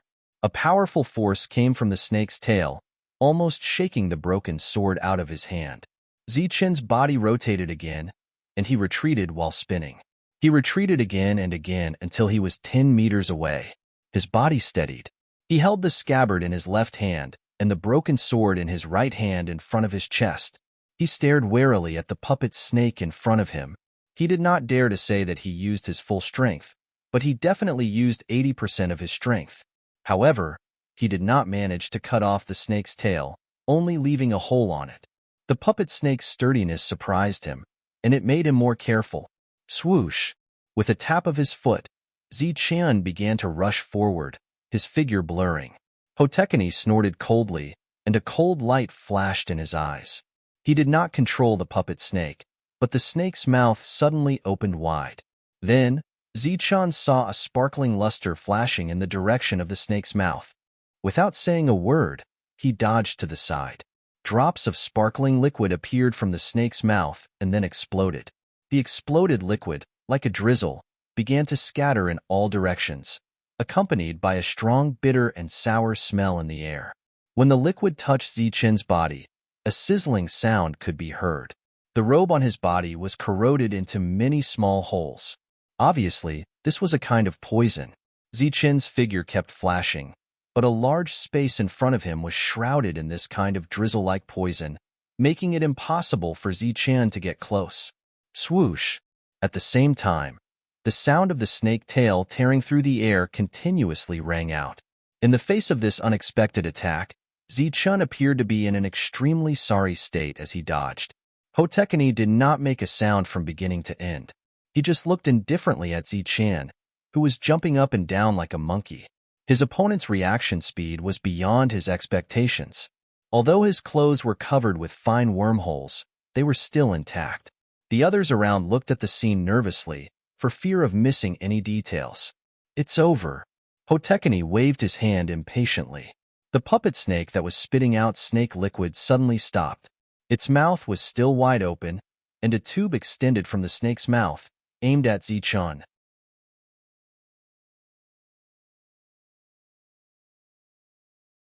Chapter 2483.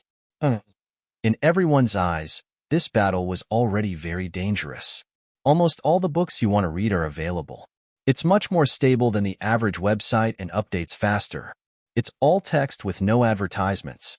Zichen weaved through the poisonous liquid and dodged, using his understanding of extreme speed to the extreme.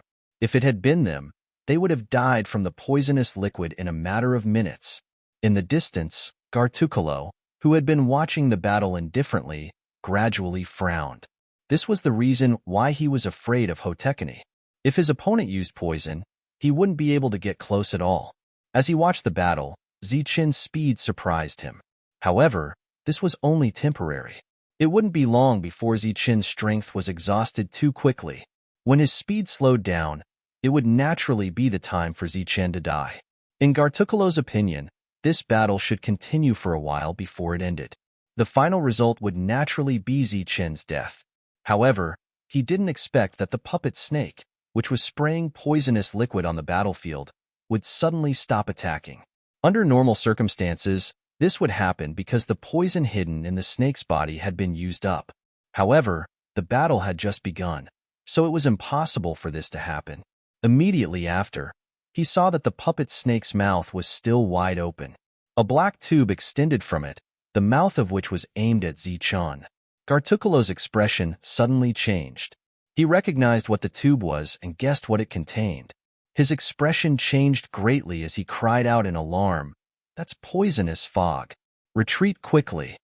At this moment, he was a long distance away from the battlefield.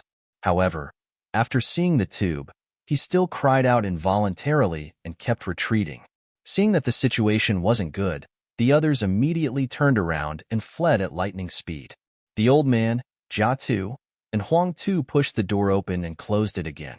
This was the furthest they could retreat. After retreating into the room, the old man's face was filled with fear and worry. This puppet snake has poisonous fog on its body. This time, Zichun won't be able to escape. As he spoke, he ran to the window with Jia Tu and Huang Tu and looked outside through the crystal window. There are almost all the books you want to read. It's much more stable than the average website, and it updates faster. It's all text without advertisements. Over there, the puppet snake had already launched its attack. Poisonous fog constantly spewed out from the puppet snake's mouth. The poisonous fog appeared to be 3 different colors, forming a huge 3-colored fog. The tricolored fog appeared very quickly and spread very quickly. Even Zichun, who had extreme speed, couldn't avoid it in time. Everyone watched as Zichun, who was retreating, was instantly enveloped by the tricolored fog. This 3-colored fog was very peculiar. It continued to spread forward in a fan shape. It did not affect the puppet snake and Hort Kinney behind it at all. When the latter saw Zichun shrouded in the tricolored fog, a faint smile finally appeared on his cold face. "It's over, it's over." Sighs could be heard all around them. The tricolored poisonous fog was a very peculiar poison. It was much more terrifying than the previous venom. The previous venom would only take effect after it came into contact with the body. It would only be fatal when it fused with the blood. However, this tricolored poisonous fog had an extremely strong corrosive effect. Moreover, it was specifically targeted at living creatures. Once enveloped by the tricolored poisonous fog, even if one held their breath, the poison would still invade the surface of the body and corrode the entire body until it melted. Even in a small town, this kind of poison would still make many people wary. If Gartukulo had been confident in fighting Hort Kinney before, after seeing the tricolored poisonous fog, he had completely lost his confidence. Even an antidote pill might not be able to neutralize this kind of poison, unless it was a specially configured antidote pill, or if one had a strong body that was resistant to poison, it would be impossible to block the tricolored poisonous fog. Gartukulo shook his head as he looked at him. It was obvious that Zichun, who had just awakened his ability, had already died in the tricolored poisonous fog. Faced with this kind of situation, no one could block the poisonous fog. Even Gartukulo was not optimistic about Zichun. No one else present was optimistic about Zichun, including the old man and Gartukulo. This was because the origin of the tricolored poisonous fog was too great. Zichun, who could only neutralize ordinary snake antidotes, could not block it. The poisonous fog was still spreading and spreading. The poisonous fog ahead was even denser. It could be seen how determined the other party was to kill Zichun. The remaining poison spread and diluted, spreading in all directions. Those who were far away felt a little dizzy after breathing in. Their expressions changed drastically, and they retreated far away. Even from so far away, the poison had made them dizzy. There was no need to think about what would happen to Zichun. The poison that was spreading in all directions had no lethality to Hort Kinney. His gaze was still fixed on the fog in front of him, and he sneered.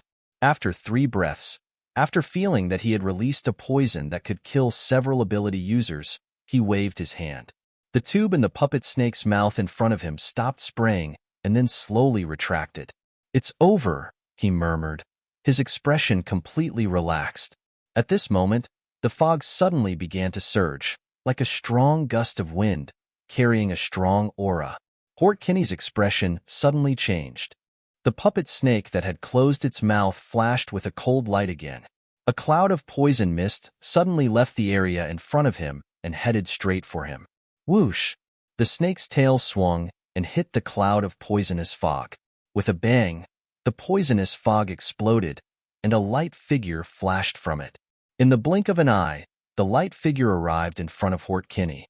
The pair of cold eyes fell on Hort Kinney's panicked face. When Hort Kinney saw the face of the light figure, his eyes immediately widened. His eyes were filled with disbelief. He saw Zichun.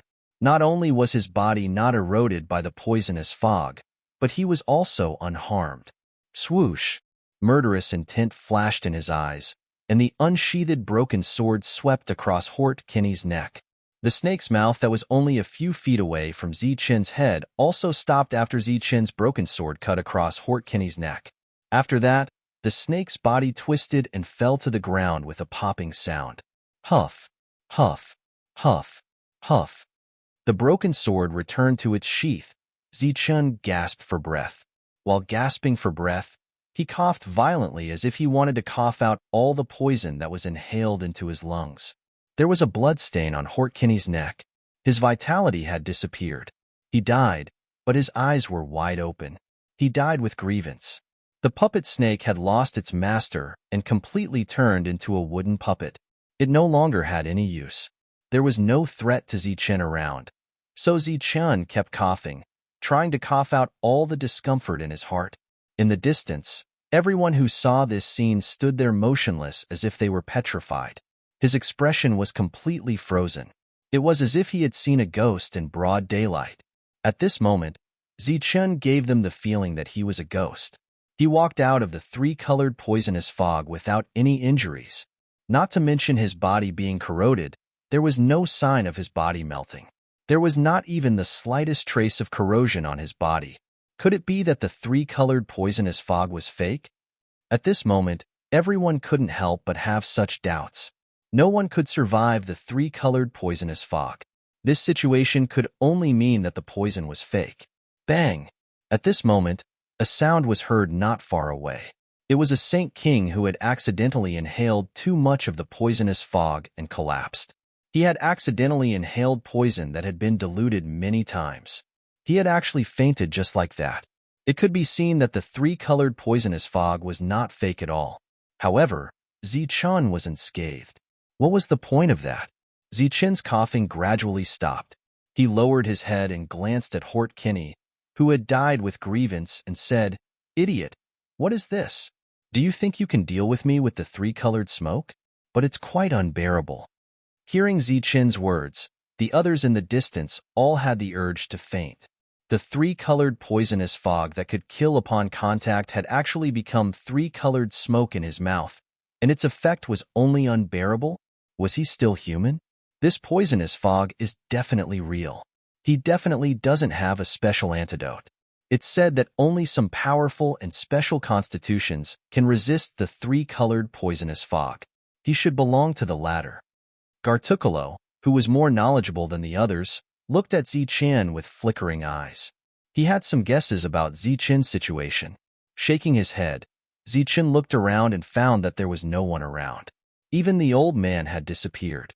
Although the poisonous fog had dispersed a little, it had not completely dispersed. In particular, where Zichen was, the poison was still very dense. No one dared to approach rashly. Looking back, Zichen found that these people were further away. Among them were the 4 pale-faced saints from the Hort clan. He looked at the 4 of them and smiled. His smile was ferocious. His left hand grabbed the broken sword in the scabbard, and he walked in that direction. Seeing Zichen walking in this direction, the nearby Saint King's expressions all changed. They sensibly dispersed. An ability user had been killed, let alone them. Moreover, they were suspected of bringing ability users here, so they walked very far away. "You guys leave here first." Seeing Zichen's arrival, the 4 saints were terrified. They knew that Zichen's target was them. Just when they did not know what to do, they suddenly heard a voice. When they turned around, they saw an ability user from the Gartucolo clan. The other party was walking in their direction. It seemed like he wanted to protect them.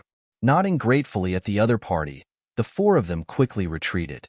Then, like stray dogs, they ran out of the village. "Where do you think you're going?" Zichun roared and was about to give chase. At this moment, Gartukulo, who had a long sword on his back, blocked Zichun's path and stared at Zichun. "You want to stop me?" Zichun looked at him and said indifferently.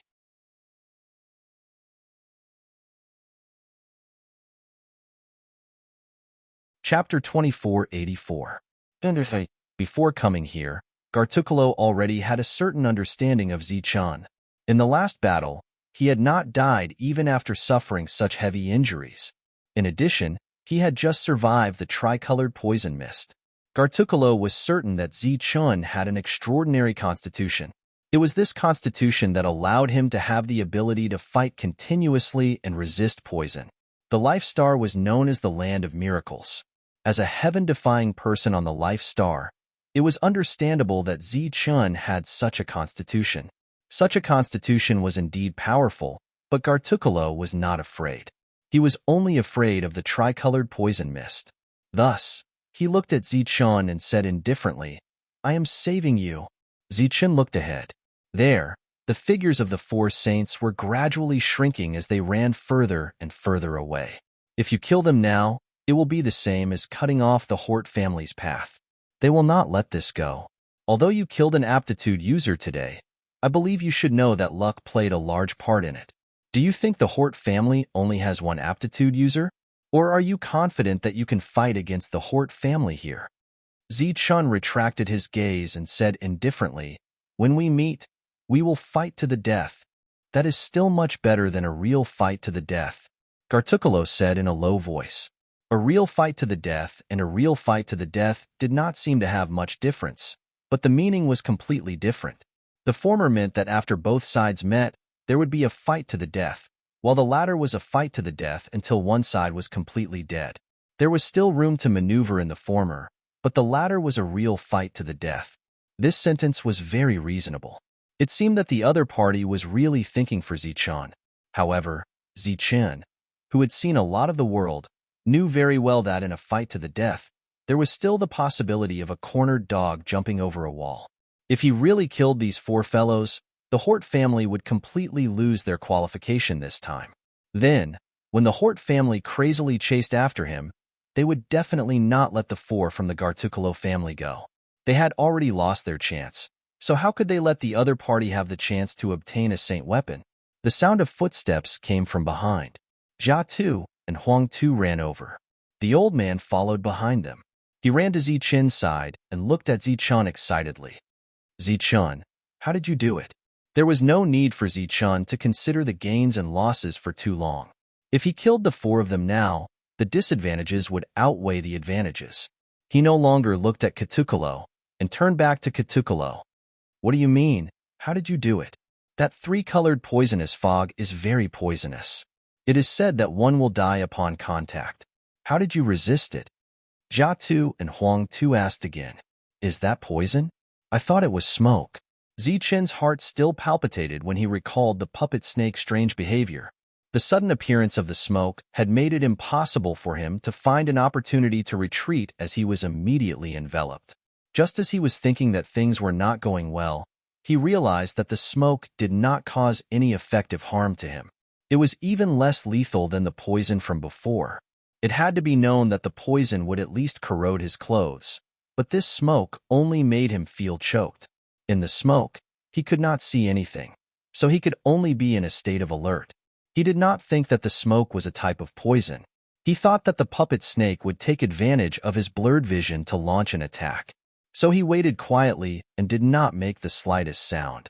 In the end, nothing happened. When Jia Tu and Huang Tu heard Zichun's words, they were speechless.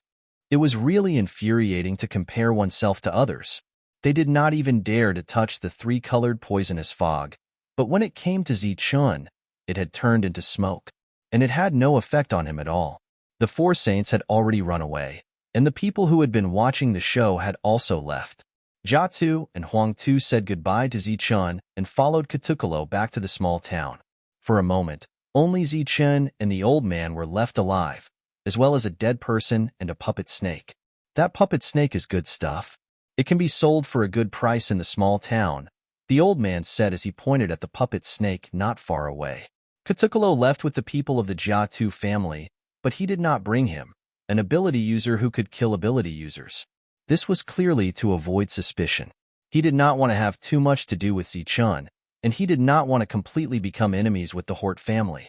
Zichun returned to his room and walked out with the bamboo basket on his back. The bamboo basket contained his harvest over the years. The huge piece of holy black crystal was wrapped in a rag and placed at the bottom. The rest of the ores were placed in the middle, and at the top was some food. It was almost impossible to reach the small town in a day's time. In the meantime, they would need to stay in the wilderness for a night. Food was also a necessity.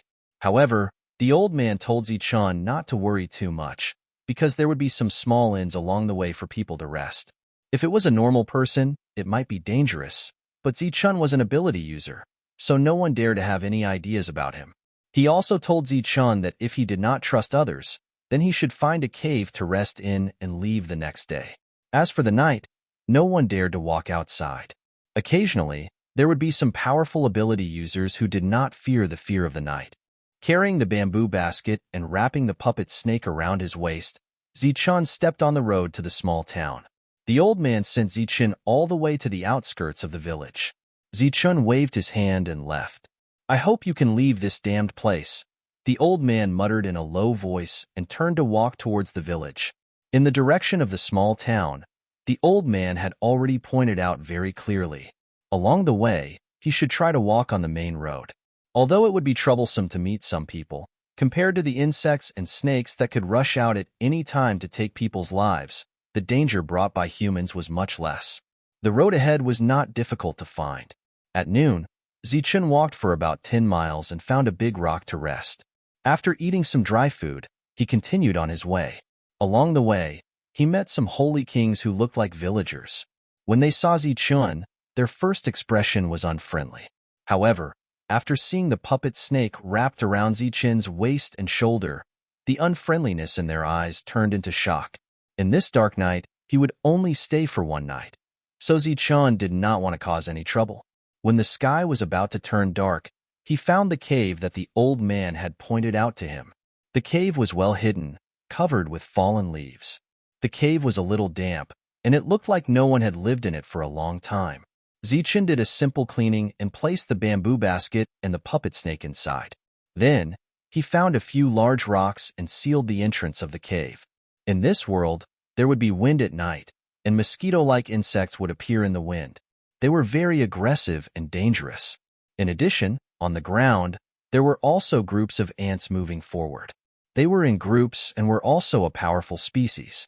Compared to other dangers, in this world at night, these two things were the most dangerous. As night fell, the wind blew again. Through the sealed cave, Zichun could hear buzzing sounds from the outside world. In addition to the buzzing sounds, there were also rustling sounds, which should be the sound of the divine ants gnawing on the trees. In this world, the wooden houses were built with a very special kind of wood. This kind of wood was not only tough, but also gave off a very strange smell that only the divine ants could smell. They did not gnaw on it. In this strange world, it was his first time spending the night outside. Zichun was still a little nervous, so he could not go to sleep early. Suddenly, he heard the roars of beasts coming from a distance. In this world, there were beasts, which could be called divine beasts, but they were not the kind of divine beasts that could really call the wind and summon the rain. However, in this world, they were much more powerful than those holy beasts. They could barely be called pseudo-divine beasts. At that time, the old man had told him that if he wanted to kill these pseudo-divine beasts, only those powerful ability users could do it. Just like in the mortal world, in this world, there were also hunters, but what they hunted were not beasts, but pseudo-divine beasts that were even more powerful than holy beasts. Boom! Suddenly, Zichun heard a stronger wind, and then he felt the whole ground shaking. The angry roars of beasts seemed to be very close, mixed with anger and fear. Someone should be fighting. Hiding in the cave, Zichun secretly guessed. The old man had told him that this world was full of danger at night. Anyone who dared to appear at night, whether it was a human or a beast, was an extremely powerful existence. Undoubtedly, on this night, Zichun encountered such a level of existence. In addition to the roars of beasts, Zichun could also hear explosive shouts, and now he was more and more sure that there were hunters hunting pseudo-divine beasts outside. He was curious, but he also knew that with his current strength, he could not walk in the dark. Thus, he could only hope that those people who were fighting would not affect him. He just wanted to stay here quietly for one night, and then enter the town the next day. The fighting outside was getting more and more intense, and the frequency of the ground shaking was also getting faster and faster.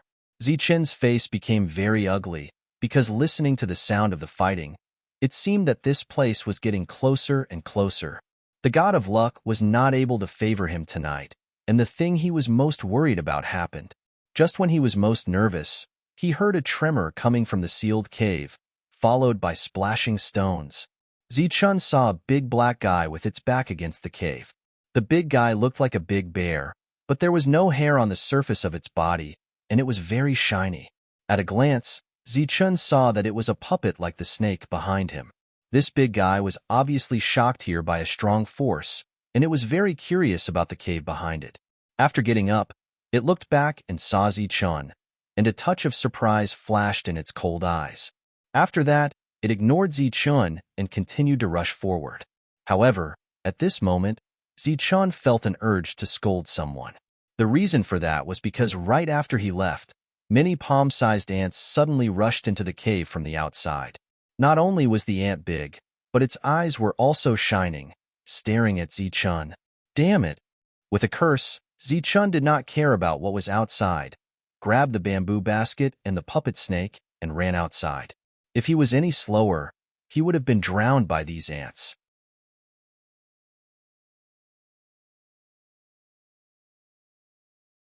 Chapter 2485.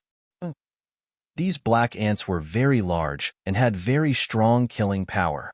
Zichun believed that if he ran a little later, he would have been submerged by the black ants in an instant. Just as he used his extreme speed to jump out of the black ant's back, he saw that the area in front of him was already densely covered by the black ants, and the number of layers was still increasing. There were still countless black ants rushing towards him at high speed. With a tap of his foot, he leaped into the air and flew more than 10 meters away. By using extreme speed, he was able to keep his steps light and not be swallowed by the ants. By the time he stabilized himself more than 10 meters away, the hole he was hiding in was no longer visible. All he could see was a dense mass of black ants, completely covering the hole. At this moment, the wind was still whistling, the earth was still shaking, and the roars of beasts and angry shouts were still ringing out. Zichun, who was retreating, couldn't be bothered to see who was fighting here. Losing his hiding place meant that he would soon be swallowed up by the dangerous night. The only thing he could do now was to find a place to hide as soon as possible. After deciding on a direction, he rushed forward without hesitation at an extremely fast speed. As he charged forward, he glanced into the distance from the corner of his eye and saw the scene there. There were 3 people who looked like shadows and a black bear that looked like a puppet. They were surrounding a fake divine beast that couldn't be seen clearly. The 2 sides were fighting. However, his sudden appearance caused the 3 of them to turn their heads in surprise. Zichun retracted his gaze from the corner of his eyes and began to speed up. He was definitely using his extreme speed. According to the old man, there was an inn not far away from the cave. This was also the place that the old man had specially chosen. If anything were to happen at night, he would be able to rush there and receive protection. Unexpectedly, just as Zichun was about to escape, a deafening roar was heard. It was the pseudo-divine beast that had been fighting with the 3 people and the black bear. It suddenly broke through their encirclement and headed forward. Perhaps it was a coincidence, but the direction in which the other party was charging was coincidentally the direction in which Zichun was escaping. The speed of this pseudo-divine beast was very fast. While the 3 of them and the bear were in a daze, it had already caught up with Zichun. Maybe it was because Zichun was blocking its way, or maybe it hated humans too much, or maybe it saw that Zichun was too weak. The pseudo-divine beast, which was running away, suddenly opened its bloody mouth and rushed towards Zichun. Advertisement: a strong wind swept over from behind, blowing Zichun's tattered robe. Even though he didn't turn around, he knew what was happening behind him. A cold light flashed in his eyes. With the bamboo basket on his back, he directly grabbed the snake's head and turned around to smash the pseudo-divine beast like an iron lock. After turning around, Zichen finally got a good look at the pseudo-divine beast. It looked like a wolf with a horn on its head. Apart from that, there was nothing special about it. However, such a thing was even more powerful than some saint beasts. Pa! The whistling snake's tail hit the wolf's head in an instant, making a crisp sound. After being hit by a huge force, the wolf's head turned in midair.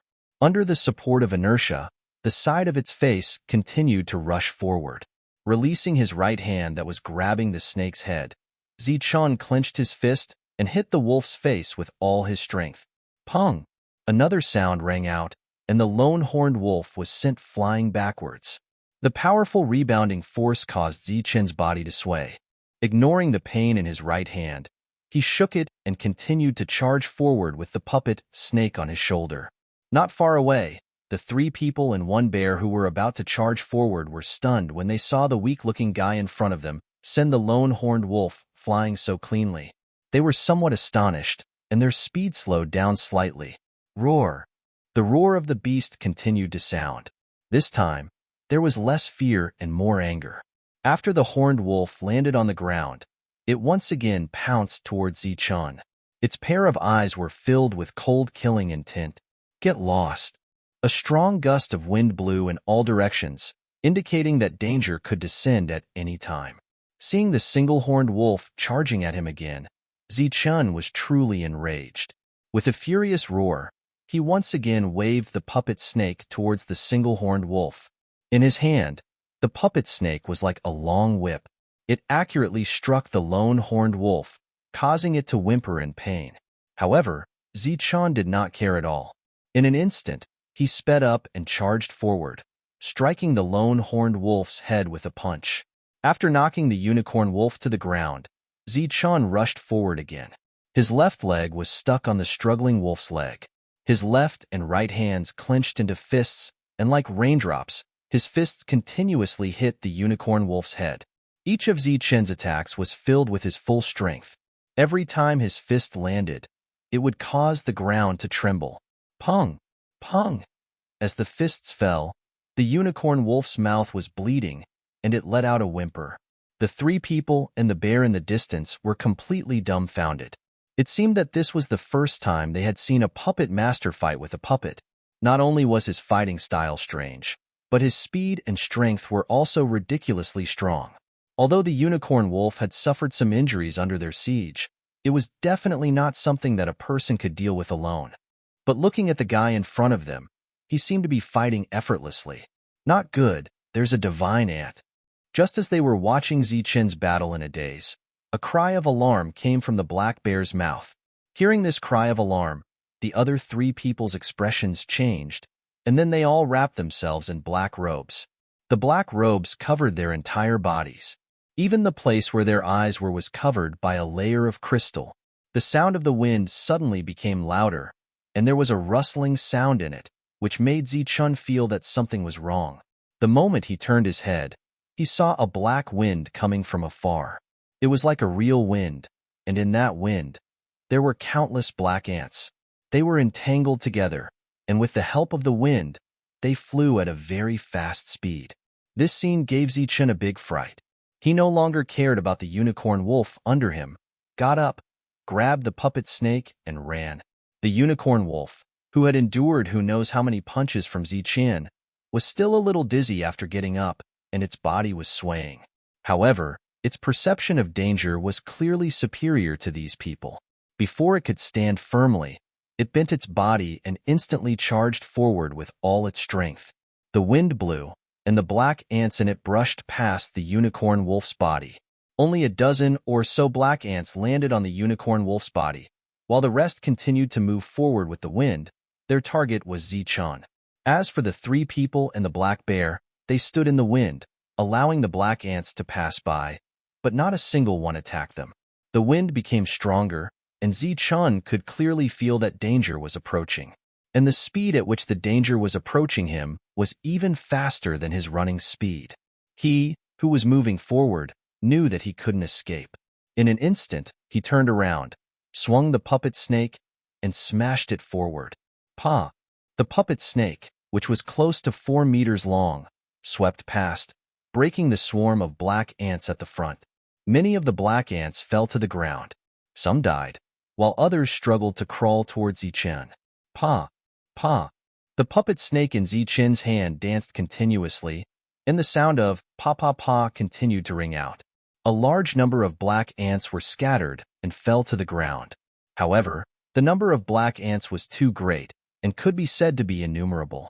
Adding the strong wind, after Zichen had struck 5 times, the large swarm of black ants behind had already rushed forward. In the blink of an eye, Zichen had become an ant-man. Is he dead?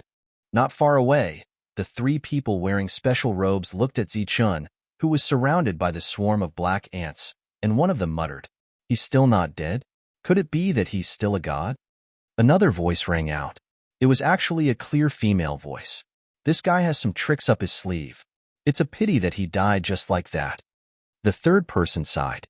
The female who spoke first turned around, looked at the black bear, and said, "Isn't it because you were too reckless and destroyed his hiding place?" The black bear awkwardly scratched its bald head and said embarrassedly, "Isn't that a mistake? Who knew that the horned wolf would be so strong?" Just as the 4 of them were talking, in front of them, where the black ants had completely covered, there was suddenly a 3-colored smoke rising. The moment the smoke appeared, it spread out in all directions. The black ants quickly melted and disappeared in the 3-colored smoke. That's the 3-colored poison smoke. They must have accidentally triggered the mechanism in the puppet snake. The black bear said in shock after seeing this scene. As the 3-colored poison smoke spread out, more and more black ants disappeared. These black ants clearly had some kind of intelligence. The continuous disappearance of their companions made them feel fear, and they immediately scattered. Those who ran fast could still live, while those who ran slow directly disappeared. In the blink of an eye, the huge swarm of black ants from before scattered just like that. The 3 people and 1 bear looked forward, and even ignored the horned wolf not far away. Under normal circumstances, when the black ants covered the whole body, there would be nothing left when the black ants scattered. At this moment, something far beyond their expectations happened. After the tricolored poison mist became slightly diluted, a figure rushed out from it and ran away. The figure carried a bamboo basket on his back and a puppet snake on his shoulder. There were no injuries on his body, and even his running speed was as fast as before. How could this be? Looking at the figure that disappeared in a flash, the 3 people and 1 bear were stunned and speechless again. They had never seen anyone who could walk out of the 3-colored poison smoke unscathed. Moreover, that person's body did not have any light circulating around it. It was obvious that he did not take the special antidote pill. Just like that, they saw that person run and run, constantly releasing the 3-colored poison smoke to resolve the crisis, until he completely disappeared from the sight of the 3 people and 1 bear. The wind blew away, and the black ants disappeared. The horned wolf did not run far before the injuries on its body broke out, and it fell down with a few black ants on its body.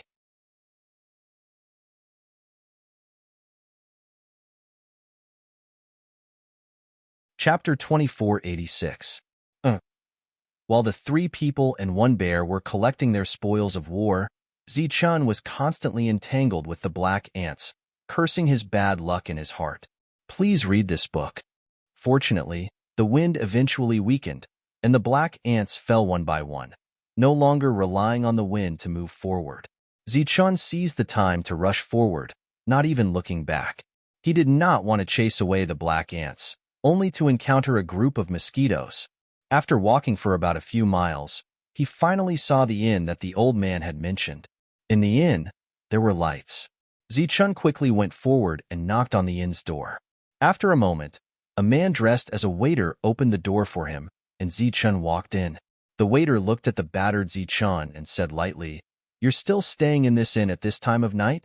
Zichen did not say anything. He took out a piece of black iron from the bamboo basket and threw it to the waiter.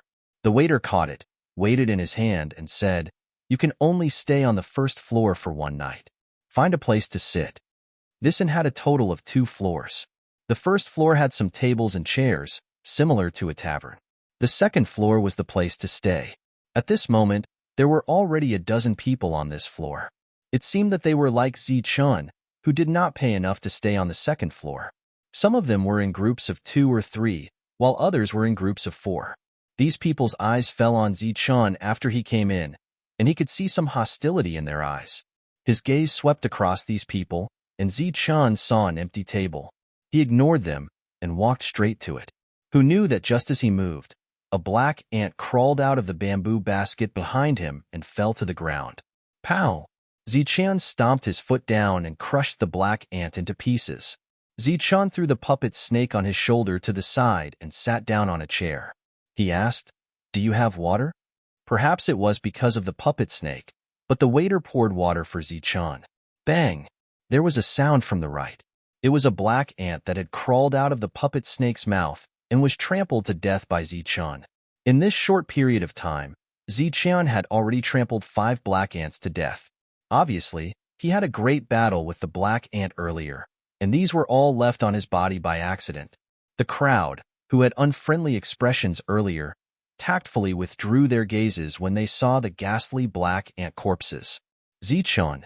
Suddenly, a pleasantly surprised voice sounded from the second floor. Everyone subconsciously looked up and saw a young man appear at the top of the stairs, walking up to the first floor. "I thought you wouldn't come today. There's almost all the books you want to read.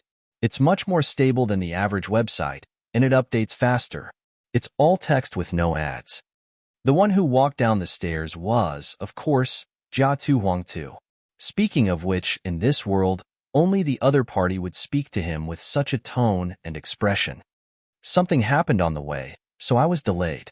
Seeing Jiatu Huangtu, a rare smile appeared on Zichun's face. Jiatu Huangtu, who came to Zichun's side and was about to sit down, saw these black ants, and his expression couldn't help but change. He said, "You were attacked?" Zichun glanced at the puppet snake under his feet, nodded and said, "If it wasn't for it, I'm afraid I would have been completely defeated today." "What's going on?" Jiatu Huangtu sat down. It seemed that because the other party was on the second floor, his identity was not to be trifled with, so the waiter took the initiative to pour water. "I don't know where this idiot came from, but he actually destroyed my hiding place in the middle of the night." Thinking of this, Zichun's heart was filled with anger, and his voice couldn't help but raise a little. However, these words were extremely harsh to the ears of everyone present. Every single one of their expressions changed slightly. In this place, not many people dared to walk at night, and even fewer dared to fight at night. Only those hunters dared to walk at night, and every hunter was an ability user. "Are you talking about a hunter? I haven't seen a hunter yet." Jiatu Huangtu asked curiously. "I don't know. I only know that it was 3 idiots and a bear." Zichun didn't have a good impression of the 3 people and the bear, so he naturally didn't hold back. "Shoo." Jiatu Huangtu signaled Zichun to be quiet and whispered next to him, "Be quiet. Those hunters are extremely powerful." Zichun drank a mouthful of water, snorted softly, and said, "They did the idiotic thing, and they can't let others talk about it." If it wasn't for the tricolored poison fog, Zichun would have been completely defeated today. It was normal for Zichun to be angry after almost losing his life. Moreover, this was obviously an unexpected disaster. If the other party's battle didn't affect him, how could such a thing happen? In this world, every hunter is an ability user, but every ability user may not be able to be a hunter. Hunters are recognized as strong, and naturally, they are respected. At this moment, Zichun's words undoubtedly aroused the dissatisfaction of others, and for a moment, all kinds of gazes were directed at Zichun. One of the 4 people sitting at the next table looked at Zichun and said with dissatisfaction, "If you say hunters are idiots, then what are you?" Scram. Zichun turned around and glared at the other party, his words cold. "You're courting death." A cold light flashed in the other party's eyes, and he grabbed the weapon beside him. Beside him, the other 3 people also stood up as they stared at Zichun with a cold glint in their eyes. "Misunderstanding, everyone. This is a misunderstanding. My friend didn't mean that." Jiatu Huangtu hurriedly stood up and waved his hand. "Huangtu, come up." At this moment, Jiatu Huangtu's voice came from the second floor. Jiatu Huangtu turned to look at the old ancestor on the second floor, and the other party's words were indifferent and firm. We still have to hurry tomorrow. Hurry up and rest. This sentence was not to be rejected. Jiatu Huangtu looked at Zichen with an apologetic smile, and after using his eyes to signal him not to cause trouble, he turned around and walked upstairs. However, after going upstairs, he did not rest. Instead, he watched from above. He understood the old ancestor's meaning very well, which was to stay away from Zichun and not have anything to do with him. Originally, the four of them were still a little afraid of Jiatu Huangtu, who came down from the second floor, but after Jiatu Huangtu went upstairs, the four of them were completely relieved. Not only did their gazes at Zichen become colder, but they also had a hint of provocation. If you want to die, I can fulfill your wish, Zichun said coldly. He had a stomach full of anger and had nowhere to vent it. At this moment, he did not mind killing a few more people. Shameless boasting. The four of them were obviously not afraid of trouble. They pretended to walk over, but the waiter not far away had no intention of stopping them. It seemed that this kind of thing often happened. Zichen's hand went to his back, where he was carrying a long strip. Bang, bang, bang. Suddenly, there was a knock on the door. It sounded hurried and powerful. Open the door. At the same time, it was accompanied by a deep voice, strong and powerful. In this pitch-black night, the person who dared to knock on the door with such a tone was definitely an ability user. The waiter quickly went forward to open the door. The four people who were about to make a move also stopped. They returned to their seats and stood there, coldly watching this scene. The door of the inn was opened by the waiter, and a huge monster appeared in everyone's line of sight. It was a mechanical puppet similar to a black bear. It pushed the waiter away with one hand and said loudly, "Get out of the way!" Pushing the waiter away, it walked in from outside the door, carrying the corpse of a horned wolf on its shoulder. Blood dripped down its shoulder and quickly dyed the floor red. The waiter stepped aside and looked down, as if he did not see this scene. He did not even ask the other party for the accommodation fee. After the mechanical puppet that looked like a black bear walked in, 3 more people covered in black robes walked in.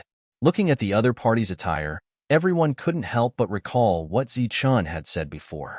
3 idiots and a black bear. There was no doubt that the people the other party was talking about were the 3 hunters and the black bear in front of them. Seeing the 3 of them, Zichun's expression froze. Clearly, he did not expect to meet them here. What were these hunters doing here in the middle of the night instead of hunting those pseudo-divine beasts? Everyone's eyes fell on Zichun for a moment, making Zichun feel very unnatural. On the second floor, Jiatu and Huangtu also guessed that the people Zichun was talking about were the 4 people in front of them. They looked at Zichun with some worry. Jiatu Kilo appeared and signaled with his eyes that the other party was not allowed to go down. The Jiatu family would not participate in anything related to Zichun. Humph, the idiots you were talking about are here. Not far away, one of the 4 people who had a conflict with Zichun sneered at him. His words were neither loud nor soft, enough for the people who came later to hear. What did you say? The black bear had just dropped the unicorn wolf's corpse when it heard these words. Its bare eyes stared at that person. The person cupped his fists and said, "Sir, you misunderstand. I said it for him to hear. Just now, this guy came here and boasted shamelessly that the 4 of you are 3 idiots and a black bear. How dare you? Who said that?" The black bear's voice rose a lot, and its words became very cold. The other party looked at Zichun without leaving a trace, which made the black bear step forward angrily, preparing to send the other party flying with a slap. The others watched from the side and sneered. It was obvious that this guy had offended these hunters and would not be able to survive. In this world, there were no rules. Whoever lived was the rule. The man who spoke also sneered and looked at Zichun with a gloating expression. Zichun had been silent, but he did not take out the hand on his back. He was already in a state of alert. If there was any danger, he would immediately take action. The black bear saw the bamboo basket and puppet snake beside Zichun, and its expression changed. The anger in its eyes lessened.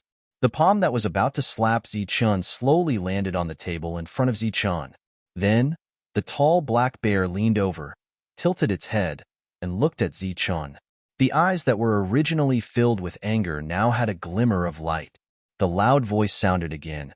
Hey, it's actually you. Shouqi, Xiangxian, come quickly. He's actually here. As he spoke, He Xiong sat down beside Zichun, showing no signs of hostility. The crowd, who thought that they would see an exciting battle, was stunned when they heard the black bear's surprised words.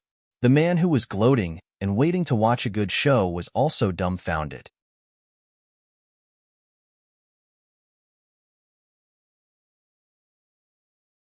Chapter 2487. When He Xiong arrived in front of Zichun, everyone did not see the battle that they had imagined. After Black Bear saw Zichun, he seemed to be very happy and sat down as if they were very familiar with each other. Quick update, the website page is refreshing and there are few advertisements. I like this kind of website the most. The others around him were all stunned. I said you are an idiot, and you really think you are an idiot. Why don't you get lost?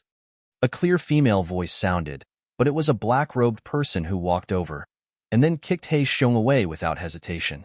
As she moved forward, the other party untied the black robe on her body, revealing a tall figure, a curvaceous figure, and a beautiful face. Her long black hair was tied behind her back with a hairband, and she was wearing a purple tight suit. She held the untied black robe in her hand and sat next to Zichun. Her bright eyes looked at Zichun unscrupulously. He said I was a bear, but he didn't say I was an idiot. He was talking about the three of you. He Xiong, who was kicked away, muttered in dissatisfaction. He took a few steps back and pressed a mechanism with one hand. After coming to this world, Zichun saw a woman for the first time, and she was a beautiful and powerful ability user, which surprised him. If she was in the outside world, this woman would be a Saint King, and she would definitely be a top powerhouse. This kind of surprise caused his expression to change slightly, but he quickly controlled his emotions. Unlike the others, he only had eyes for this woman and was attracted by her appearance.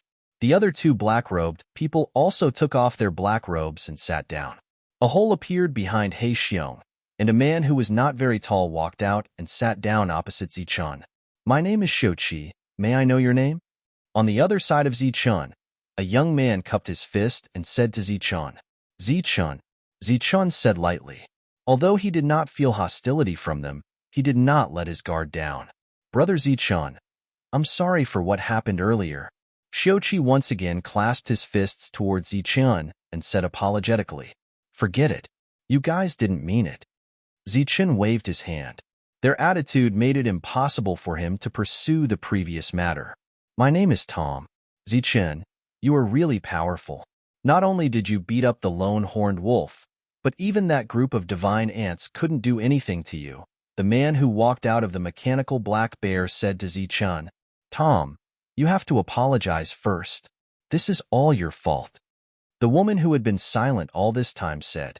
The man named Tom scratched his head and said, Oh, I'm really sorry. That lone horned wolf was too strong.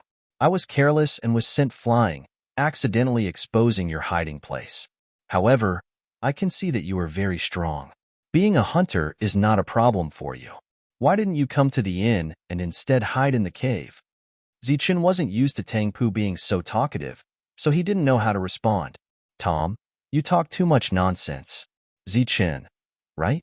My name is Xiangxian. Is this puppet snake yours? Could it be that you're the same as Tangpu, a puppet master? The beautiful woman looked at Zichun curiously. Zichun thought to himself, You talk a lot of nonsense too. It seems like we aren't familiar enough to ask all sorts of questions, right? However, he saw that the four of them didn't have any ill intentions, so he replied, I'm not a puppeteer, and this puppet snake isn't mine. Then why do you have it? Xiangxian asked, puzzled. The puppeteer wanted to kill me, but I killed him. I saw that this puppet snake wasn't damaged at all, so I thought I could sell it for a good price. Zichun's answer left everyone speechless. The faces of the four people who had a conflict with Zichun turned ugly. They guessed that Zichun should be a puppeteer, and a puppeteer with a broken puppet at that. Such an existence's combat strength was almost zero. However, they didn't expect that he wasn't a puppeteer at all. That puppet snake was just his spoils of war. The four hunters didn't seem to have any hostility, but they were definitely not easy to talk to. They were called an idiot and a bear for no reason, but not only did they not get angry, they even apologized. This showed that Zichen's combat strength was very strong. Otherwise, an ordinary person would have died many times over. Oh, so that's how it is. In that case, the tricolor poison mist isn't yours. How did you ignore the tricolor poison mist? Tang Pu asked again. Zichen frowned slightly, not knowing how to answer. Tom, don't be rude. Xiao Qi, the young man from before, glared at Tom. This was obviously a secret. How could he casually show it to others? The words on this side were naturally heard clearly by the others. After hearing that the other party ignored the tricolor poison mist, everyone's faces changed again. They were shocked in their hearts. It's not that unreasonable. Actually, I don't know the reason. Maybe I'm naturally resistant to poison. Zichen shook his head and said casually. However, as soon as these words were spoken, the entire place became deathly silent. In this world, there were no innate skills. All innate skills could be called abilities. If it was really innate resistance to poison, then there would be a strong rejection of poison. In this way, one could become a poison master. Poison master, that was a profession that made many ability users tremble in fear. Zichun is a poison master? When Jia Tu and Huang Tu heard this, their faces revealed a look of surprise. Perhaps in the outside world, a poison master was nothing, but in this world, a poison master's ability was extremely powerful. They were so powerful that they were immune to poison, so powerful that everyone feared them. They were almost the top existence in this world besides the gods. It could be said that the status of a poison master in this world was equivalent to the status of a harmonious spirit master in the star path. Jia Tu Keluo snorted. He was very clear that Zichen only had a special physique. It was only luck that allowed him to block the tricolor poison. As for becoming a poison master that was immune to poison, that was simply impossible. These four fellows who were trying to be friendly obviously misunderstood Zichen's ability. Otherwise, Zichen would have been torn to shreds by the four of them. Xiao Qi and the woman named Xiang Xian exchanged glances and then no longer asked this question. Xiang Xian tilted her head and looked at Zichen and said, "You look so young. Is this your first time going to Instigate Town?" Zichen nodded. He knew the name of the town from the old man. "Are you going to trade, or are you planning to stay there for a long time?" Xiang Xian asked again. "I'm going to find someone." "Oh, who is it? Tell me, maybe we know each other." "An old blacksmith. I think his surname is Wei." Seeing the other party being so enthusiastic, Zichen's heart moved, and he said the purpose of his visit. "You should be talking about old Fart Wei, right? Not only does he know how to forge iron, he also knows how to refine weapons. Are you looking for him to refine weapons?" Xiang Xian asked. "You know him?" Zichen was very surprised. He just casually said it, but he didn't expect the other party to actually know him. "Of course I know him. Old Fart Wei lives next door to us and has a good relationship with us." Xiaoqi laughed and said, "All these years, we have never seen anyone looking for old Fart Wei. Who are you to him?" "A friend asked me to look for him.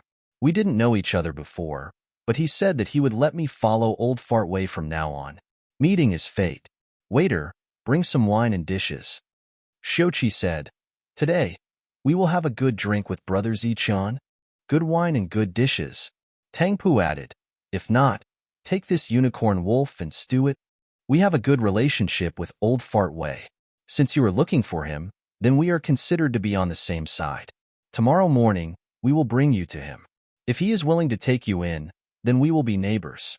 The man who had not spoken all this time laughed and said, looking very kind, "Oh, I forgot to introduce myself. I am Xiao Jin." Zichen could feel that after he said old Fart Wei's name, these people became even more kind.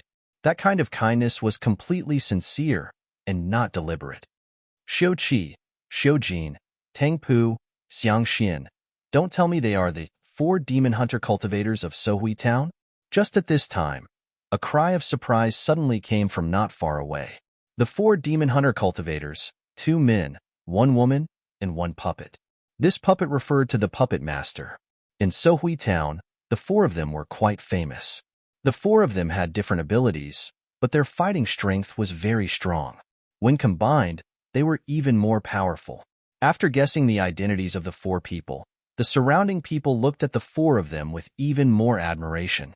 Just as the waiter was preparing the dishes, Xiao-Qi took out a jade bottle from his bosom. After opening it, a ray of light burst out from the jade bottle. Xiao-Qi tilted the jade bottle, and a drop of glowing liquid came out and landed in Xiao-Qi's palm. Zichen looked at the drop of liquid curiously. He could feel a dense energy fluctuation from it. This was the first time he felt energy fluctuation ever since he came to this world. While Zichen was curiously sizing up the drop of liquid, the surrounding people's eyes were already wide open. Their faces were full of surprise. Looking at them, they could not wait to take the drop of liquid for themselves. Without thinking, they could guess that the drop of liquid was good stuff. Xiao-Qi handed the drop of liquid to Zichen and said, "Originally, we were just here to say hello, and this matter is over. Who would have thought that you were actually looking for Old Fart Wei? This means that you are indeed one of us. Who knows, you might even be neighbors in the future. Just saying hello is not right. Killing the lone horn wolf, you have a share too. This can be considered as a reward and a greeting gift." What is this? Zichen did not take the drop of liquid. Instead, he looked at it and asked suspiciously. Sacred Origin Liquid, also known as Ability Origin Liquid. It is good stuff that can awaken abilities. Xiao-Qi said, "There's such a thing?" Zichen's eyes revealed a trace of surprise. Although this world has only one set of laws, it is still very mysterious. Xiao-Qi looked at Zichen and smiled. This thing's main use is to strengthen the body, and awaken abilities is relatively small. But if you gather enough of it, you can still awaken abilities. Placing the drop of Sacred Origin Liquid in front of Zichen, Xiao-Qi smiled. "I've given you a greeting gift as compensation. Don't think it's too little. This thing is very hard to get."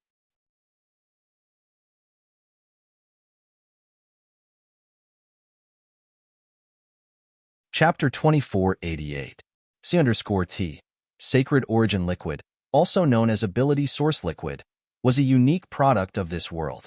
It was very different from the source liquids produced on the planets outside. This was the most basic and important thing in this world. It was the goal of many people. But at the same time, too many people might not even obtain a single drop of it after arriving in this world. This drop of Sacred Origin Liquid attracted everyone's attention. In front of it, even Xiang Xian's appearance didn't seem that attractive anymore. "This is too valuable. I can't accept it." Zichen took in everyone's expressions. He shook his head and refused. One couldn't accept a reward without doing anything, let alone something so valuable. "Just take it. We won't lose out. This lone horned wolf can still be exchanged for 2 more drops. If you hadn't stopped it, we wouldn't have gotten a single drop." Seeing that Zichen still had the intention to refuse, Xiang Xian said unhappily, "How can a man be so wishy-washy? Hurry up and take it. It's not like it's a big deal." Since Xiang Xian had spoken, Zichen naturally wouldn't be able to justify himself if he continued to refuse. He smiled and took it. "Isn't that right?" Xiang Xian looked at Zichen and smiled. "Actually, we don't have any good intentions. After you've tasted the sweetness this time, you'll definitely not forget the Sacred Origin Liquid. When the time comes, you'll have to join our team and we'll hunt together." Xiang Xian's words were half an invitation and half a way to resolve Zichen's awkwardness. Zichen shook his head and said, "Forget it. I almost died earlier. I don't have the strength to walk in the dark yet." "You don't have the strength, but you have the equipment. If you're willing to be a hunter, we can provide you with the equipment. It's actually very simple. You just need a set of special clothes to block the divine mosquitoes and divine ants in the dark." Xiao-Qi looked at Zichen, who was still holding the Sacred Origin Liquid, and said, "This thing doesn't need to be refined. Just swallow it. You can do it now." Zichen nodded and swallowed the Sacred Origin Liquid. As he swallowed, he clearly heard the sound of saliva being swallowed from all around him.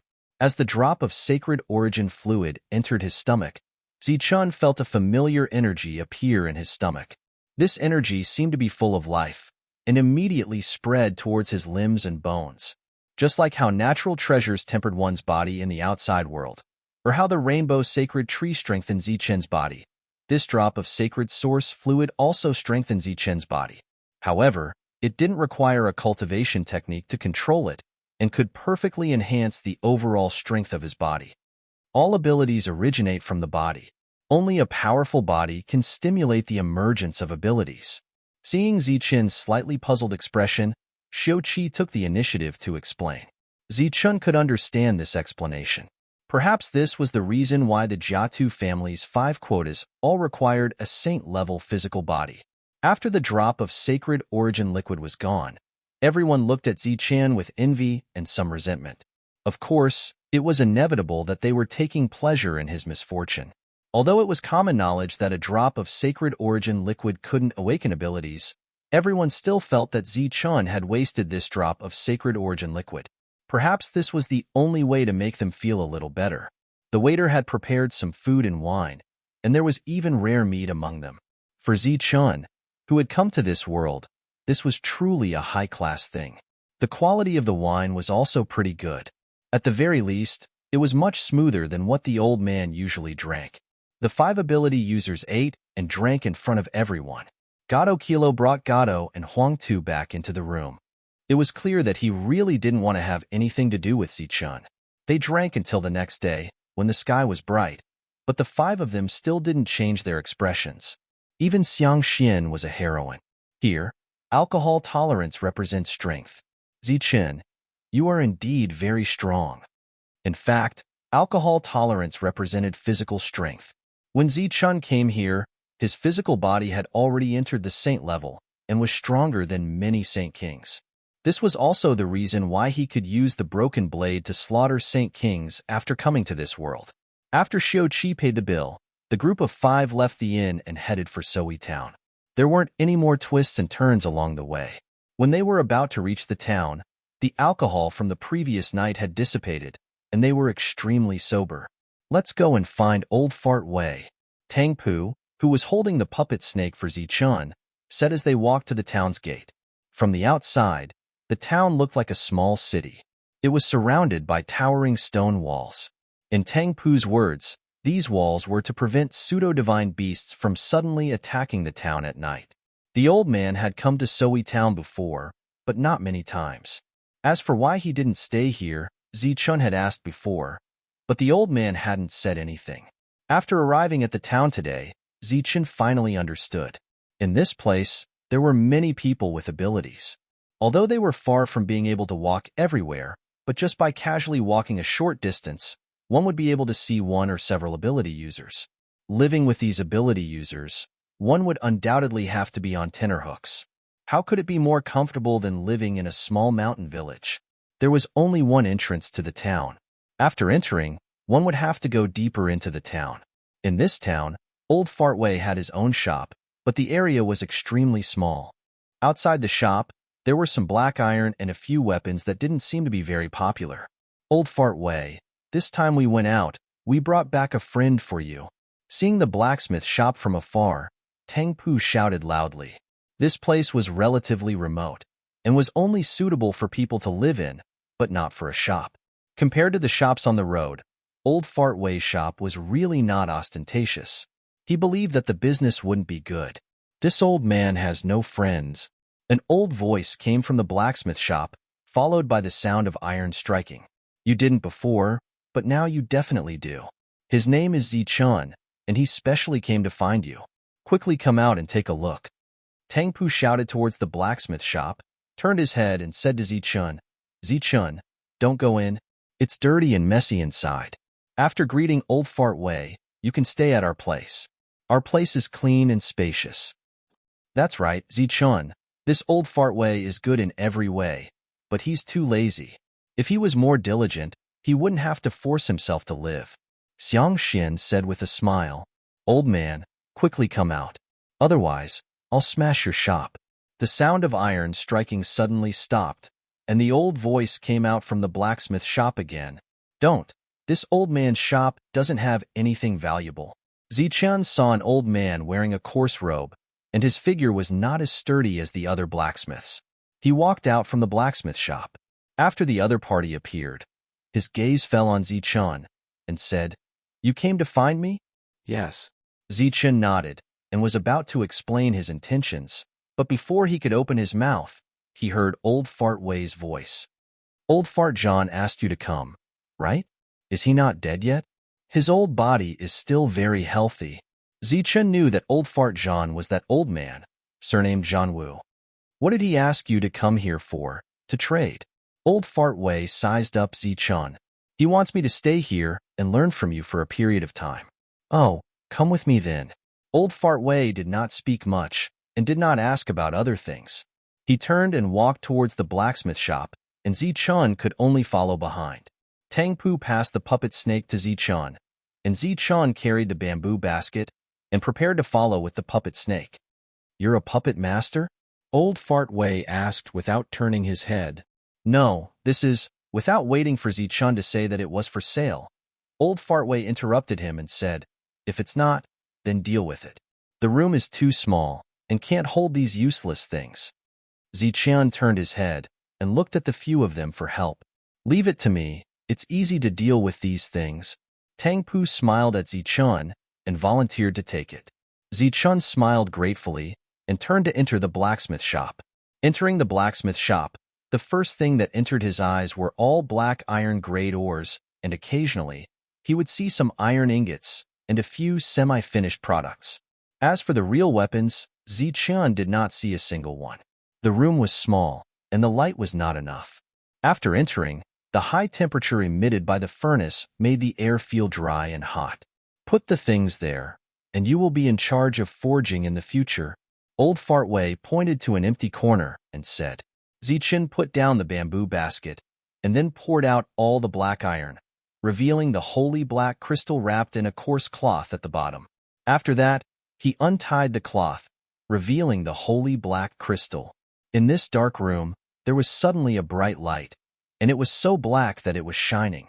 The expressionless Old Fart Wei, upon seeing the holy black crystal, revealed a look of surprise. Such a big piece of holy black crystal was very rare. He nodded and said, it's not bad. Do you plan to sell it? Or keep it for when you are familiar with it, to forge a weapon for yourself? Zichen was hesitant, because he was not sure of the price of the holy black crystal. Then keep it first. These black iron can still be used for a period of time. Looking at the hesitant Zichen, Old Fart Wei had already decided for him. He looked at Zichen and said, from now on, you will stay here to forge and take care of your food and lodging. Don't worry about anything else, and when you have enough, you can leave. This old man will not force you. However, if you can't complete this old man's request, then you can take your things and get lost. Thank you, Senior, for taking me in. Zichen cupped his fists and thanked him gratefully. Whether you thank me or not, we can talk about it later. For now, go and tell those people outside that you can't leave for the time being, and don't let them wait. Yes. Zichen walked out of the blacksmith shop and informed the four of the old man's arrangements, which made them look very disappointed. However, they did not force Zichen, and told Zichen that he could look for them when he was free. This should be able to exchange for 2 to 3 drops of Saint Origin liquid. Once it's done, I will give it to you. Tang Pu waved the puppet snake in his hand at Zichen, then left with Xiangxian and the rest. After watching the four leave, Zichen returned to the blacksmith shop. Old Fart Wei did not give him any time to rest, and Zichen began to forge on the same day. You're tuning into the Warrior Lore YouTube channel. Don't forget to subscribe and join us on this journey to catch the most captivating stories.